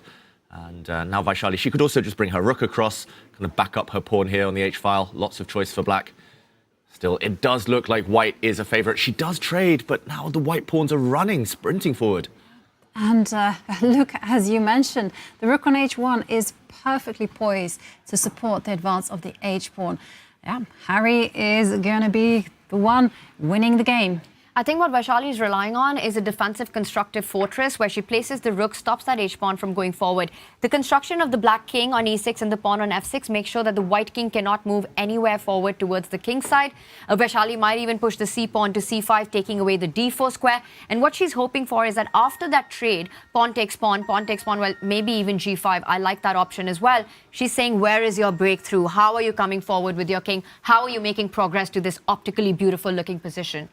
Yeah, definitely. The optics are very tempting. And she goes for your plan, g5. Oh, allowing a passed pawn. Commentator's curse. I was kind of hinting at g5 later, only if white pushes the pawn to h6, just to block the white king from coming. But now the white rook isn't tied down protecting its pawns. I think she should have waited, Vachier, just at least 1 or 2 more moves. And I think there was a trick in the position, by the way. If the black king had come to e5, white could have taken a pawn on g6 and run through. But now, look at this white rook. It's going to come in sooner or later. Vachier is totally frozen. Rook can't move. It's got to stop the pawn. King can't move to stop the white rook coming in. All Anna needs is a breakthrough. But you could shuffle around if you're Vachier right now with that rook, right? Try to provoke h6 at the right time. I mean, I don't see any other move that you've got. b6, she's taking control of some of the squares. You have to be careful how many pawns you move on queenside. If you're black, you can't allow penetrating squares for the white king or the rook. Vachier might just be left with rook moves, and that's it. Exactly. And Anna does have a plan of improvement. She can go rook f1, rook f5, and break through with the e-pawn. Nice. Very nice. Beautiful. Pawn breaks are always the way through, ultimately. When the opponent thinks they have a fortress, pawn breaks are the only or real way to break them. Do you two believe in fortresses? Yes. But Vaishali's fortress? Not this one, but I am a Vichy fan, so I do believe in it. And Anna, she just keeps moving forward with the pawn. I think we might see Yovi's idea. And do fortresses even exist if there are potential pawn breaks in the position? Not here. Not here. You need a fixed pawn structure normally, and this one isn't quite fixed. You normally need some very strong, stable pieces as well. The black king looks decent, but the black rook is so passive. Anna's first fixing the queen side. She might just put a pawn on b3 and then later decide on a plan of action. Yeah. I love this one, Jovanka. Rook coming to f5 and boom, break the king side. And I'm also liking the way that Anna's played. She keeps on maintaining the flexibility because now Vachier will have to calculate the possibility of a rook getting to c1 and then going c5 as well. So there's so many options that Vachier has to be aware of, and that's why she goes herself c5, but now the rook comes in. And this is Vachier trying to defend the g5 pawn against the breaking ideas that you were talking about, because they were aimed at getting two connected passers on the king side if you can get a successful e5 in. But for now, Vachier defends that key square on g5. And Vachier, she's ticking down on the clock, 36 seconds. 10 moves to go for that extra second increment. That extra second means nothing at all. It's barely any time to make a move. And is she about to do it? She does it. The king will take that square. The white piece is coming forward. Anna Muzychuk is on the brink of winning Norway Chess 2025. She deserves it. She's played so well. She's ground this one out. She's got a huge advantage now. All you need is to get the white rook in. She gives a check. The black king holding its ground for now. But black is in total zugzwang. The black rook guarding this pawn, the black king shouldering off the white king. All she needs to do is wait. If she waits with the pawn, black has to give way sooner or later. This is totally winning this position now. She just needs to finish it off. She's made Vachier suffer in this endgame. She's so close, but the final touches are needed. Yep, she just moves her rook and c6 again. And I think that was the greatest endgame player of all time, peering over at this Armageddon on which lies the crown to Norway Chess women. Magnus Carlsen looking at the Armageddon there. Rook f5, everything under control. At the right point, you start pushing the h-pawn, come in with that rook, attack the pawns on the other side of the board. You're sort of combining all your threats, right? Attack on the king side on the g5 weakness and that b6 pawn as well, tender. Rook f8, rook b8. Lovely plan, and that's exactly what Anna will be calculating. She's just holding her nerve, she's just calming herself down. Vachier-Lagrave just 18 seconds on the clock, and they still have a few more moves before they get that 1 second time bonus. Yep, Anna being a perfectionist here.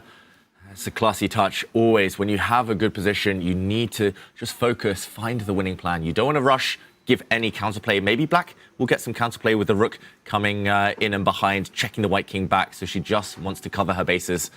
Will she rush? Will she just push her pawn forward, defend everything? She goes in. It's a race now. Vachier-Lagrave looking for counterplay with her rook, but it shouldn't be fast enough. But you need to do it. It's desperation, Vachier-Lagrave. And now she's distracted into defense again. Vachier-Lagrave trying to get the counter offense going, but just so weak. And is it the only move? It's the only winning move. Rook to b8. She takes it back. She places it on c8.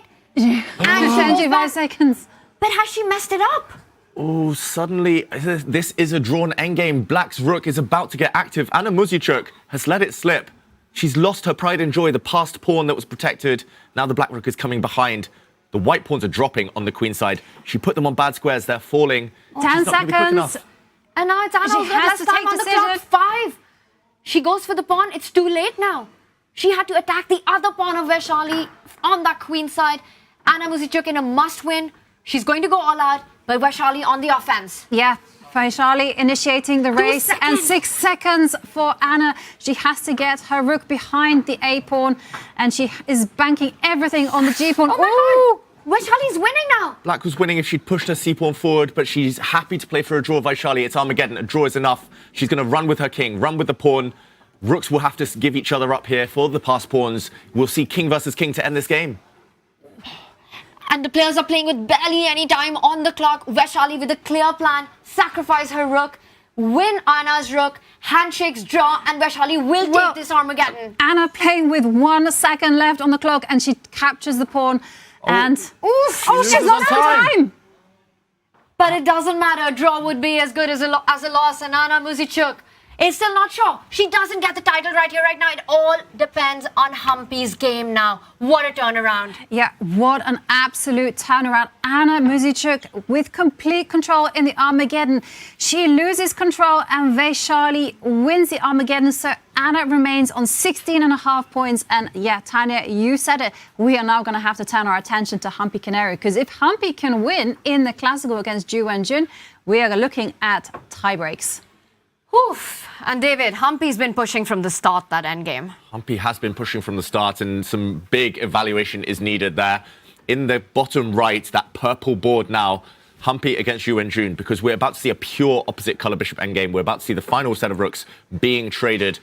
Ju Wenjun, there we go, she gives a long move. It is a check, forcing the rooks off the board. The big question is this winning? Do you believe in fortresses, Anna Muzychuk? Do you believe that Ju Wenjun will hold this? The black bishop is going to guard on this diagonal, but the white king is going to be running.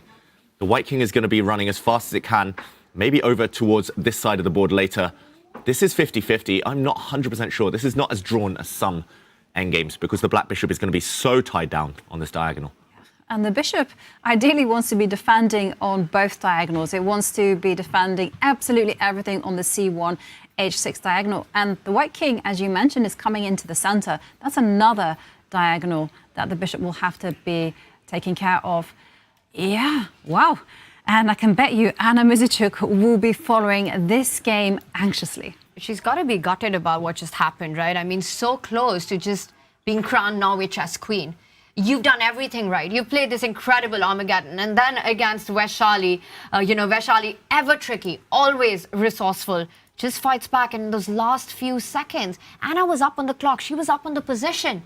And then somehow Vachier-Lagrave tricking her in that endgame. The clock was ticking down. She got nervous. You always get nervous when you're so close to winning the title. And you can smell it. You can feel it. And somehow or other, he just loses control. It just adds to the pressure. We saw the symptoms. She slowed down. She didn't need to slow down. She could have given some quick checks with the rook. She could have pushed a pawn. She could have done anything, but she slowed down for 40 seconds. I don't think she was even calculating it was the nerves. It's like, I'm there, I'm about to get there. And just one slip, putting the rook on the wrong square, cost Anna Muzychuk the guaranteed title, but still a big favourite. It does feel like this is a draw. The eval bar, the computer, the more time it has to think, the more it thinks this is a draw. I would start with the bishop coming back just to block the pawn from advancing. You don't want to stop a pawn on h7. That is too scary. So stop it in its tracks now, then try to bring the king into the centre. It's a race. Xu Wenjun is calculating this one out. Humpy, only she can win, but she might not be able to against the most accurate defence here. Yep, as we see, Humpy Kinaru, she needs to win this one. It's going to be difficult if she wants to take it to tie breaks. Otherwise, Anna Muzychuk will be Norway Chess Women's Champion. And, well, we have to go and check in on the drama on the other games because there's a fierce fight. What's happening here in the Magnus against Arjun? Because I just saw Queen F1. The Queen has disappeared. Magnus has given up his Queen. Magnus is down now. He's actually level material, but he has a rook, knight and pawn for the white queen. An only move apparently for Arjun Erigaisi, or at least the best move is to push his pawn forward, give the white king some space, very logical. We have to backtrack and show what just happened because Arjun in this position where we were last at it, the black knight did drop back to f8. Arjun could have taken a timeout now. He could have just brought his knight forward, chilled, he's the exchange up, big advantage for white, but he senses it. He smells blood against Magnus Carlsen. He knows Magnus has not been quite at his best so far, and it's all about calculation. Rook takes bishop. We saw this in another variation. Queen takes knight. Watch out for the back rank. Rook takes queen. There is a check and mate. And instead, queen to a6 was played, defending both rooks simultaneously. A rook trade is inevitable. Well, we talked about how if rooks come off the board, black doesn't have enough material left to hold the fort here. So queen takes rook, giving up the queen for the two rooks. And Arjun is banking on the fact that this is not going to be a fortress for black. Well, I'll tell you one player who famously said he doesn't believe in fortresses, and he's trying to build one right now. Magnus Carlsen with the black pieces, finding that ideal setup with his knight and rook. By the way, Arjun does play the best move, creating that breathing space for his king. No back rank checkmates. But, you know, there are ideas that black can still set up once the white queen goes pawn hunting on the queen's side. Just want to construct a counter resource for Magnus here. If you're able to get your rook to c1, give a check, and your black knight via d5 to e3, I can see the makings of some potential perpetuals, and I appreciate, David, you just making that happen on the board. And now queen takes pawn.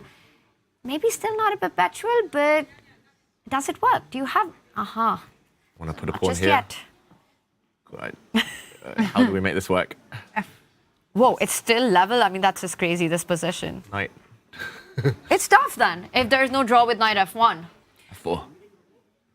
Queen takes pawn. Check. I think I've lured the queen onto a bad square. Now you can't run away from the checks because of a check. There's a lot of help you needed with that. A lot of help, but... yeah, counterplay. Magnus needs it quick because his pawns are not safe. If his pawns were back on like a7 and b6, I would say probably good drawing chances. You just defend on the 7th rank.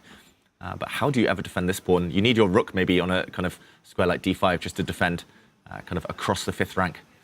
And Arjun's plan's clear, right? He needs to go pawn hunting on those weakened pawns. You see, king's side is absolutely safe. You make your own king safe.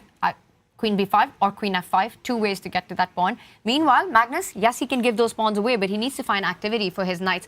Again, it's about constructing that fortress. Maybe this game might make Magnus believe that he, in fact, should believe in fortresses if he gets it right. It's one of those things right there he casually said, and everyone now has quoted it back to him. About 1,000 times. Yeah, no one exactly. lives it down. Yeah, I've even interviewed him and he's like, it was misquoted. I do believe in them. I've proven they do exist, but people just won't forget that one thing. They ignore everything I've said since. But yeah, we'll keep reminding him. Poking him with that one, yeah. H3. It does feel like the black knights need to find the best squares. I'm not sure where they are. This knight needs to find employment somehow. Well, if allowed everything, then you want one knight on g3 and one knight on e4 and a checkmate on h1. Yeah, I like that one. Or I was thinking the pawn on h4 and the knight on g3 and then some kind of hook checkmates. But Magnus, he's in the lead, but he's leading by half a point. So he's desperately trying to save this one, to take it to Armageddon. Because Gukesh is just breathing down his neck with 14.5 points. We have to update ourselves there as well. Magnus in a bit of trouble, but with some drawing chances. Very unlikely Magnus is going to win, though. So if Gukesh wins in the Classical, Gukesh is the Norway Chess Champion 2025. This is the current position. The eval bar still says an advantage for white, for Fabiano, but black is a pawn up. And it's up to Fabiano now to seek counterplay. Just a quick backtrack to where we last were in this game about 6 moves ago. Things have changed. We were last at it after knight to d7, the knight coming into the center, and Fabiano castled. Since then, Fabi has gambited a pawn. The knight came into the center. We saw knight to h5, putting some pressure on the black bishop. A knight trade, a check. The white king. Oh, okay, not knight to e5 I was expecting here, but the bishop coming into e5. Fabi now going for it with his b pawn. Maybe he didn't need to rush. Maybe kind of bringing his rook across was more accurate. But b5, opening lines, very understandable. The queen, though, swoops in to grab a pawn. Black having pocketed the a pawn. Open lines, though, for white's pieces. The rook, this rook as well. And to catch up with the current game position, rook f8, attacking the white queen. The bishop drops back, and Fabi has just struck with e5. This is either going to end very well for white, or black might be able to survive with some simplifications. It reminds me a bit of the Gukesh Wei struggle that we saw yesterday, right? Gukesh coming into so much trouble out of the opening. He had the white pieces playing this creative chess, but then he managed to turn it around because Wei needed to be precise. And I think for Fabi, it's the same story. You've sacrificed the pawn, so you have to be on the attack. You have to play that energetic chess. e5, I like the move, forcing a bishop retreat. I mean, you can't go to c5, you can't go to b4, I believe. The trades would favor white, with the queen and the rook eventually lining up for some checkmating ideas. Bishop to e7, and I just want to point out one resource that Fabi has, right? That knight on h5 can jump to g7 at the right moment. And suddenly I'm thinking, how are you defending the e6 pawn? It comes in with a fork. Ugh, horrible. I can't believe this is only slightly better for white. This just You need to do that again. We didn't have you on the camera. Queen g4. This looks horrible for black. I don't think Gukesh is just going to retreat kind of submissively there. It does feel like he wants to do something. I don't really see what it is. Just to put it on the board as well, taking this pawn with bishop, knight, white will happily recapture. And as Tanya said, the queen line up, the rook lines up. This is just terminal. White's minor piece is clearly better than the black rooks with a big attack. He has to try something. Bishop back to e7. How does black defend here? I don't see it. Queen to a2? Queen to a2 was the only thing that I saw, but then, you know... But now that the d3 pawn isn't hanging, can you fall back with your queen? Go rook a1, go rook a8? Oof. Looks great. Yeah, d1, e1, both work. And the black queen is on the verge of getting trapped. I didn't even realize that. I was just going for the king. Yeah. Go for both. Why not? That's royally mean, going for the queen and king. This just looks brilliant for white. Okay. Well, that indicates to me that what you have to do is go on the counter-attack. We mustn't just assume that the bishop will step back. There are other moves like queen a4. And this is like such an Indian prodigy special, right? You attack the bishop and you're like, okay, I will attack the rook instead. Yeah, counter-attack. Prague is a specialist at that. The eval bar says no, but to my eyes, that looks quite challenging. I'm not sure what white should be doing here. Because let's point out, the rook needs to stay connected to the central pawn, right? You're not just attacking the rook, but you're threatening to pick that pawn up if the rook was to fall back. Maybe it's just rook to b1, doubling down. Oh, but computer says no. This looked logical to me, just going for the b pawn. Maybe there's something even stronger for white. But that was good enough as well. I mean, we saw the bar keep a big advantage, and I think rook b1 is such a natural human way to keep a chunk of it. Yeah. Maybe your idea, rook b1. And rook a1, Tanya. This one. And then takes on e5? Because black does have king to d7 to run away. It's not a checkmate just yet. Ooh, fans! Yes, and fans. And who is signing? It must be Anna and Vachier-Lagrave signing. Anna. Vachier-Lagrave at least ending on a high note with an Armageddon win. And there we see Gukesh. He is under big pressure as his bishop is attacked. And did you see that? It was Vachier-Lagrave and her mom together. And I'm going to say, Vachier-Lagrave's mom is as big of a superstar as Vachier-Lagrave and Prague themselves. She's always there, you know, supporting them in their biggest moments. Yeah, she's a rock star in there. She is. She's bigger. If she had an Instagram by Charlie's mum, she would be like Magnus levels of fame. Millions. And there we see Vachier-Lagrave being interviewed, but there is someone else involved in the race for Norway champion, and that is Hikaru Nakamura. And Hikaru really needs to be winning in a classical with the black pieces against Weyi. If he can do that, he will leapfrog over Magnus Carlsen and Gukesh if they both lose their classicals. And some smiles there, but earlier on I can tell you that Hikaru gave some confessionals, as usual. Yeah, he looks like something just amused him a lot. Was it his own confessional? Was it something he missed on the board? What do you think that was about? I think Hikaru believes Magnus is losing and that Gukesh is losing, and that if he wins, he will be the champion. Well, let's have a listen to his confessionals and find out. Okay, I'm back again, second time today. I think I confused a move order when I played this Queen D7 instead of Bishop F8 in the opening.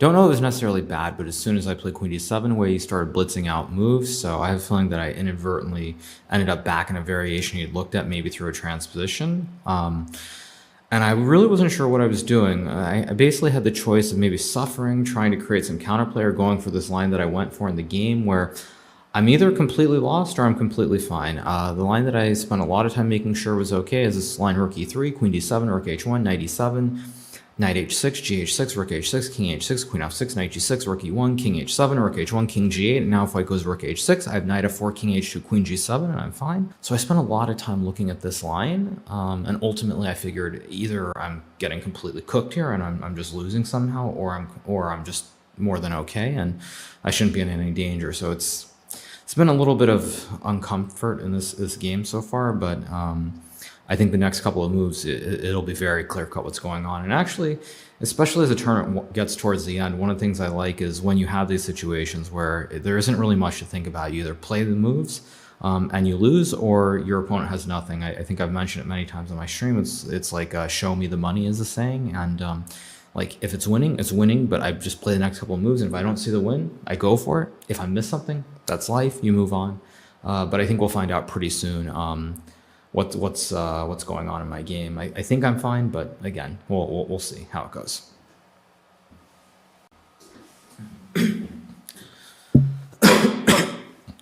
Okay, you guys, so made it back for a third time. My game has completely petered out, I think. Wei's spending a lot of time here, so I see no danger in my game. I assume it'll be a draw pretty soon, but have to be careful, because anytime you think a game is going to end very soon, that's usually when you're at the most risk of just moving, being lazy, and blundering the game away. So definitely want to still pay some attention. I am a little bit confused by the other games. Optically, when I look at Magnus' game, I feel like he's in a lot of trouble. Maybe it's still okay, but it looks really, really bad for him. So I'm really confused by that.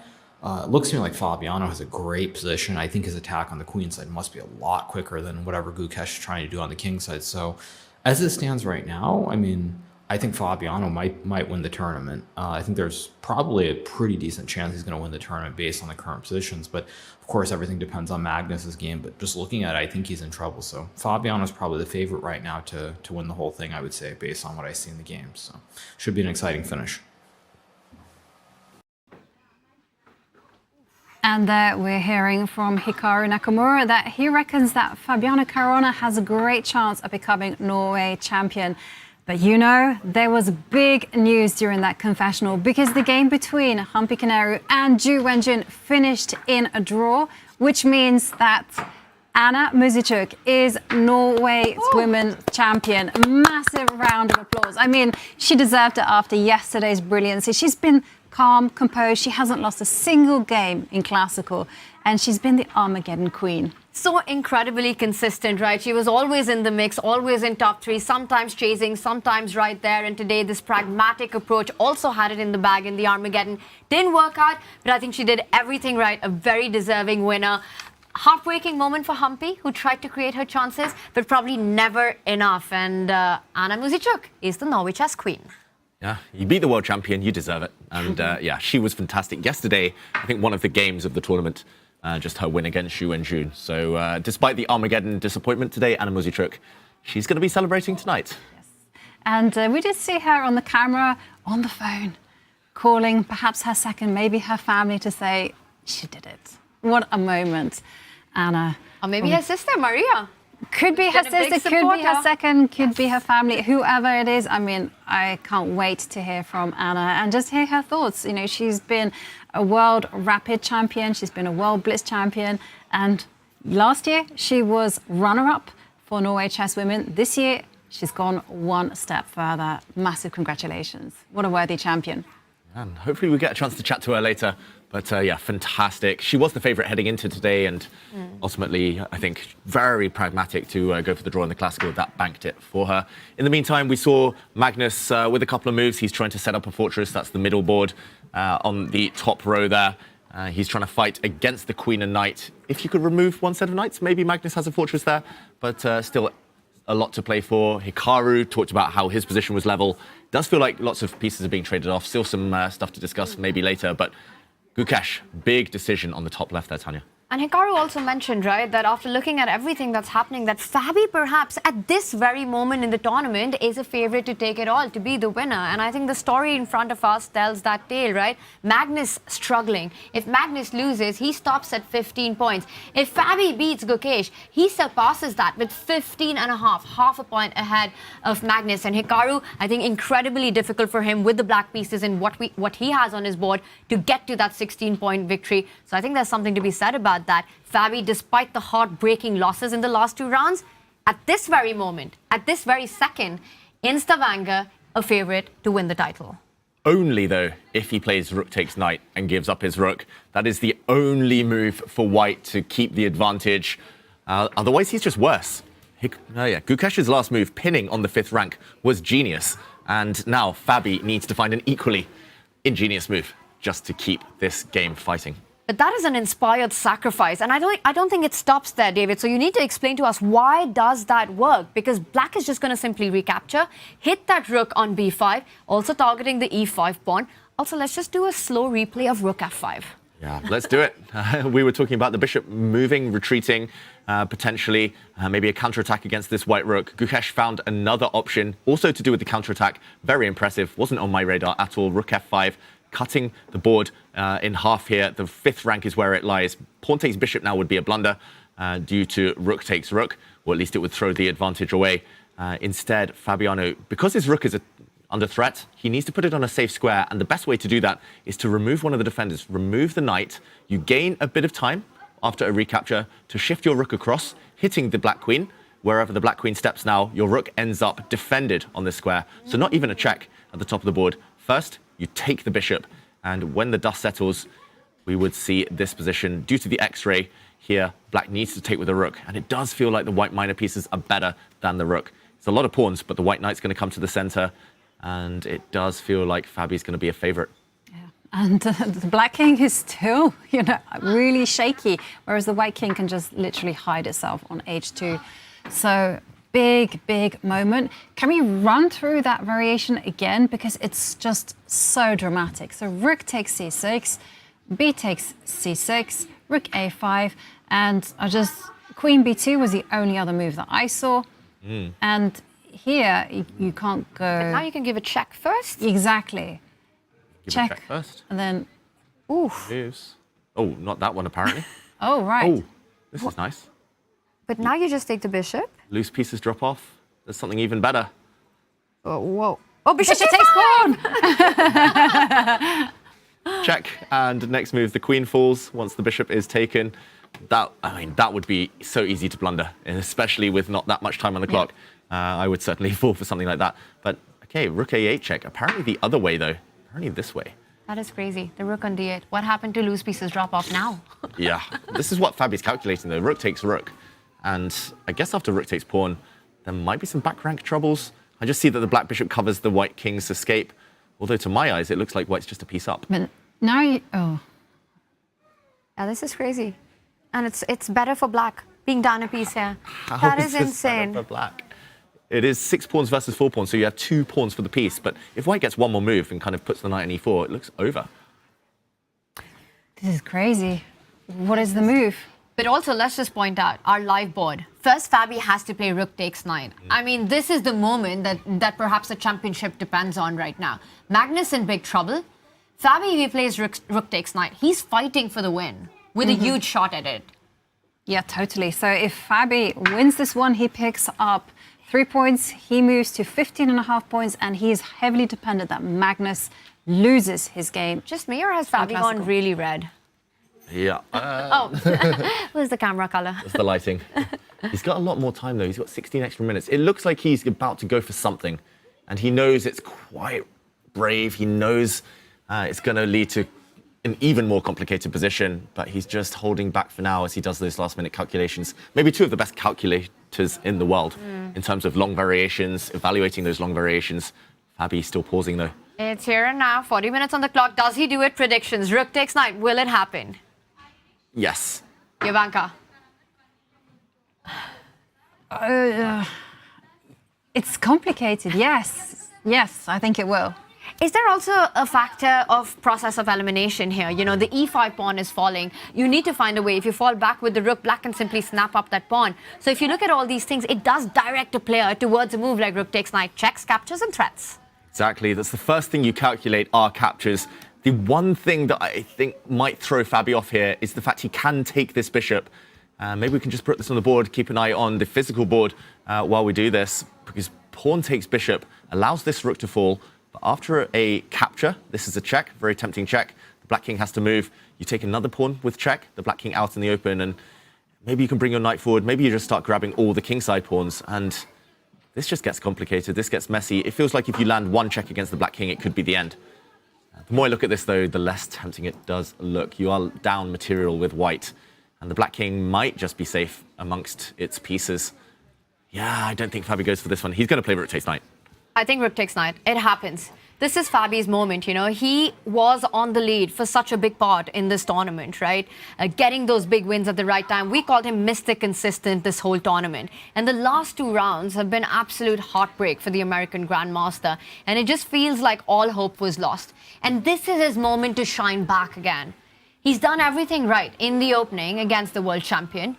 Fabi always motivated. Let's not forget, in freestyle chess, Fabiano Caruana picked Gukesh to be his opponent and then went on to prove his pick by winning their mini match.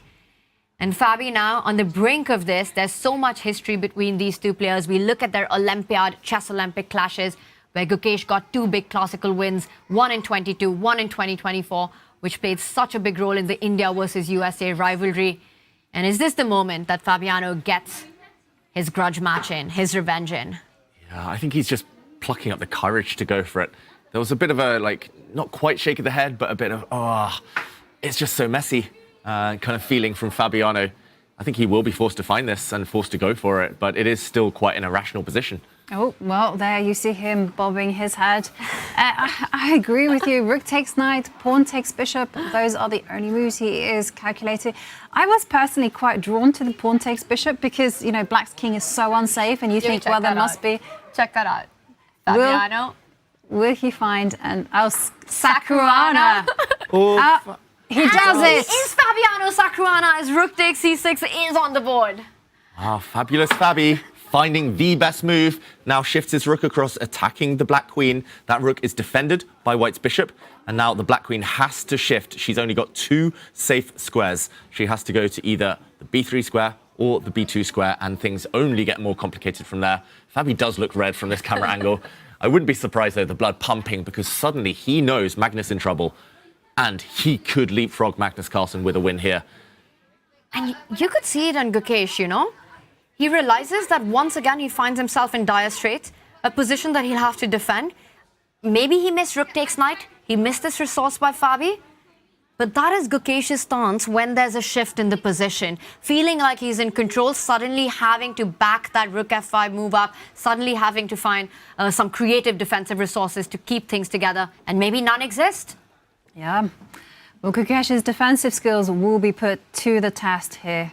First up, decision. Which one is the most practical move? Queen to b2, which, as we saw, led to a line where you have to be prepared to sacrifice material, or queen to b3?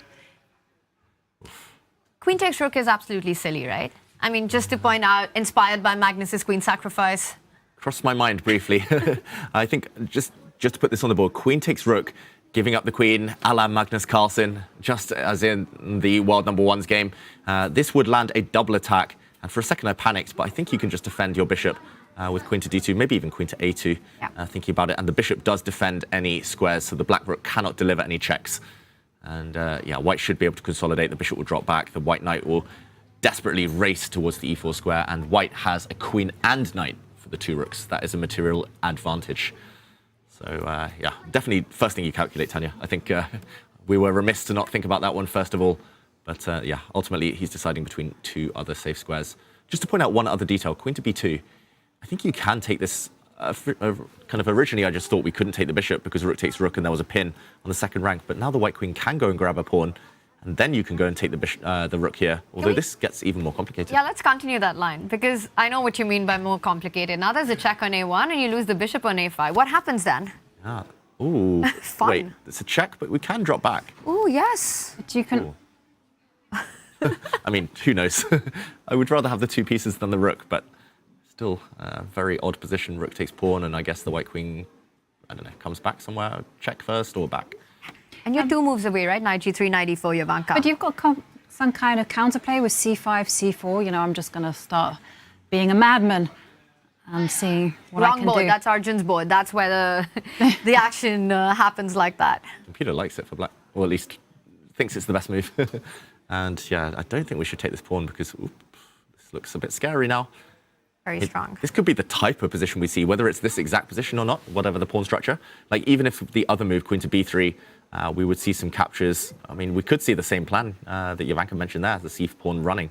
Maybe this is even better because black actually has a pawn or two more than in that other line. And this is why maybe the decision's so difficult for Gukesh, whether to place it on b3 or b2, right? Has its own set of pros and cons. The b3 square defends that e6 check. You keep the pawn defended. But the b2 square has this idea of not only pinning the bishop on d2, but queen a1 check in some of these key lines as a counter resource. And some kind of scary possibilities based on the queens looking at each other. But decision, Gukesh ticking close to the 20-minute mark. Queen to b2, queen to b3.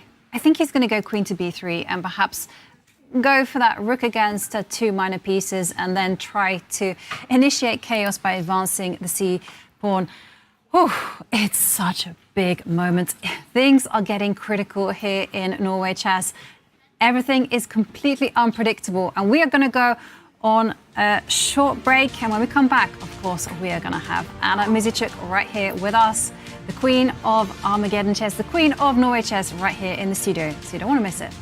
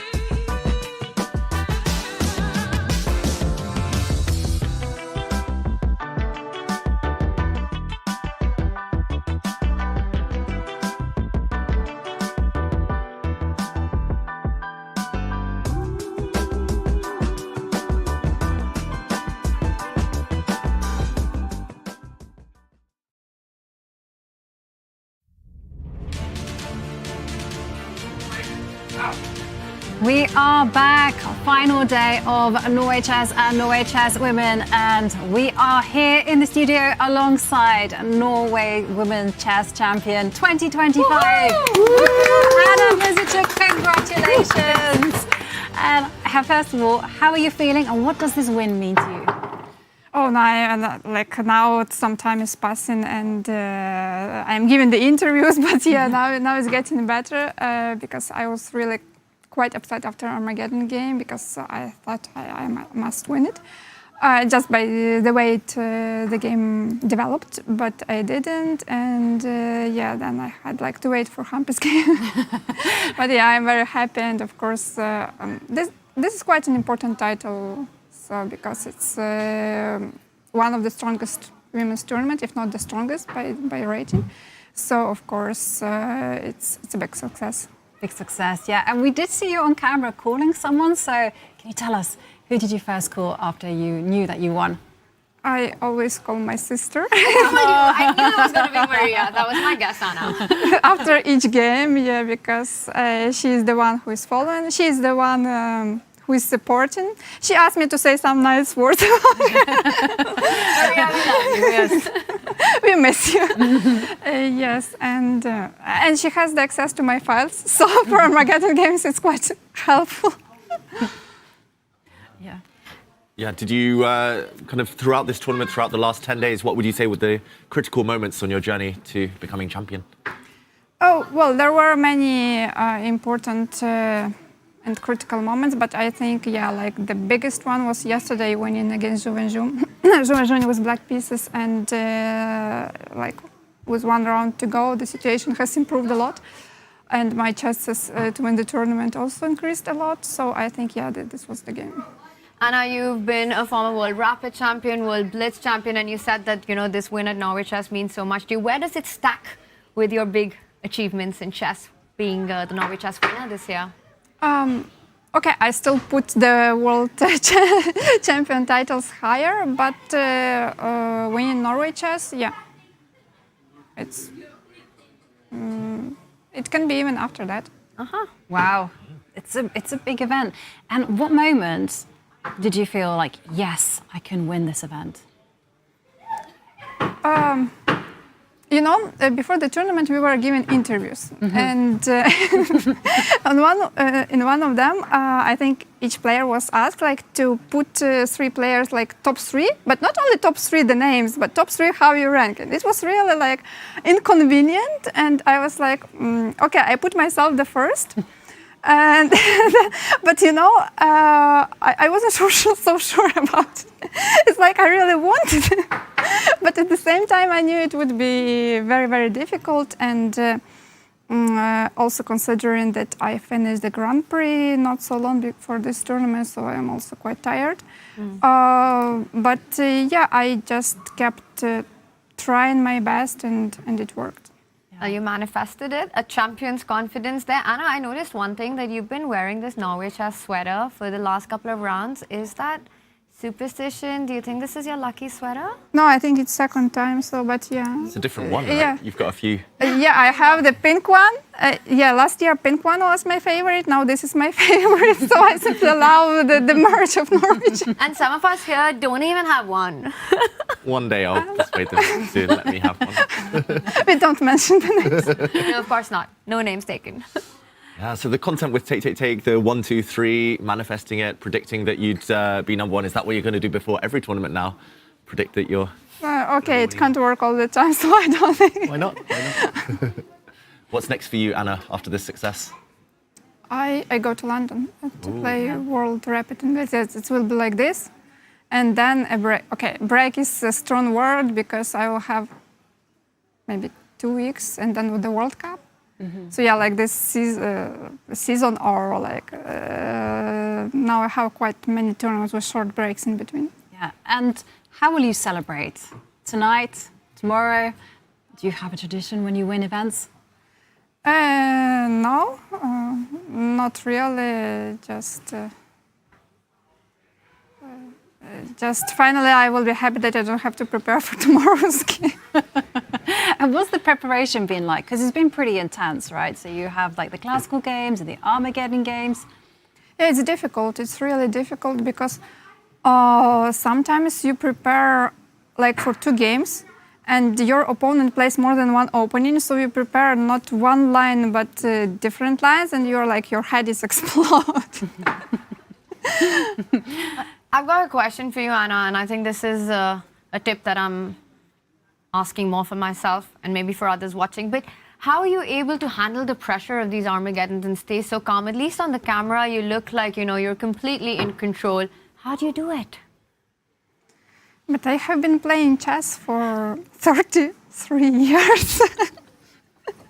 So yeah, I have had already quite many important games, and when the stakes are high, so maybe it's just experience, but still, like for today's game, I think I was the most nervous. Okay, maybe for yesterday's game also, but normally, I try to somehow speak to myself, and to say that, everything will be okay. Everything will be okay. Okay, and it turned out more than okay, because we now have a new queen of Norway Chess. Anna, congratulations once more. We give you a massive round of applause. And thank you very much for joining us here in the studio, and I wish you best of luck when you join us in London. I'm going to be in London. Tanya? Yeah. No, not Tanya. That was a slip of the tongue. Just me. We'll miss you, though, Anna. Yeah. Okay, I will also miss you. Yeah, you did a great job. Yeah, I heard there are Thank many you very much. positive feedbacks about all the commentaries. So yeah. Yeah, best of luck there. Best of luck in London, and thank you. And congratulations once more. That was Anna Muzichuk, the new queen of Norway Chess. Wow, what a competitor. And there we are seeing so many dramatic moments. Gukesh on the back foot against Fabiano Caruana. Magnus Carlsen, he's desperately trying to create a fortress, but it is a queen versus a rook and knight. Yeah, and I think Magnus actually, his chances of a fortress are gone. 0 chance of a fortress. He's going for counterplay. He's going for the white king as his last hurrah, his last stand here. Magnus Carlsen in the last round here at Norway Chess. He's trying to open up the shelter around the white king. He's maybe aiming to plant a pawn to cage that king. And in the meantime, Arjun's queen and knight, they've done the hard work. They've grabbed some pawns. White has a potential A pawn that's just going to win the game as long as Arjun doesn't allow a perpetual check or a checkmate. So, Tanya, they are offside, the queen and knight. Any chances for Magnus, do you feel? Well, when it's Magnus, there are always chances, right? And Arjun, he knows he's so close, but he needs to put the finishing touches in it. Never easy against Magnus, creating counterplay. Like you said, Magnus cannot aim for a fortress. When you're doing that, you don't make moves like G5, G4. He's definitely trying to trap Arjun's king there. The clock could potentially be Magnus's best friend here, right? If he's able to get Arjun down to those final few moments, we've seen big swings, big turnarounds happen. But Arjun, what a performance so far. He simply consolidates the knight on c4 and will start targeting the b4 knight once his queen is now free to roam around queen b7, queen b6. I have to take you to this game between Hikaru and Wei. Hikaru, if he wants to win this one, he needs to be winning it in classical. But as you can see, Wei has sacrificed a rook in order to get a perpetual check. So queen to g6, and the black king can simply not escape. Yeah, only move though for Wei Yi. Otherwise, white loses. Otherwise, white will just be a rook down, and the black king will march forward towards the center. Wei Yi has to give this check here and now. We see Hikaru's body language. He looks like he's resigned to the fact that it's going to be a draw any moment now. Wei Yi doesn't have too much time, but has surely seen the sequence. You don't sacrifice a rook without having seen the way to the draw. 100%. And you give this to Hikaru at the start, he would take it with both hands. But looking at what has happened on Magnus's board, looking at what's happening on the Fabi board, Hikaru probably wanted more. Wei Yi, of course, gives a check. Hikaru steps up. Queen f5 check will follow. A little bit of a yo-yo dance, nowhere to run. Hikaru resigned to the fate that this indeed is going to that Armageddon. And with that, Hikaru will not be the winner this year.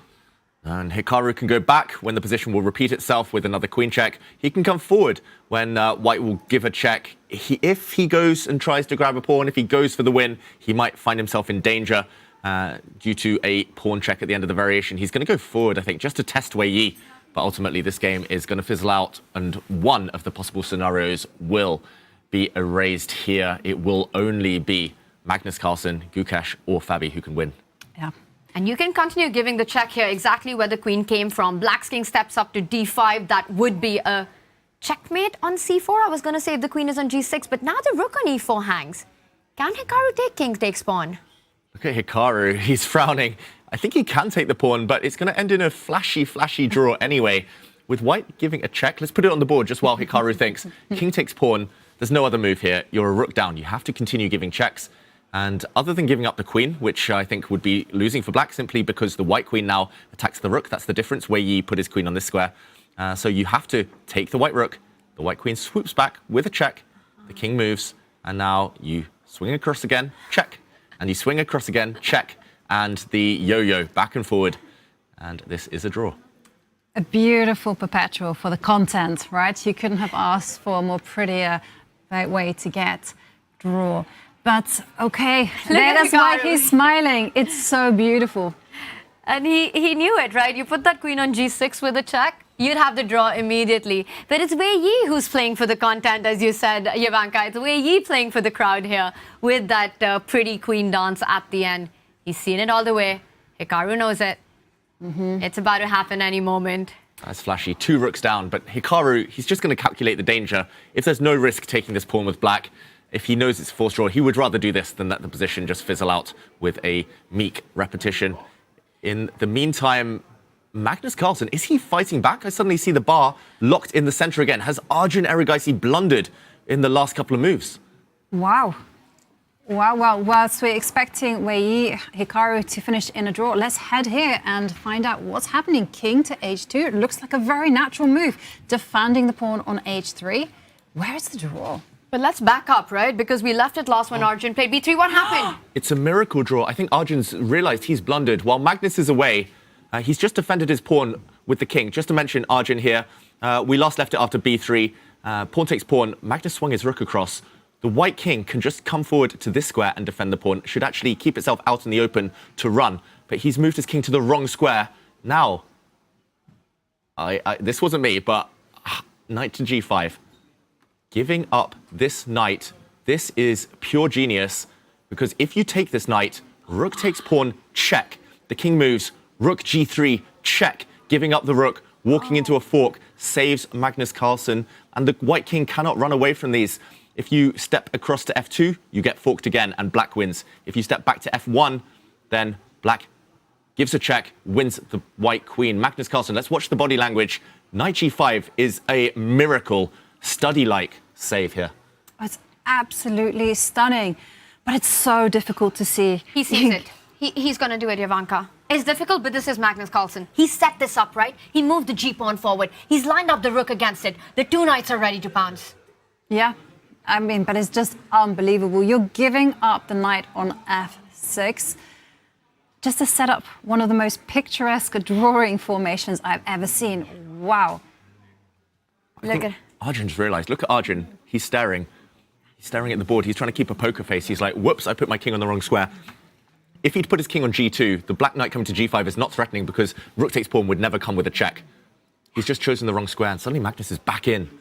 And one can understand why Arjun didn't play king g2, perhaps fearing the other knight jumping in with some checks, but it required precision and calculation. And Arjun messing it up. I think before Magnus has calculated it, we could see it on Arjun's face. He realizes the king doesn't run away anywhere. The construction of the knights, the trickiest pieces in chess. And Magnus Carlsen, knight g5, he bags the draw. He just kind of perked up, Magnus. His body language totally changed. His posture, he's straight-backed suddenly. I think he spotted it only maybe this moment. Has he done his puzzle rush this morning? Well, this is more than puzzle rush. This is a study-like save. Knight to g5. Magnus's only chance to save this game. And if he does it, we're going to see Armageddon. And Magnus will get a much-needed point. But if he does it, then Fabi's chances are out of the window. Regardless of what happens, whether Fabi wins his game, it doesn't help him. Fabi is rooting for Arjun in this one to get that win. And Magnus fully locked in. David, he spots it.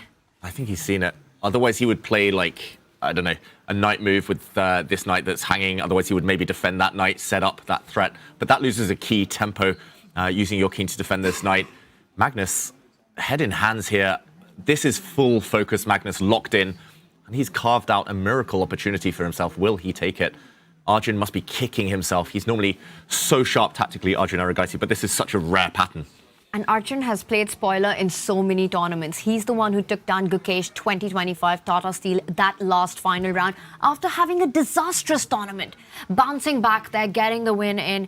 And this time it looked like he was about to repeat the story against the world number one. He did it against the world champion. But maybe it wasn't meant to be.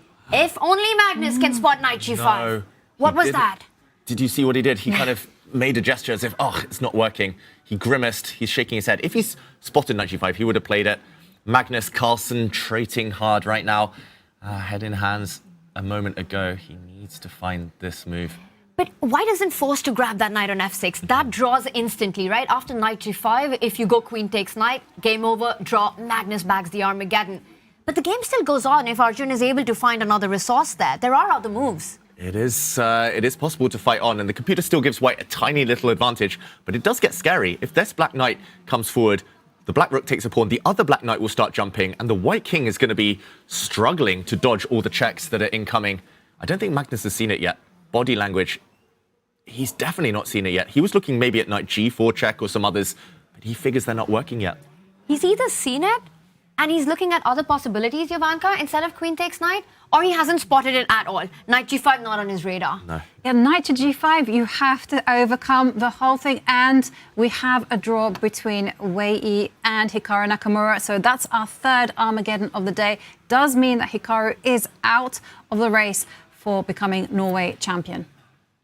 Okay, Hikaru Nakamura, we'll see him go again in Armageddon soon, but that will not change up too much on the standings. Knight to g5 is the move. We're wondering, will Magnus find it? He doesn't have to. He can still fight on in other ways. He's not totally done, not busted yet.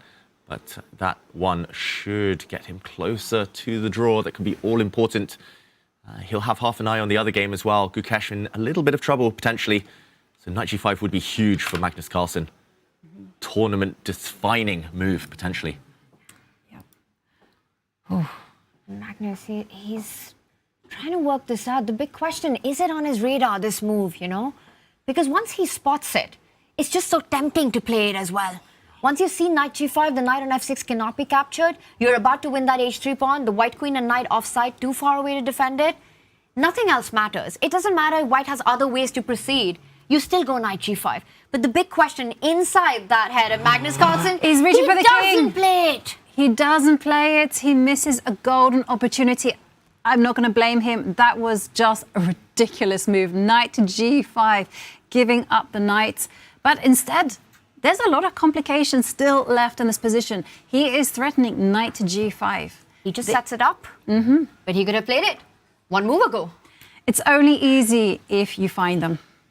You know, no matter how this game finishes, Magnus will be furious at himself for not finding that one. He loves these study-like ideas nowadays. He loves sacrificing exchanges, which he did earlier in the game. He loves sacrificing his queen for material, which he's done in this game. He loves looking for these weird tactics that very rarely appear. He's done everything in chess. He wants to find new patterns. That was one of them. He didn't spot it. Would your best guess be that Magnus just didn't figure out that construction of the rook and knight forcing the fork if the knight was captured? Knight g5 he obviously saw, but queen takes knight and working that out, do you think that's where... I think he just stopped there. I think he saw knight g5, queen takes f6, stop. Yeah, that's it. Just didn't carry on with the calculation there. Because if you continue, it's... I'm not going to say straightforward, but it's possible to find the rest. And in the meantime, Magnus away from the board. Arjun, can he create any more winning chances? And you know, that's a great point, because you see your knight is going, you're losing a knight on the next move, and your brain just stops at that moment. You don't even look for the next one. It's sort of you just move on to the next candidate that you have in the head. You say, you know what, I don't want to lose that knight. I need to keep it defended. King g7, knight g5 coming next. Exactly. And it's still really complicated because black's knights are primed to jump into the position. And there, if we look on the left, we see that Gukesh with the black pieces. He's just advancing the c-pawn, perhaps planning c4 and trying to get some counterplay that way. Ooh, did you see the evaluation bar immediately shot up? Huge spike in the eval. Let's jump to that game, Fabiano Caruana against Gukesh, because Gukesh has let things slip and it's almost only move territory in order to get a decisive advantage for Fabiano. But I'm going to say it's the most natural move in the position. Let's just quickly backtrack since we were last here. Some big decisions. Gukesh put his queen on b2. He put it there very quickly. Fabi then spent 16 minutes debating what to do. He took the black bishop, the best move. Rook takes rook. Now the white queen gets out of the pin with gain of time, takes a pawn with check. He does find the best move, Fabiano, by the way. We'll catch up now. This black king moves now. A capture, and the white bishop does come back to save itself in a moment. First, the white queen saves itself, and now c5, a mistake. The black queen should have actually stepped forward to set up rook e6 ideas on the e-file, but c5, knight g3, Fabi's knight is coming, and it might be good night for Gukesh's chances in this tournament. Wow, good night reminds me of Oslo, guys. I'm going to say that. Great pub if you guys find yourself in Oslo. Definitely check that out. But this night also going to be a monster on the e4 square. Now, Gukesh is relying on a break that Yovi, you mentioned earlier, right? He wants to get c4 in, push the d pawn. But David, I think there are tactics in this position. Let's follow through because this is the big resource. Let's say you step up, you get away from that pin, king to h2. d2 isn't yet possible. Look at the construction of the queen and the king. Bishop takes pawn, rook takes bishop, queen b4. Slide that queen back, double attack. Thank you very much. Give me that rook. Yeah, and a very critical tactic as well because it simply allows white to coordinate their pieces. Chess is timing. As Bobby Fischer says, it's all about timing, and the knight will coming to g3, king h2 in the air. Once the knight jumps into e4, well, the black king is going to be in huge trouble. I mean, can you rely on any resource to, like, rook to b6 and try to get in that way? Let's move the king anyway, right? Yeah. You want to sidestep away from the pin. I mean, Gukesh has to be thinking about making c4 work and getting that d-passer. So the bishop moves. Thank God for that knight. No checks on h1. Oops. Nearly checkmate, but knight takes rook. Knights luckily can move backwards. But yeah, this is, I mean, still looks complicated, but ultimately, if the white knight gets into the action, joins the queen, it's always going to be checkmating attacks. And the white king probably can just hide on the g3 square next move. This does look winning now for Fabiano. You can almost pre-move king h2 as well, unless black does something silly and attacks your queen or gives up a rook. Magnus, suddenly things have swung his favor, and he's found that knight g5 idea. That's the red board on the right of your screens. He found it one move later than might have been ideal. Now it's going to be a pure race. Black going for the white king, but white trying to promote some pawns. Oof, anything could still happen, though. Fabi's not out of it. I still think that Fabiano, Magnus, those are the two most likely winners. Gukesh needs a lot of luck right now to win this tournament. And he moves the rook, but to another square. Gukesh does. He is eyeing that c4 push at the right moment. Also defends, keeps the rook defended. You can't go knight e4 just yet. The bishop on e1 hangs. That pre-move we were talking about. Get the king out of the way, get the bishop out of the way, get your knight going. Mm-hmm. Yeah. Do you have enough time? King h2, c4? Does it get a bit chaotic? Maybe. Okay, we have Arjun and Magnus on the camera. Maybe we jump to them very quickly, just to show that Magnus did land knight g5, and then we'll dive in and see whether Fabi can keep control. But it finally did land. Rook takes pawn is inevitable next move. So I'm assuming Arjun, with his last move, putting the queen on b7, he's going to take this pawn. I'm just wondering, David, you know, Arjun was so sort of playing all the best moves, right? He was so in control of his advantage. He converted it first, winning the exchange, then going for this queen position with the rook, knight and pawn balance, and then winning the a5 pawn. Was it really just that king g2 that where it went wrong, where it slipped out of Arjun's hands? I think there were better moves earlier as well. But I think, actually, to my eyes, playing the move b3 has slowed him down so much. Keeping the pawn on b2, he wouldn't need to even go for the b4 pawn. He would have just pushed. It would have been a race, and he would have been able to get forward due to en passant here, just to put it on the board. Now it's so much slower because black will just take this pawn, and suddenly you have to spend time with your knight, and you still take an age to march forward. But just if we go back to the live position, if the pawn were back on b2, he could play a4, en passant. The white pawn on b2 would be able to capture it on a3 a long time ago and would have already run forward. So yeah, it feels to my eyes like b3 was where he started going wrong. So maybe some small inaccuracies. Impossible to be flawless here, though. Yeah. And there we see knight to d6 played. Idea is maybe to go knight to f5, also to keep an eye on f7. But Magnus's next move is going to be elementary. Rook takes h3. Indeed, it's been played. And now, king to g2. It's still pretty terrifying from Black's perspective, right? B4 is hanging, creating those passes, that knight F5 trick, F7 tender. Whenever there's a queen and knight dance against your king, you've got to be feeling the nerves in the position. Still far from over, completely level, but it's a game, I would say, still for two results. Either Arjun converts it, tricks Magnus with the queen and knight setup, or Magnus continues this brilliant defense and manages to take it to Armageddon. Yeah, Magnus is working miracles. Like the way he's coordinated his knights and rook, it looked like he had zero counterplay just 6-7 moves ago, but he needs to stay accurate. I have a feeling if this goes down to a scramble, like both sides have 1 minute, it's so much easier to play with the queen. Like coordinating rooks and knights, it's so tricky. So Magnus cannot let himself run so short of time. Arjun still fighting well. Knight d6, a nice tricky move. Knight takes f7 is a big threat to decoy the black knight from g5, defending its rook.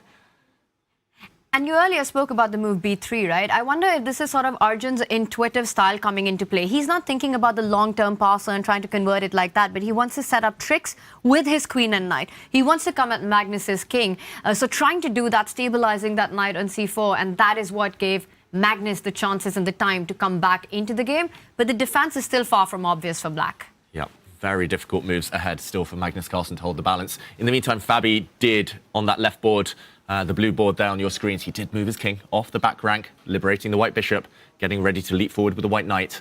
It is a race, but Gukesh just feels like he's running out of firepower. It's still material balance, almost rook and 5 pawns against bishop, knight, and 4 pawns, but the bishop and knight is so strong. Just want to put it in that I've lost my Armageddon bet already. We're going into our third Armageddon with Hikaru and Wei. So mine was 2.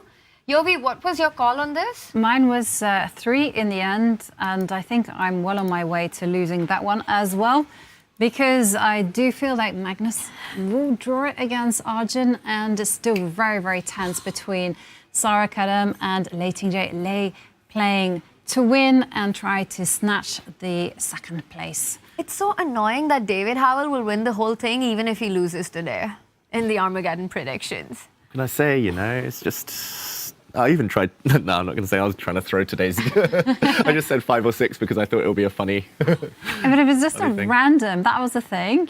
And that's been the whole story of Norway chess. Everything has been completely unpredictable. When we've seen it, it's been like pretty solid. And then suddenly, like come the last hour, it's been just chaos, and we've seen a lot of decisive results. But shout out to Chad. It feels like Chad is always knowing about these things. They have been supporting David every single poll along the way. Almost feels like they saw this. The glasses. Love you too. Oh, stop, guys. You know, when I used to have glasses, everyone used to think I was so clever. I don't even need them, that's the thing. I've actually... People have started not recognizing me now when I don't wear my glasses. It's crazy. Like, literally, I'll be playing chess without my glasses on, and people are like, who's that? Is that Erik Hansen? I got mistaken for Erik Hansen here in Norway 2 days ago. I was fuming. In the meantime, okay, blue arrow appears, knight to e4. The most natural move, I'm going to say, in this position. Also the best one by a distance for Fabiano. That's what the computer says. That's why the blue bar appears. But Fabi, that's what been the move he's been setting up for a long, long time. Comes with a threat as well. The knight taking a pawn on c5 with a check. That would unleash the bishop if the pawns disappear. Fabi, of course, he plays it. Just improving pieces here is enough for now.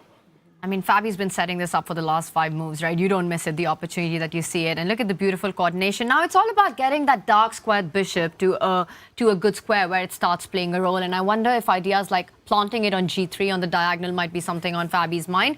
Meanwhile, Gukesh centralizes his own queen. Again, c4 is the counterplay that Gukesh is relying on. Create that deep passer. Yeah, and I'm also wondering how narrow is the path to victory for Caruana, because I know the evaluation bar is saying it's completely winning. But as you mentioned, Tanya, c4 is going to be in the air. And when c4 appears, there's going to be a passed d-pawn. And I do like what Gukesh has done. He's just cemented his king side. Well, he's not his king side, his king position. Yeah, and it was a similar story when these two last met earlier in the tournament last week. Fabi was dominant. He was just clear advantage for the whole game. But Gukesh dug deep, stayed solid, made it difficult, ultimately managed to save the classical in the very last few seconds, and even went on to win the Armageddon. So if Fabi doesn't take his chances here and now, he might start to feel the ghosts of that previous game. And he does go for the idea of f3, trying to relocate that bishop to a stronger diagonal. It will become a sniper along with that queen, targeting the c7 pawn. And Gukesh strikes. Finally, c4 on the board. This, yes, the bar says Fabi clearly better, but I think it gets very tricky, gets very chaotic once Gukesh starts moving that d pawn. From a human perspective, not clear at all what's happening. It's definitely not clear at all. And Fabi will have to basically calculate. Is it queen to b4? Just give a check. Do you capture on c4? Decisions to be made. And by the way, take a look at the position on the right side. Arjun against Magnus. Magnus feels like he's doing Magnus things. Is Magnus playing for a win in this This is one? what I'm What is thinking. happening? I mean, there was a check before this. Magnus could have simply retreated the king to a safer spot, but it looks like he wants the two knights, rook and king, to try and set up some mating ideas against the white king. The computer says Magnus is better. Black is better in the game. Arjun Erigaisi against Magnus Carlsen. Not by much. It should, of course, still be a draw. But the black pieces are coming.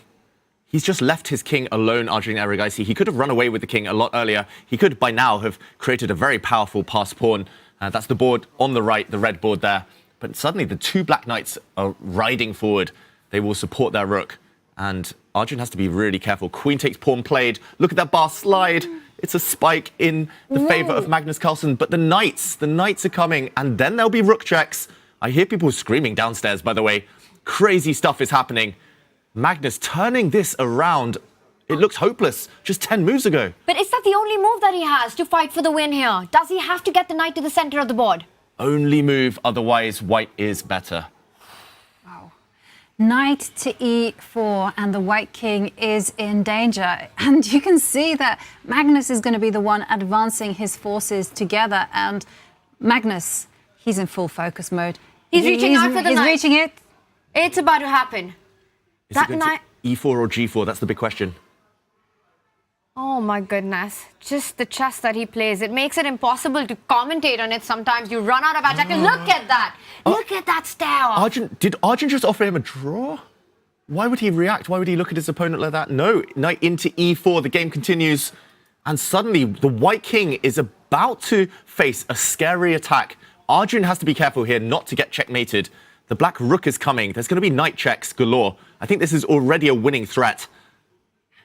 It's insane. Magnus Carlsen is a winning machine, regardless of what position he has. The way he turns it around, the way he fights back, it's impossible against him. Yeah, and the way he's always able to harmonize his forces. When you think he's out, he rises up from the dead. Incredible here. And look at Arjun. Look at Arjun, Yovi. Yeah, he's really worried. He knows that the tide has shifted. Rook to d2, as David pointing out, a huge threat. And Arjun is in furious calculation mode. He has to work out how is he going to defend against that, because it simply drives the white king backwards. And the reason knight e4 is so strong, you know, we were talking about king h5. That king isn't stopping there. The king will march further towards the white king once it falls back to that first rank. Again, setting up checkmating ideas. Arjun's the one who's got the extra queen, but it's Magnus who's on Arjun's king hunt. Well, it's just checkmate. Like, you don't even need the king, I think. Like, pawn, let's put some moves on the board if we can. Like, pawn to a4. Let's say white makes a random move. The black rook will give a check, and the white king, if it moves, is mated. Like, if you go back, the knight comes to g3, check, and look at this. The two knights and their rook deliver checkmate. The white king is done.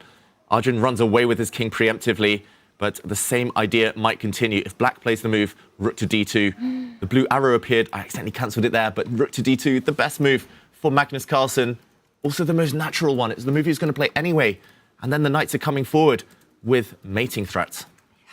Wow. And the white knight there on e7 just cannot get back into the game, because if you ever go knight to f5, with a black rook on d2, you can just slide the rook across to f2 and just pick it off the board. Yeah, this is just a lesson in coordinating pieces. Often when we talk about chess understanding, it's not necessarily about pawn structure, all these things. It's not about tactics, it's not about calculation, it's just having a natural feel for where pieces belong. And Arjun, he's so great at calculating, but I think when the critical moment came, he just left his queen offside a move or too long. He left his knight offside a little bit too long, and the knight, the queen, they haven't been able to defend their king. If you could teleport the white knight anywhere else in white's half of the board, Arjun would be winning this game. But Magnus coordinating his pieces, he just knows where they belong. Yeah. Big threat. Incredible. Rook d2. How this game has turned around in the last 5 moves is absolutely insane. You know, Magnus being on the defense the entire time, right out of the opening, but fighting back move by move, and against a player who's so incredibly sharp, that too. And then using this opportunity to use every single piece, every single resource on the board, not only finding a construction where you're talking about fortresses, but going on the king hunt here, getting that g-pawn up the board to open up the lines, to get those squares. Just impeccable play by Magnus. Yeah, back from the brink. We had written him off, and look at him. He's now checking out what's going on in Gukesh's board, I think for the first time. He was so under pressure this whole game. His eyes barely left his own position. Maybe he's just wondering, Magnus Carlsen. He plays rook to d2, the best move, threatening a checkmate with his knights. But maybe he's wondering, if I can bail out with a draw, will that be enough? Or does Gukesh have some chances? Only Gukesh can catch Magnus if it's a draw. But if Magnus wins, of course, he will be champion. Arjun Erigaisi facing the prospect of a knight check on g3, followed by a checkmate with the other knight on f3. The 2 knights coming to these 2 squares. He might need to give up material. Yeah. That might be the only way to keep this game alive. So many checkmating patterns here. David, I'm also looking at the black knight jumping into f3 and then delivering a rook check on... Oh, okay. He does pin the other knight to the black king. Yes, you can give a check on g3, but that knight on g5 isn't going anywhere. Can Magnus now continue his king march, just unpinning for glory? Yeah, unpin for glory. Unlike Ding, do the opposite. Don't pin yourself, unpin here. I would use the h4 square. If you go to g4, you might get checked by the white queen. So you have to be careful where you step as Magnus Carlsen, but he smells it now. Given a question mark, Arjun Erigaisi this last move, he is done if Magnus finds the right way forward. Still not easy though, but how to finish this one off? He is reaching for his rook. He gives a check. Is he thinking about a repetition here if white king steps up and Arjun doesn't stop on the clock and Magnus repeats it for the second time? Will he go for the win? It's hard for me to imagine that he repeats. He's just gaining a few seconds on the clock. They've reached move 40. They've passed move 40. So Magnus, by repeating the position twice, gained 20 seconds on his clock. He's got 5 minutes left to try and find a way to win this game. A draw and his fate is no longer in his own hands, despite the fact that Fabiano has a winning advantage against Gukesh. And Magnus Carlsen likes to write his own destiny. I don't think he'll go for that option, relying on a result on the other board. He's got to be feeling that he's so close to trapping White's king right now. Magnus, he can get the draw in. He can bank the Armageddon right now. But does he want more? Does he want to finish off Norway Chess right here, right now? What about the ghosts of the Gukesh game, though? Magnus was so winning against Gukesh. That turned around last minute. Will he play it safe? This is the other game.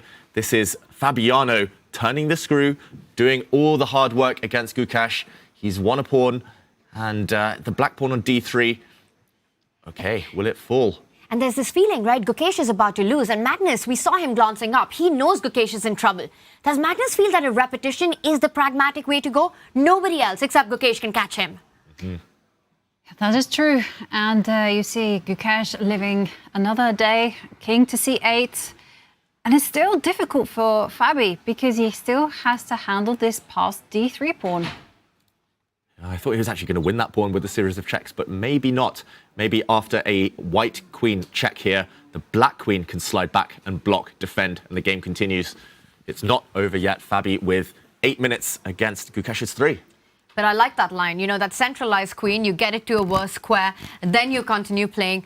But it's still far from over as the players are fighting. And we've got Magnus on the right side still contemplating, does he repeat with rook to d1 check? Or will he find a way to go on for Arjun's king?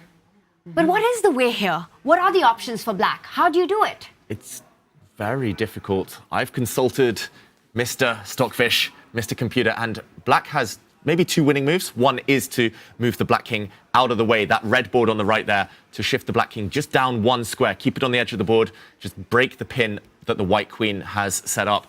The other move is to play pawn to f5, break the 5th rank pin, and if the white pieces take, there are forks galore. That is game over if Magnus pushes his pawn 2 squares, the F pawn. Oh, that's beautiful, actually. That's a stunning move. I don't think it will happen because of knight takes pawn, so... What do you think? Does he go for the Armageddon or does he play on? No, he plays on. He plays on. He does play on. He plays king to g4. King to g4, not one of the best moves, but now look at the bar slide. Magnus has not found the right way to win here. The white queen has to slide across and give a check. Arjun has only one move now. He must bring his queen across the 5th rank. That only is the beginning, though. Magnus is going to try and walk his king yet again round the front. It's always a king walk when it's Magnus Carlsen. It's always a king walk when it's Gukesh. It's always a king walk when it's Erigaisi, it feels like. This is going to be a fitting end to the tournament, no matter the result. But Magnus's king walk against Gukesh with the black pieces did not go in his favor. He's trying to do it again, and this time against another Indian, against Arjun, as Arjun gets his queen to defend. There are a lot of checks on the board. The queen can go to e5 as well. King goes to g3 and some big threats. The rook is threatening to swing over to f2. You keep checking, right, Ivanka, if you're white? Yeah, that's what you have to depend on. Queen to e5 check. Where do you hide? Where does Magnus's king hide? Only move. He's coming round the front. I think he's going to slide across the 3rd rank, that black king. Again on the red board. We're talking about the Magnus game right now. In the meantime, Fabi gave a check, brought the white queen back. He's still got a huge advantage against Gukesh. Borderline winning now. That's our board on the left. Complete domination of these 3 pieces. The queen, bishop and knight, the center of the board. Look at the way he's created disharmony between Gukesh's queen and rook. Offside rook, the d3 pawn, a weakness can be picked up. The queen on d8 doing nothing at all. The 3 pieces in the center dominate the black queen. Yeah, and there you're seeing queen to e5. And, well, the big question is, where do you hide with the king when the queen is seeking it out? You can hide it on d1. Just walk across the board, Magnus. Wow, he's got so many pieces, though. Knights are a king's best friend, they do say. Knights are the only piece that can really shield a king from the glare of an enemy queen. So black has 2 of those. It does feel like Magnus isn't risking much. Totally understand why he's doing this. But he's under 3 minutes as well, right? You can see the white queen sliding over to give a check from f5. Black hides on e3. I'm not sure where you continue the checks then. Do you bring your knight to d5? Is that the idea? After king e3, what is the move for Arjun Erigaisi to keep the game going? Because there are some big checks being threatened by Magnus. Give him one move and it's over for white. You feel that if king to e3, that knight should come in to check, because otherwise there are no more checks on the board. And look at Magnus. He's managed to protect every single piece he has. The knight protects the rook, the other knight protects the knight, the pawn protects the knight protects the other pawn. The king protects everything. Just need to keep the king protected. That's the one thing. And, okay, which way is he going to go? If he goes back to the right, Magnus Carlsen, he repeats the position, gains a few seconds on the clock. I expect that.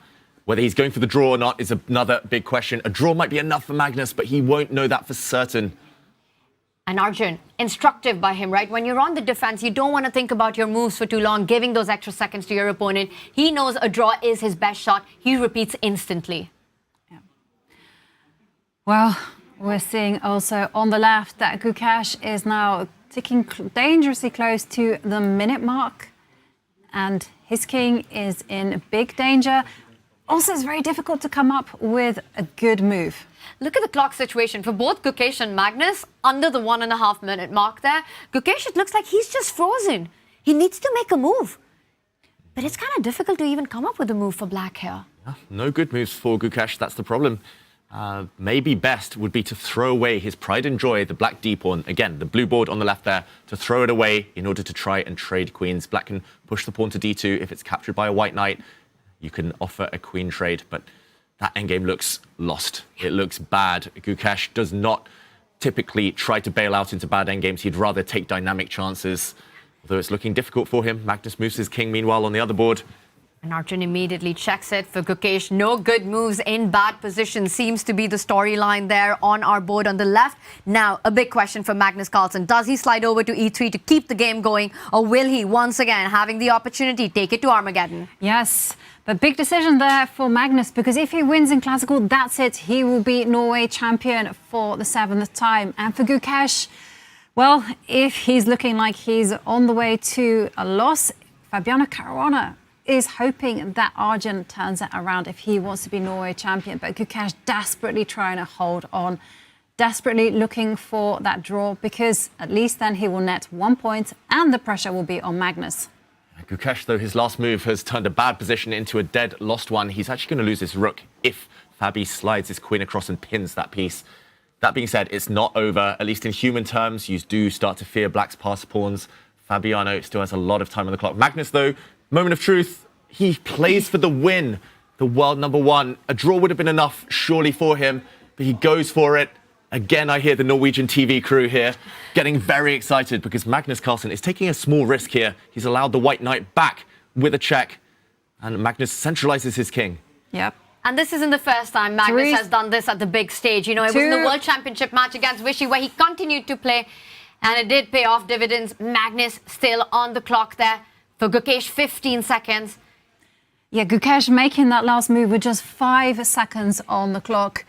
And there we are seeing that Gukesh just lining up, giving up the rook in order to bank all counterplay on the passed d-pawn.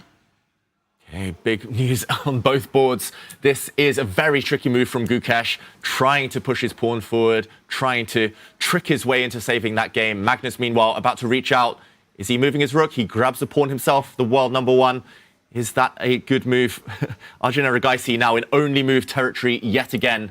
Otherwise, Black basically delivers checkmate. It's an extremely difficult move as well for Arjun. He needs to move his queen away and allow some nasty knight checks.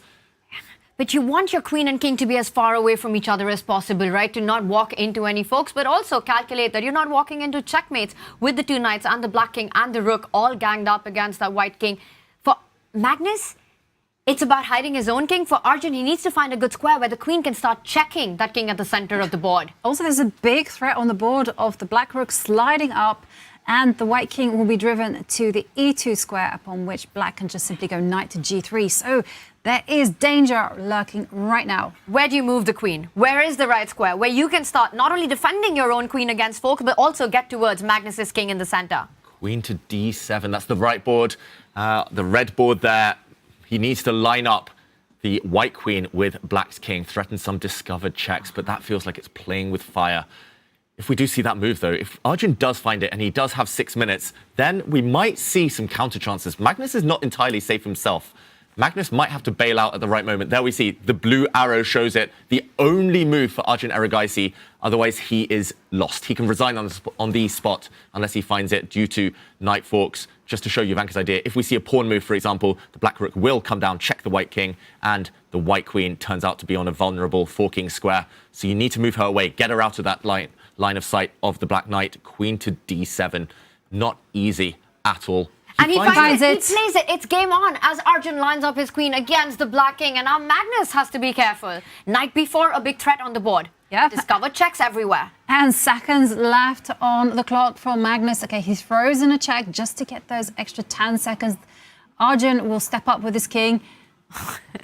And every time the question, does now Magnus repeat? Does he feel that Arjun has the perfect defense? Does he feel that Arjun's created the counterplay? Magnus should bail out, I think. Magnus should really bail out. Gukesh has no chances of winning his game. Gukesh is still losing over there, but should not be able to win. 4 seconds. He's got 3. He needs to make a move. He does. He advances his rook, and there's still going to be hope left for Gukesh. Well, because that d-pawn is still alive. He attacks the bishop, but c7 so tender. I still think it's not as over as the bar indicates on the Gukesh board as well. For Magnus, the pragmatic decision, go into Armageddon. The only way you lose the title there would be if Gukesh wins in classical and takes it to that 3-point victory. Arjun, meanwhile, comes back, moment of truth, for the 3rd time in the Magnus versus Arjun. Does he go for a rook check, or will he play on? Magnus has 15 seconds left now. He's looking up at the big screen. He is about to decide whether to bail out with a draw or to go for it. If he goes for it, there is risk attached. Magnus Carlsen, 5 seconds. 5 seconds. And that decision depends on Gukesh's board. For Magnus. 3, make a move. Oh, he throws in a check. He made that move with a few seconds left. The position repeats itself. Arjun can now claim a draw. This will be the 3rd time they reach this position if Arjun retreats his king. Magnus Carlsen, head in hands there, knows it's a draw. And Arjun pauses. He's looking at it and he's going to call the arbiter just about now to claim that draw, which will be given, taking it to the Armageddon. And the championship will rely on what happens on the Fabi versus Gukesh match as this goes into Armageddon. Yeah, and there we see the arbiter stepping in, and Magnus we're not expecting happy. He's this not game happy. to be declared a draw. He's not happy because he hasn't yet secured the title. And I think he realizes and he knows that this position, it should be winning for black. He has to have his chances. Look at the piece construction. But he just didn't have enough time. And that's it. It does go into Armageddon. Okay. Oh, and just there, Arjun pointed out the winning move, f5. He just said to Magnus, you were winning. And Magnus, I'm sure, will react. But this is where we have to focus. Right now, Fabiano is winning. But there is counterplay. Pawn to d2, a big threat for black to push the pawn through here, punch it through to promotion. Wow, Magnus is going to be devastated if there's a turnaround on this board, but he had to do the pragmatic thing. Magnus was haunted by the ghosts of Gukesh in that turnaround earlier in the tournament. That's why Magnus played it safe there. But Fabiano, how are your nerves? 1.5 minutes left. And that was a king march where Magnus's king eventually fell on the board right there. And Magnus lost. And I think f5, the move, and maybe you'll show us that moment because we looked at it, completely busted for Arjun had Magnus found it. And now going into the Armageddon, Magnus has to leave that thought behind. We'll recap those moments a bit later, but first we have to focus here. Big time scramble. Yep. Fabiano has to move. 1 minute now. He certainly does. Okay, so he just simply advances. Oh my goodness! And the evaluation bar drops. That was a mistake. Perhaps Queen A6 was the best move to give a check. But wow, 2 seconds, D2! He made that move with barely any time on the clock. It's a massive blunder by Fabiano, who now, after queen takes bishop, will most likely be held to a draw. This is going to go to Oh my Armageddon God, in both matches now. And we have a queen on the board, and suddenly Gukesh there's a has swing. blundered. Bishop takes queen. It's a check, but there's a fork at the end. Gukesh has blundered a knight fork. This is over. Gukesh had the draw in his hands. Oh, and he there you realizes see it. him. Oh my God, the heartbreak. Oh, The pain. he Just having realized. all of it and surviving. And it's all over for Gukesh. 3, 2, He's about to be flagged. Make a move. and we have resigns. handshake. Whew. Magnus Carlsen is the Norway Chess 2025 champion after Fabiano Caruana defeats Gukesh. It's heartbreak for the world champion, though. The young Indian grandmaster was so close, fought so hard, and actually had a path to a draw right at the death. But he blundered, he let it slip with no time on his clock, and wow, so many turnarounds. And you can just see the emotion there on the world champion's face. I mean, Everything turned, and he could feel that the momentum was on his side. And just look at him. He is in bits. He's absolutely gutted. it just speaks of what's going on here. I mean, you look at Gukesh and you feel the pain right now. This is tough to watch. I mean, after the roller coaster of a tournament that he's had, the top 4 takedown that the world champion did in this tournament, Magnus, Fabi, Hikaru, and Arjun, and he can't believe it. At the very end, just about surviving there, Gukesh is still calculating those lines. He's wondering how could he let this slip. He had it, and it would have gone into an Armageddon where he would have the shot at the title. And just like that, it goes out of his hand. Yeah. He suddenly thought he was winning, you know. If he blundered that knight fork, he would have just been the exchange up for nothing. He thought that Fabiano had blundered so bad that there was a full 180 turnaround. And let's just recap those crazy last few moves, because it was mutual blindness, mutual blunders, but all affected by the clock. If we go back to this position, Fabiano should have won this game with a queen check, just to show the king moving now, and multiple moves win. You can just slide your bishop back. Black cannot push this pawn forward because there would be nasty checkmating ideas. In the end, though, after the move f4, Fabiano blundering d2. A capture here, trying to deflect the black queen. Gukesh should here have said, yes, deflect me. Queen takes bishop, queen takes rook, a check. And now the white king is struggling to defend itself. If g3, you can even take this knight. Maybe what he had missed, Gukesh here, and a drawn queen endgame. And he's just frozen. Gukesh just not willing to move from that chair. He can't believe it, what he's just missed. Yeah. Well, And he does set the pieces back as usually does. He's in complete disbelief. How did he let this slip? He had saved it, and calculation being his biggest strength. Coming back, the turnarounds that he's done, and when it mattered the most, that one quality that Gukesh has, one of his biggest strengths, it just didn't pay out for him. And he's unable to move. Yeah, live by the sword, die by the sword. It's his greatest strength, but also has come back to haunt him, not just here, also in Tata Steel Masters, playing for the win, playing the most ambitious moves in every position, when sometimes, yeah, you have to take a step back. And in the meantime, Magnus Carlsen looks relieved. Will have to play again, we should mention. There will be Armageddon, but Magnus has secured tournament victory. Yeah. And there we see the new Norway champion 2025. Magnus Carlsen wins it 7th time, I have to say. A very impressive performance.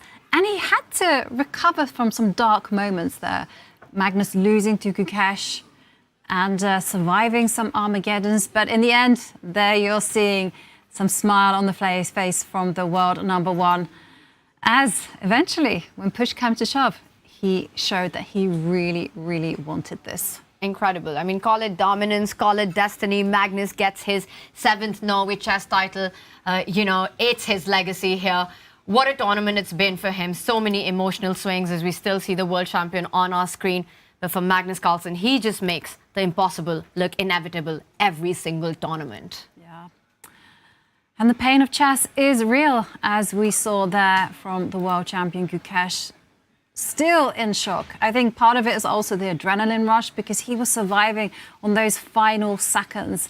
And somehow the game was still going, and then suddenly, just when it thought like he was going to turn it around, no time on the clock, he just made a big mistake. Playing on 1 second, 2 second, having to find those tactical ideas, I think it's understandable. Gukesh, he just slipped in those last few moments. But we've seen it in Norway Chess time and time again, right? The clock and the role that it plays for these players. It's been in those final moments that Gukesh has turned it around, but not today, not against Fabi. And true to its style, Norway Chess has been unpredictable till the very end. We're going to go on a quick break, because when we come back, it's Armageddon time.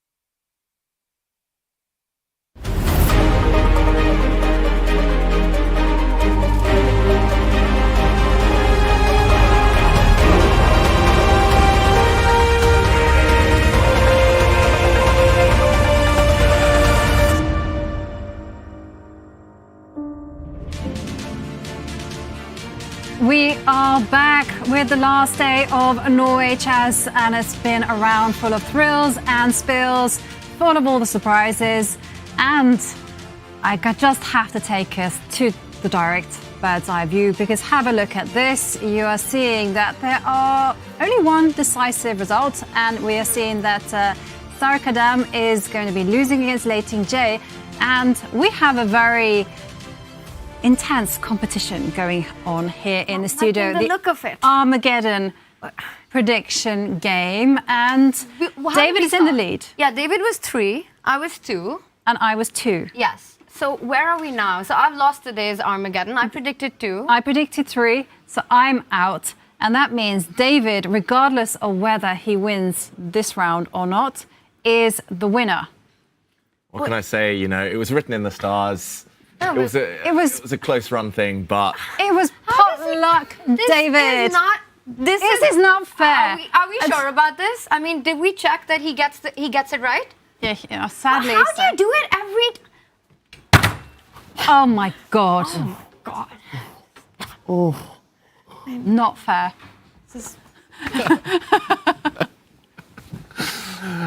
Thanks, guys. Well done, David Howell.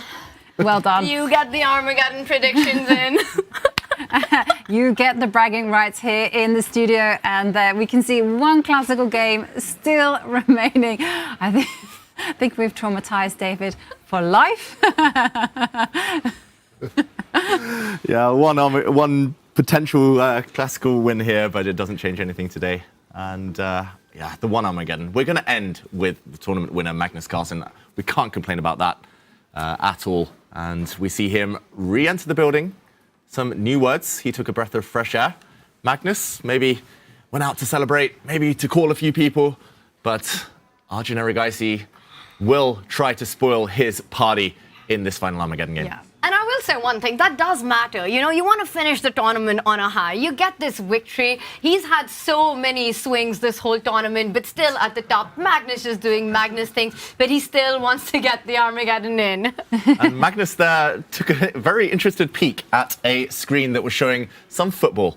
Magnus, he always turns up at breakfast to watch the basketball. He's always got something on his iPad, something on his phone. He's got that hoodie on. He's got the iPad in front of him, and it's always sports on. This morning it was basketball. Well, now it is football. But in a few minutes, it will be chess as Arjun Erigaisi plays Armageddon against Magnus Carlsen, Norway champion 2025. Arjun will start with 10 minutes on the clock, Magnus 7 minutes, but Magnus gets the draw odds. Magnus gets the draw odds. I think a lot will depend on how focused the two players are. It must be difficult knowing that now Magnus has won things, an extra half point here on the line. It won't change anything for Magnus, won't change anything for Arjun. Arjun is fixed in 5th place. So we will see. What do we predict? Do we think they'll really go for each other? Will there be twists and turns? Any surprise blunders? I think they'll just have a lot of fun. I think they'll go all out. Magnus, draw is enough, but I don't think he'll be playing for a draw. Arjun will also bring on, the Arjun chess on the board. But I think for him, it's also a bit of a heartbreak from the classical, right? He had Magnus on the ropes. And that doesn't happen often. What a missed opportunity for the youngster. It certainly was a missed opportunity for Arjun, but it was a great escape from Magnus Carlsen. So let's hear his thoughts as he enters into the Armageddon. Magnus, gratulerer med turneringsseier. Jo, tusen takk. Hva skal man si? Det var ikke vakkert, men ja. Men er ikke et kampparti hvor du virkelig er nødt til å fighte hele veien og klarer å holde partiet levende, klarer å fighte tilbake, også ganske vakkert på en eller annen måte? Jo, men jeg kjente at jeg var så tung i hodet etter hvert i dag, og det ble jo tyngre også av en veldig vanskelig stilling da, men ja, på et tidspunkt så trodde jeg at jeg kom til å vinne, men tiden begynte å gå ned, og så jeg at Caruana kom i hvert fall ikke til å tape partiet, så da til slutt så baila jeg ut. Ja, det var egentlig det jeg skulle spørre om. Når du venter lenge der, venter deg ned på klokka, er det egentlig for å se utviklingen i Caruana og Gukesh? Ja, det var litt det, men også jeg prøvde å finne en veldig klar måte å vinne på, men jeg sånn etter hvert sånn som det gikk der, med mindre jeg så noe veldig klart. Altså, jeg skjønte jo på Arjun etterpå at jeg hadde i hvert fall en veldig klar måte å vinne på. Men det så jeg jo ikke.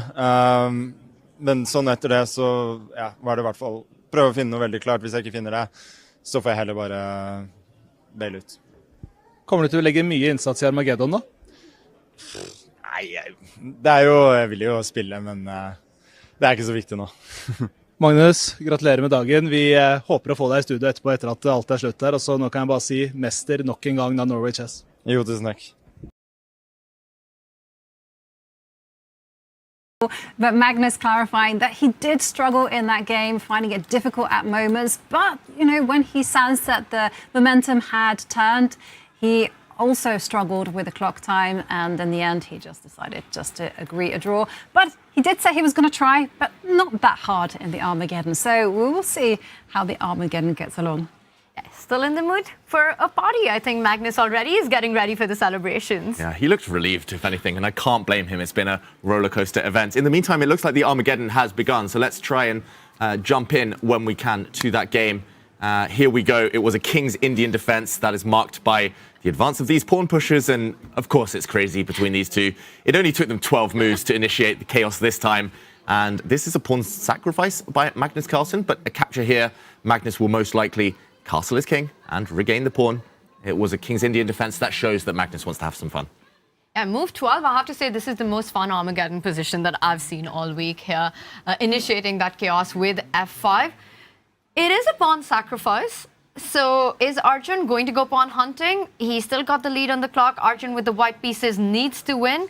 He retreats with the knight, a KG approach. Don't take on e4. The knight finds itself a beautiful spot if you trade on white's terms, giving that e4 spot for the white knight.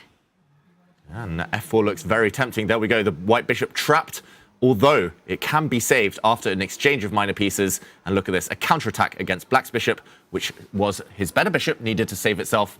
And it's level material, the position totally blocked, but bishops don't do too well in block positions. Magnus with a very bad piece, actually, on g7. I'm not sure he's going to be thrilled with how this opening has turned out. And it was a win for Lei Ting-Jie against Sara Kadem, as expected. So she finishes the tournament with 16 points, and probably in second place. Oh, look at this double connect 4 from Arjun Erigaisi. Oh, double connect 4. It's the triangle, it's the pyramid, whatever you want to call it. It's Beautiful. David's dream. Beautiful stuff. Talking of having fun, but Magnus is trying to break that configuration, at least by putting some pressure on the king side flank. Arjun has to decide what to do with the king. They both have to decide which flank to go to. Maybe easier to decide for black. I mean, considering the white queen is on the queen side and the two knights, which we know are like key defenders, and not even talking about Magnus's avalanche on the king side. White king, if I was white, I would choose the queen side to find safety right now. Getting it to shot castle just looks very terrifying. Arjun does go for it. And again, has Magnus overpushed on the right flank? That's the big question. Does Magnus regret pushing his pawns forward if he's going to castle his king on that side? He doesn't castle his king, he just shifts his rook, getting ready to occupy the g-file, given a question mark, but doesn't change the evaluation too much. I don't think that's a mistake of any significant proportions. Yeah, and there we're seeing king to b2. The position is very locked, you've got to say. And there we're seeing a trade on f3. I'm expecting Arjun to recapture with the pawn, just in order to challenge for the g-line. But is it possible to capture with the knight? Had Gukesh's game gone into an Armageddon with Fabi, I wonder how different of a position we would have seen in this Armageddon. Oh, imagine if Gukesh had saved that one, and suddenly playing this Armageddon, Magnus would still need to win it. If Magnus had lost this Armageddon, if Gukesh had drawn his classical game and then won his Armageddon, we would see a playoff between Magnus and Gukesh. That would have been incredible. What a finale that would have been. But what a final this has been all day long as well. Magnus is already your Norway Chess champion. And this one for both these players, it's about pride, it's about glory, it's about finishing on a high, both on the attack here. Yeah, and there we see Arjun jumping in with the knight to b5. It must be difficult for Magnus to actually adjust from the emotional highs of saving that game and becoming Norway champion, and then having to play an Armageddon game. Okay, Gukesh. Yeah, Gukesh having blundered Magnus. I mean, he must have been watching that with his heart in his mouth.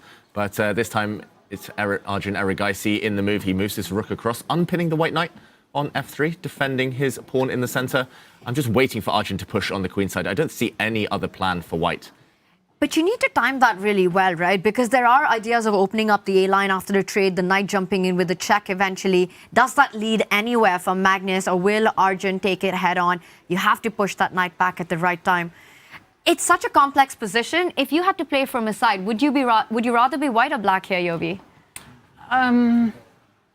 It's difficult, right? Because kicking back that knight on c5 entails some risk, right? You're opening up lines against your own king. Whereas Magnus's plan is probably to double up on the g line and then bishop to h5 and start maneuvering so you can put pressure against e4. But there we're seeing the king goes over to f7. Magnus, maybe he wants to tuck his king onto h8 and have it safe as houses. Yeah, super safe king there. And okay, Arjun decides to break on the other side, playing on the king side now that Magnus has fixed his king on that flank. I'm not sure how big a threat it is to trade pawns. That would only open a diagonal for the black dart squared bishop, but showing his intentions, Arjun, he wants to play on both flanks. Makes a lot of sense, but you again want to time those trades well. I wonder if Magnus is actually going to tuck his king on the corner on h8. It's one thing's clear, the world #1 loves these king marches at Norway Chess. He's had some incredible ones. For now, he does fall back with the bishop, eyeing that g3 weakness, rook g8 in the air. You know, I think I would rather be black here. I mean, just feels like f4 putting the pressure, the two bishops sort of with the potential of opening up if there's any trade, rook doubling up. It looks like a very healthy... Okay, that's a big move and not a good one. Brave by Arjun Erigaisi, but will it backfire? He's opening the position. The black dart squared bishop poised now. That is a discovered check, but blocked. He's trying to kill the bishop pair before they become too menacing. But here, Magnus looks like he's doing very well if he can find the right moves, the bar in black's favor.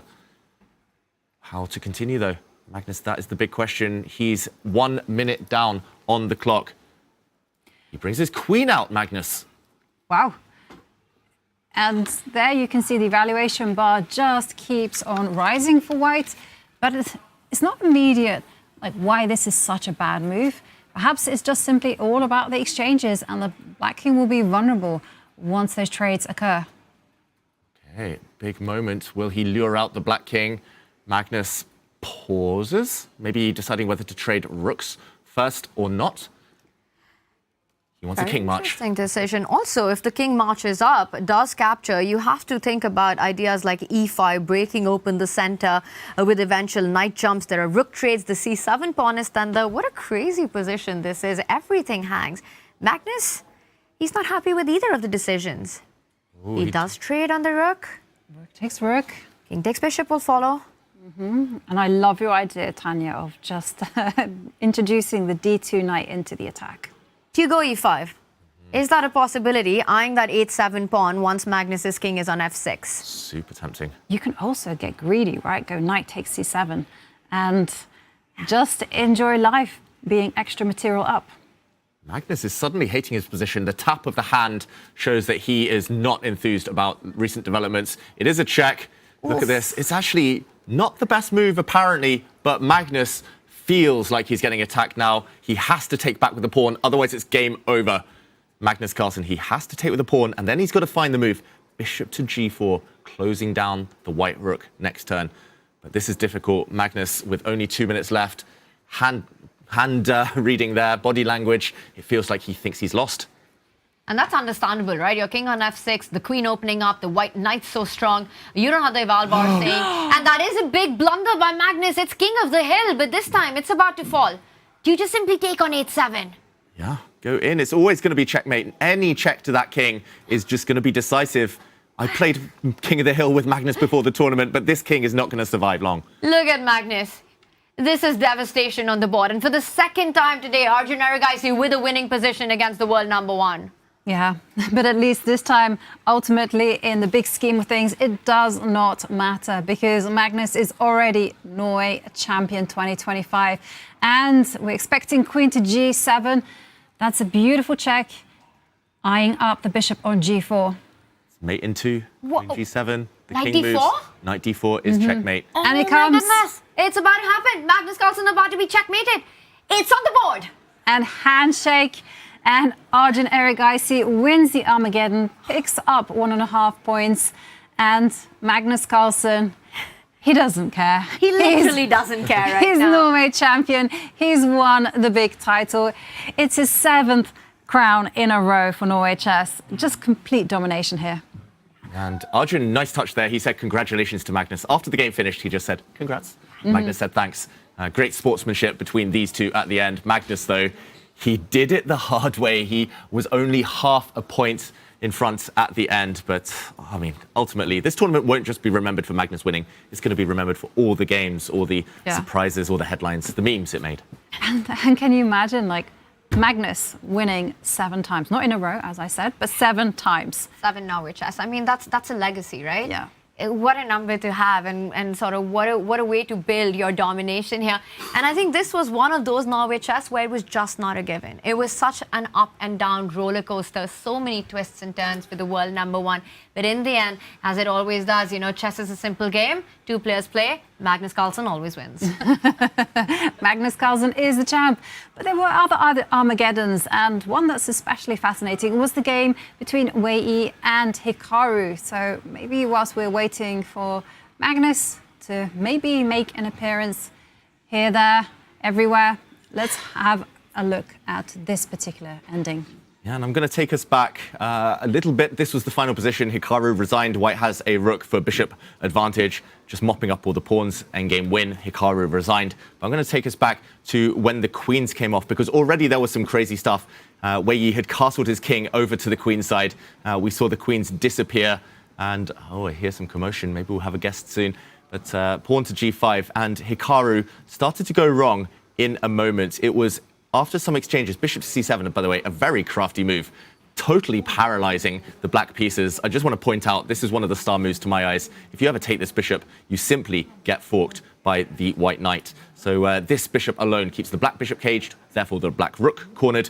And here Hikaru couldn't find a solution with not that much time on his clock. He first shifted his rook up the board, and in a moment, after a check, the king moving, we saw a big blunder from Hikaru Nakamura. Knight takes a4, double question mark, all about the back rank. And here, after a knight trade, we saw the first check, not just any old check, a double attack, and the bishop pinned, the rook in the corner, toast, and we saw more exchanges. Ultimately, Wei just moved his knight back. This pin was decisive. That's how he won the exchange. Wei and he went on to convert smoothly. Yeah, and while Hikaru Nakamura lost this Armageddon, I think it's a bit of a win for the chess world to see Hikaru motivated for that candidate spots with his performance, his overall performance that he's had this year at Stavanger. You know, he keeps his rating intact. That rating spot that he's eyeing, it's going to be between him and Arjun. He wants to try for that, and I think that overall is the performance that he was hoping for in classical chess. Hikaru was coming into this tournament, Yovi. He said if it doesn't go his way, he might retire. Yes, and it's great news that he's still very much got his eye on the candidates, especially with his very impressive rating. But his opponent was Wei, and Wei did win in the Armageddon. Now, he might have finished in last place, but he sure captured the hearts of everyone here in Norway. So let's have a listen to his post-Armageddon interview. Well, congratulations. What a beautiful game in the Armageddon. Please take us through what happened. I think after opening, I think his play was very good. But then in the end game, instead of rook e6, I think rook e1 is just okay for black. So, but after rook e6, I was happy to find knight e5. That looks beautiful, but I'm not sure if that works or not. But yeah, but that move just confused him, and I think he fails to find the best move. And after knight e4, I think it's just winning for white. You totally tricked him in this tactic and the combination, and also the classical game was very, very nicely done by you. Yeah. I think I just tried to look for some chances in the last final round, because this was my last chance to try to win. But okay, he defended well, and and I think maybe after some inaccuracy, I could be worse if he played accurately. Well, it's getting really crazy over here. So many games happened to finish at once. This is the final day here in Norway Chess, the final game that you played. What is something that you will remember the event for? I think even though the result didn't go well for me, but I think it's really a memorable tournament for me, of course. And yes, and also, I mean, I got a gift in my birthday. That was the most memorable thing for me. Yes. That's very nice. What a fantastic moment to have you here at this tournament. It was really nice to see you playing best chess, and best of the luck in the upcoming tournaments. Thank you. It was a memorable tournament for Wei Yi. It was certainly a memorable tournament for all of us here as we just check out the standings after the final round of Norway Chess 2025. Magnus Carlsen with that much needed draw in the end against Erigaisi. The great escape, but it nets him the pole position and first place. And Fabiano Caruana with that win, just turning things around, and he finds himself in second place, in Gukesh third place. I mean, but what an adventure this tournament has been. Incredible. Fabi with those 4 classical 3-pointers right there. And look at the scoreline, right? Magnus at 16, Fabi 15.5, Gukesh 14.5. Everything came down to this last round, and what a neck-to-neck battle it's been getting to the title. And that's how we like chess, right? When you've got these top of the world in a super elite tournament. You have the top 5 playing, you have Magnus, Hikaru, Fabi, Arjun, Gukesh, and then Wei Yi, who started the tournament as world number 8. That's exactly the kind of finish line that we want. Yeah, just incredible. I want more of the same. I want the same format now in every tournament, every classical tournament. And congrats though in the meantime to Magnus Carlsen. That's not bad, the money he wins there. It was an adrenaline-packed round, but Magnus Carlsen is there on top with 700,000 krona. Fabiano Caruana in second place and Gukesh in third. Whew, what a round it has been, and it also was equally dramatic in the women's. So let's have a look at how that unfolded. So we can see that Anna Muzichuk. She was such a star this entire show, right? Starting with her consistency throughout, getting that win against Wenjun yesterday, finishes at the top, 16.5, gets that championship, fully deserved every bit of it. Absolutely.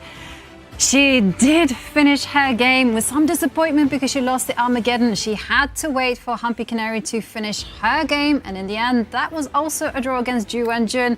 So after all of the drama, Anna Muzichuk, she was the queen of Norway Chess, 16.5 points, very comfortable lead, Lei Ting-jae in the end. Just getting a very important win against Sara Kadem to snatch that second place from Humpy. But it's been so much action, so much drama. And as we are waiting for Magnus Carlsen to appear here in the studio, we are going to go on a short break. And when we return, hopefully we have an interview with the world number 1 and Norway Chess winner himself.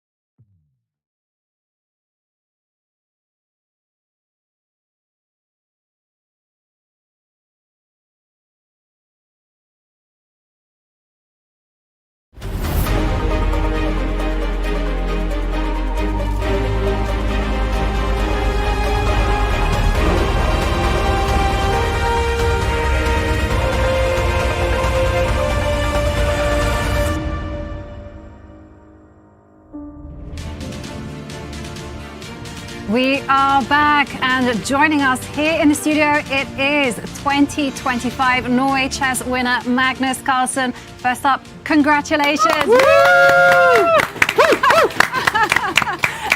The last round had some adventure, so how are you feeling? I'm relieved, of course, but I gotta say I quite enjoyed the day today. Like, obviously I understood that there was a very real chance that I was going to lose the game, but I was kind of at peace with that, and I was just trying to fight. And the game itself was it wasn't the best game, but it was I think a great fight. Yeah, and at what point during today's game did you think, actually, I can save this one? I never felt that it was done. I think my lowest moment probably was when he captured my pawn the first time, and I thought I was going to go rook check and then rook c2, and then I realized, well, knight c2, and then I resigned. I should probably do something else then. So that probably was the moment where I was most down. But I managed to pull myself together. I realized that I do have some counterplay, and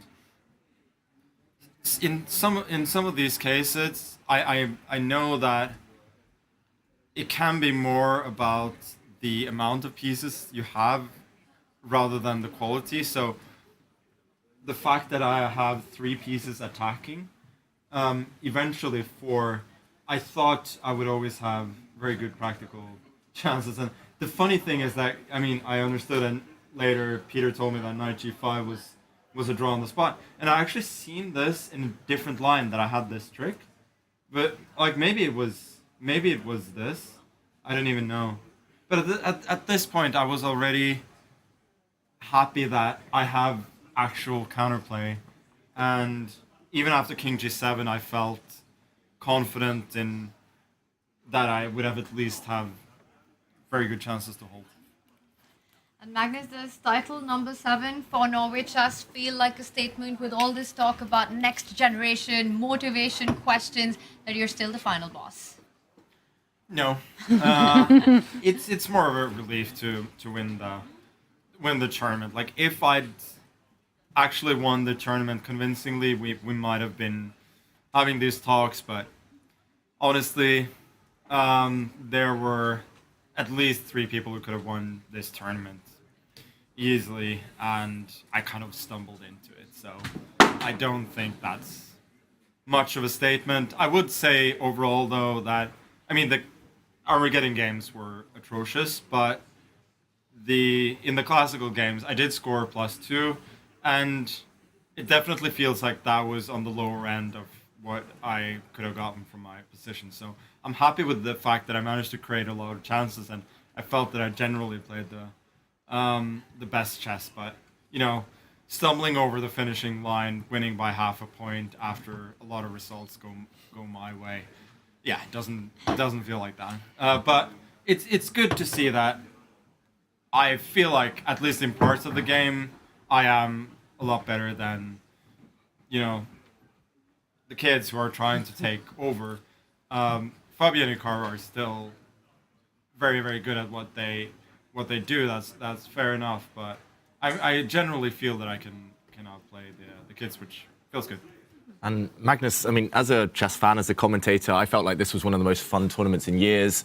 So many twists and turns. It was unexpected moves, moments all the time. Do you feel it was just because of the format? Do you think it was the players invited? Was there just something special in the air here in Stavanger? Did you feel it yourself that you were part of this? Yeah, it's hard to say what happened. It definitely was a very memorable tournament.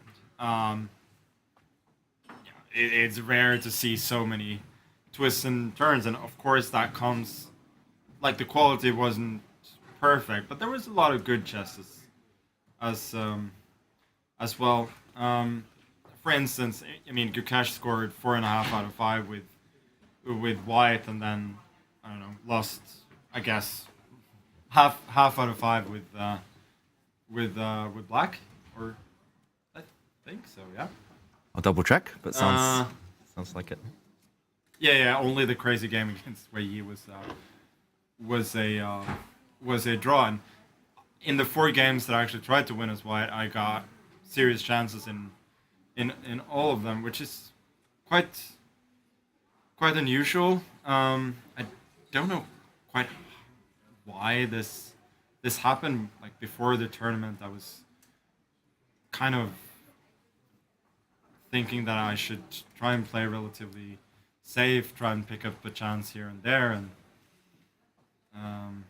if I make +3, I'd be very, very happy. With +2, I'd be happy as well. But in this chances, I had tournament, I had chances to score more than that, and Fabi could have scored better as well, and Hikaru even with some luck could have scored better. But yeah, I don't know what I'm saying, but it was a great tournament. And definitely, yeah, it turned out a lot different than I think most people expected. But it's been great. And in terms of the format, of course, the reduced time control helps a lot. But I think it's a very good thing. It's not supposed to be easy to defend. You're not supposed to be helped by increment, more time, and so on. Like 2 hours is more than enough to play a really good game of chess, and it's up to us to use that time. You did mention earlier on in interviews that you were unsure about classical chess in general. Has this victory swayed your mind? So the thing is, even though I won the tournament, like the strongest emotion from my tournament is still the game against Gukesh. So it's more relief of winning the tournament than joy. So that's kind of why I'm like very much on the fence on whether I want to do this. So I'm not definitely saying that I'm playing or not playing next year, but well, I'm at least not ruling. Mm-hmm. Oh my God! We're just watching the football. Yeah, Football on. Just to keep Magnus No. in here. Doesn't want to What can I look at say? us. I'm not ruling it out at the very least, and there were some encouraging signs in my play, but I also there are also moments where I feel very very old, and it's hard. With all of that, if someone was to organize a classical match between Gukesh and yourself, would you be up for the challenge? Would you be up for it? I think I heard the word yes. Would that be something that would be interesting for you? If I'd wanted that, I'd probably still be playing the classical championship. Go on. But what's next for you in the calendar? I mean, how do you keep your motivation going? I have a lot of fun events coming up. There's first Zagreb, and there's freestyle in Vegas, and then the Esports World Cup, which are all great events in themselves. And before that, I'm doing something much better than that. I'm going on a honeymoon. So. Oh, congratulations! So I have a lot of things to look forward to. And Magnus, at this point, you had this incredible run at freestyle, the 9 out of 9, the Paris win, the Chess.com Classic as well, and now coming here with the Norway Chess win. At this point, is it just about collecting formats for you? Yeah, it's good to know that I'm probably more or less undefeated so far this year. No, well, there was Weiss Naus, of course. I don't know. As I said, I think this is as good a format as it gets when it comes to classical chess, but I've done it a lot of times before, so yeah. I'm not thinking that this is something new. And is it extra special to be winning here on your home turf with all of this young generations that look up to you and use you as an inspiration? Well, otherwise I wouldn't be playing. So, yeah. Yeah, and Magnus, do you think the future of chess, do you think one-time formats or like one or two, or do you think having this variety is the way to kind of motivate players to bring in the new fans? It's hard to say. I do feel like this format is, I mean, it wasn't necessarily shown to that extent in this tournament, but it is becoming less and less playable. Like, it is harder and harder, but yeah, I mean, I'd love to see a lot more of freestyle, rapid, and blitz, and I'm not ruling out the occasional. And Magnus, speaking of future of chess, you know, you've been at the top for so many years, dominated and continue to do that. But looking ahead, seeing all these youngsters, well, all of them, whether it's Nodebek, Gukesh, the Indian kids, if you had to pick one who might show that potential of the domination that you had in the chess world, who would your pick be? There's no one. There's no one at the moment. That's the honest answer. There could be, but at the moment it's not likely. I think Gukesh showed in this tournament that he's on track. He's doing fantastic, but he's maybe not like way ahead of track as we may have thought. I think he's kind of a little bit where I was 2008, 2009-ish, where he can do extremely well, but you can still see that the great results, like, they come not only with the quality of the positional play, it's a lot of fighting qualities. That is what kids are supposed to do. You're not supposed to master everything at that age. And as for the others, yes, they are good, but the likelihood of one of them becoming like a very clear number one, I don't see it very clearly at the moment. Like, there are guys like Shkodchev, who became Grandmaster at 10, Erdogmus as well, who's way ahead of schedule and is extremely good at 13, or I don't know if he just turned 14 or whatever. But at the moment, I still think that the older guys are better, and they're not ready to take over. Like, every single one of them has very, very clear flaws in their games, and which you're supposed to do at that time. Like, once in a generation talents are once in a generation for a reason. It's not that easy. I was going to ask, what is the secret ingredient? Because we did kind of mention during the broadcast that your preparation was atypical of the standard thing where you're in your room preparing every single minute of the day, because we saw you going to golf, enjoying the sports.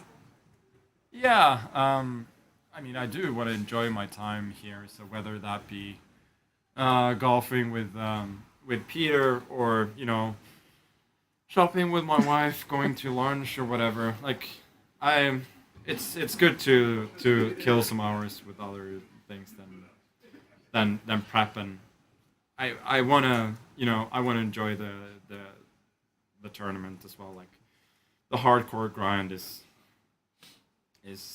not for me, and I also have, you know, Peter, who's very, very good, who does excellent work. And this is Norway Chess. Magnus, what do you think of the Norway football team tonight, leading Italy 3-0 currently? It's historic. This is as good as we've ever been. And have you played against any of the Norwegian football superstars? Any chess happening there? Because I've heard that a few of them do enjoy the game. David, I think you were mentioning some of the names. Yeah, I was actually read a headline, I think a couple of days ago, about Oscar Bob, who plays for Manchester City. And it says he has a new hobby, and I was like, yeah, this has to be chess. I don't know if that's a good thing or not, and then I checked. Of course, it was chess. So yeah, I think quite a few of them play, and I've met many of the players. They're a great bunch who are now getting their potential out on the pitch, which is fantastic to see. Yeah, and do you feel that chess benefits sports? And all 4-0? No? Overpassing a bit now. Oh, okay. And what are the celebrations going to be like for you after this crazy, emotionally demanding tournament, Magnus? They're going to be very, very quiet. I'll make sure that isn't. Don't worry. Yeah. I'll take it easy and I'll have my celebration on my honeymoon for sure. Okay, well, once again, Magnus, congratulations. Have another round of applause, and thank you for joining us here in the studio. And here is our Norway Chess winner 2025. Magnus Carlsen does it again. 7th time champion, making a legacy here on Norwegian soil. Wow. It has been such an incredible event, full of thrills, spills, adventures. We can relax, let our shoulders drop. But I'm going to miss the action here. Oh my God. I mean, it's just been insane, right? It's been incredible. 10 amazing rounds of chess, completely unpredictable in every single way possible. Every player here was tested to their absolute limit. The very exciting format, bringing out, demanding the best in each one of them. At the end of it, it is the king, it is the GOAT, it is the world #1 who took it. He is your Norway Chess champion. But what a thriller this has been, David. And how much fun have you guys had? Yeah, it's been so great hanging out with the two of you this whole tournament. And it's actually been one of my favorite events just of recent times.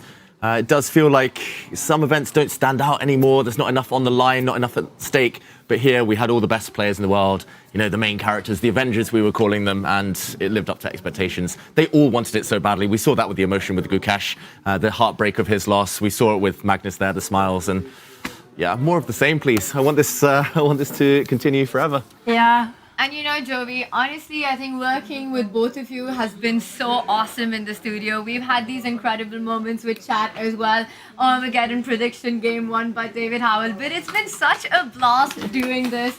And David and I would like to dedicate this to you. Let's go. I didn't know this was happening, but I'm down for it. Our very own John Bon Jovi, the rock star of the studio. Thank you. I wasn't expecting that, but my God, guys, you guys have been absolutely awesome. I have loved every single second of it. I'm going to just give you a fist pump and also a fist pump, David. Tanya, you have been incredible. And to Vic, our and producer. I'm also going to thank Vic, Tadeusz, Stian, Chetel, all the guys behind the scenes who have been absolutely phenomenal, just making it look effortless. And of course, last but not least, I'd like to thank you at home for joining in, all of the excitement, the thrills and spills, every move of the way. And for the very last time from here and us in Stavanger, it's Norway Chess 2025. Until the next, stay safe and goodbye.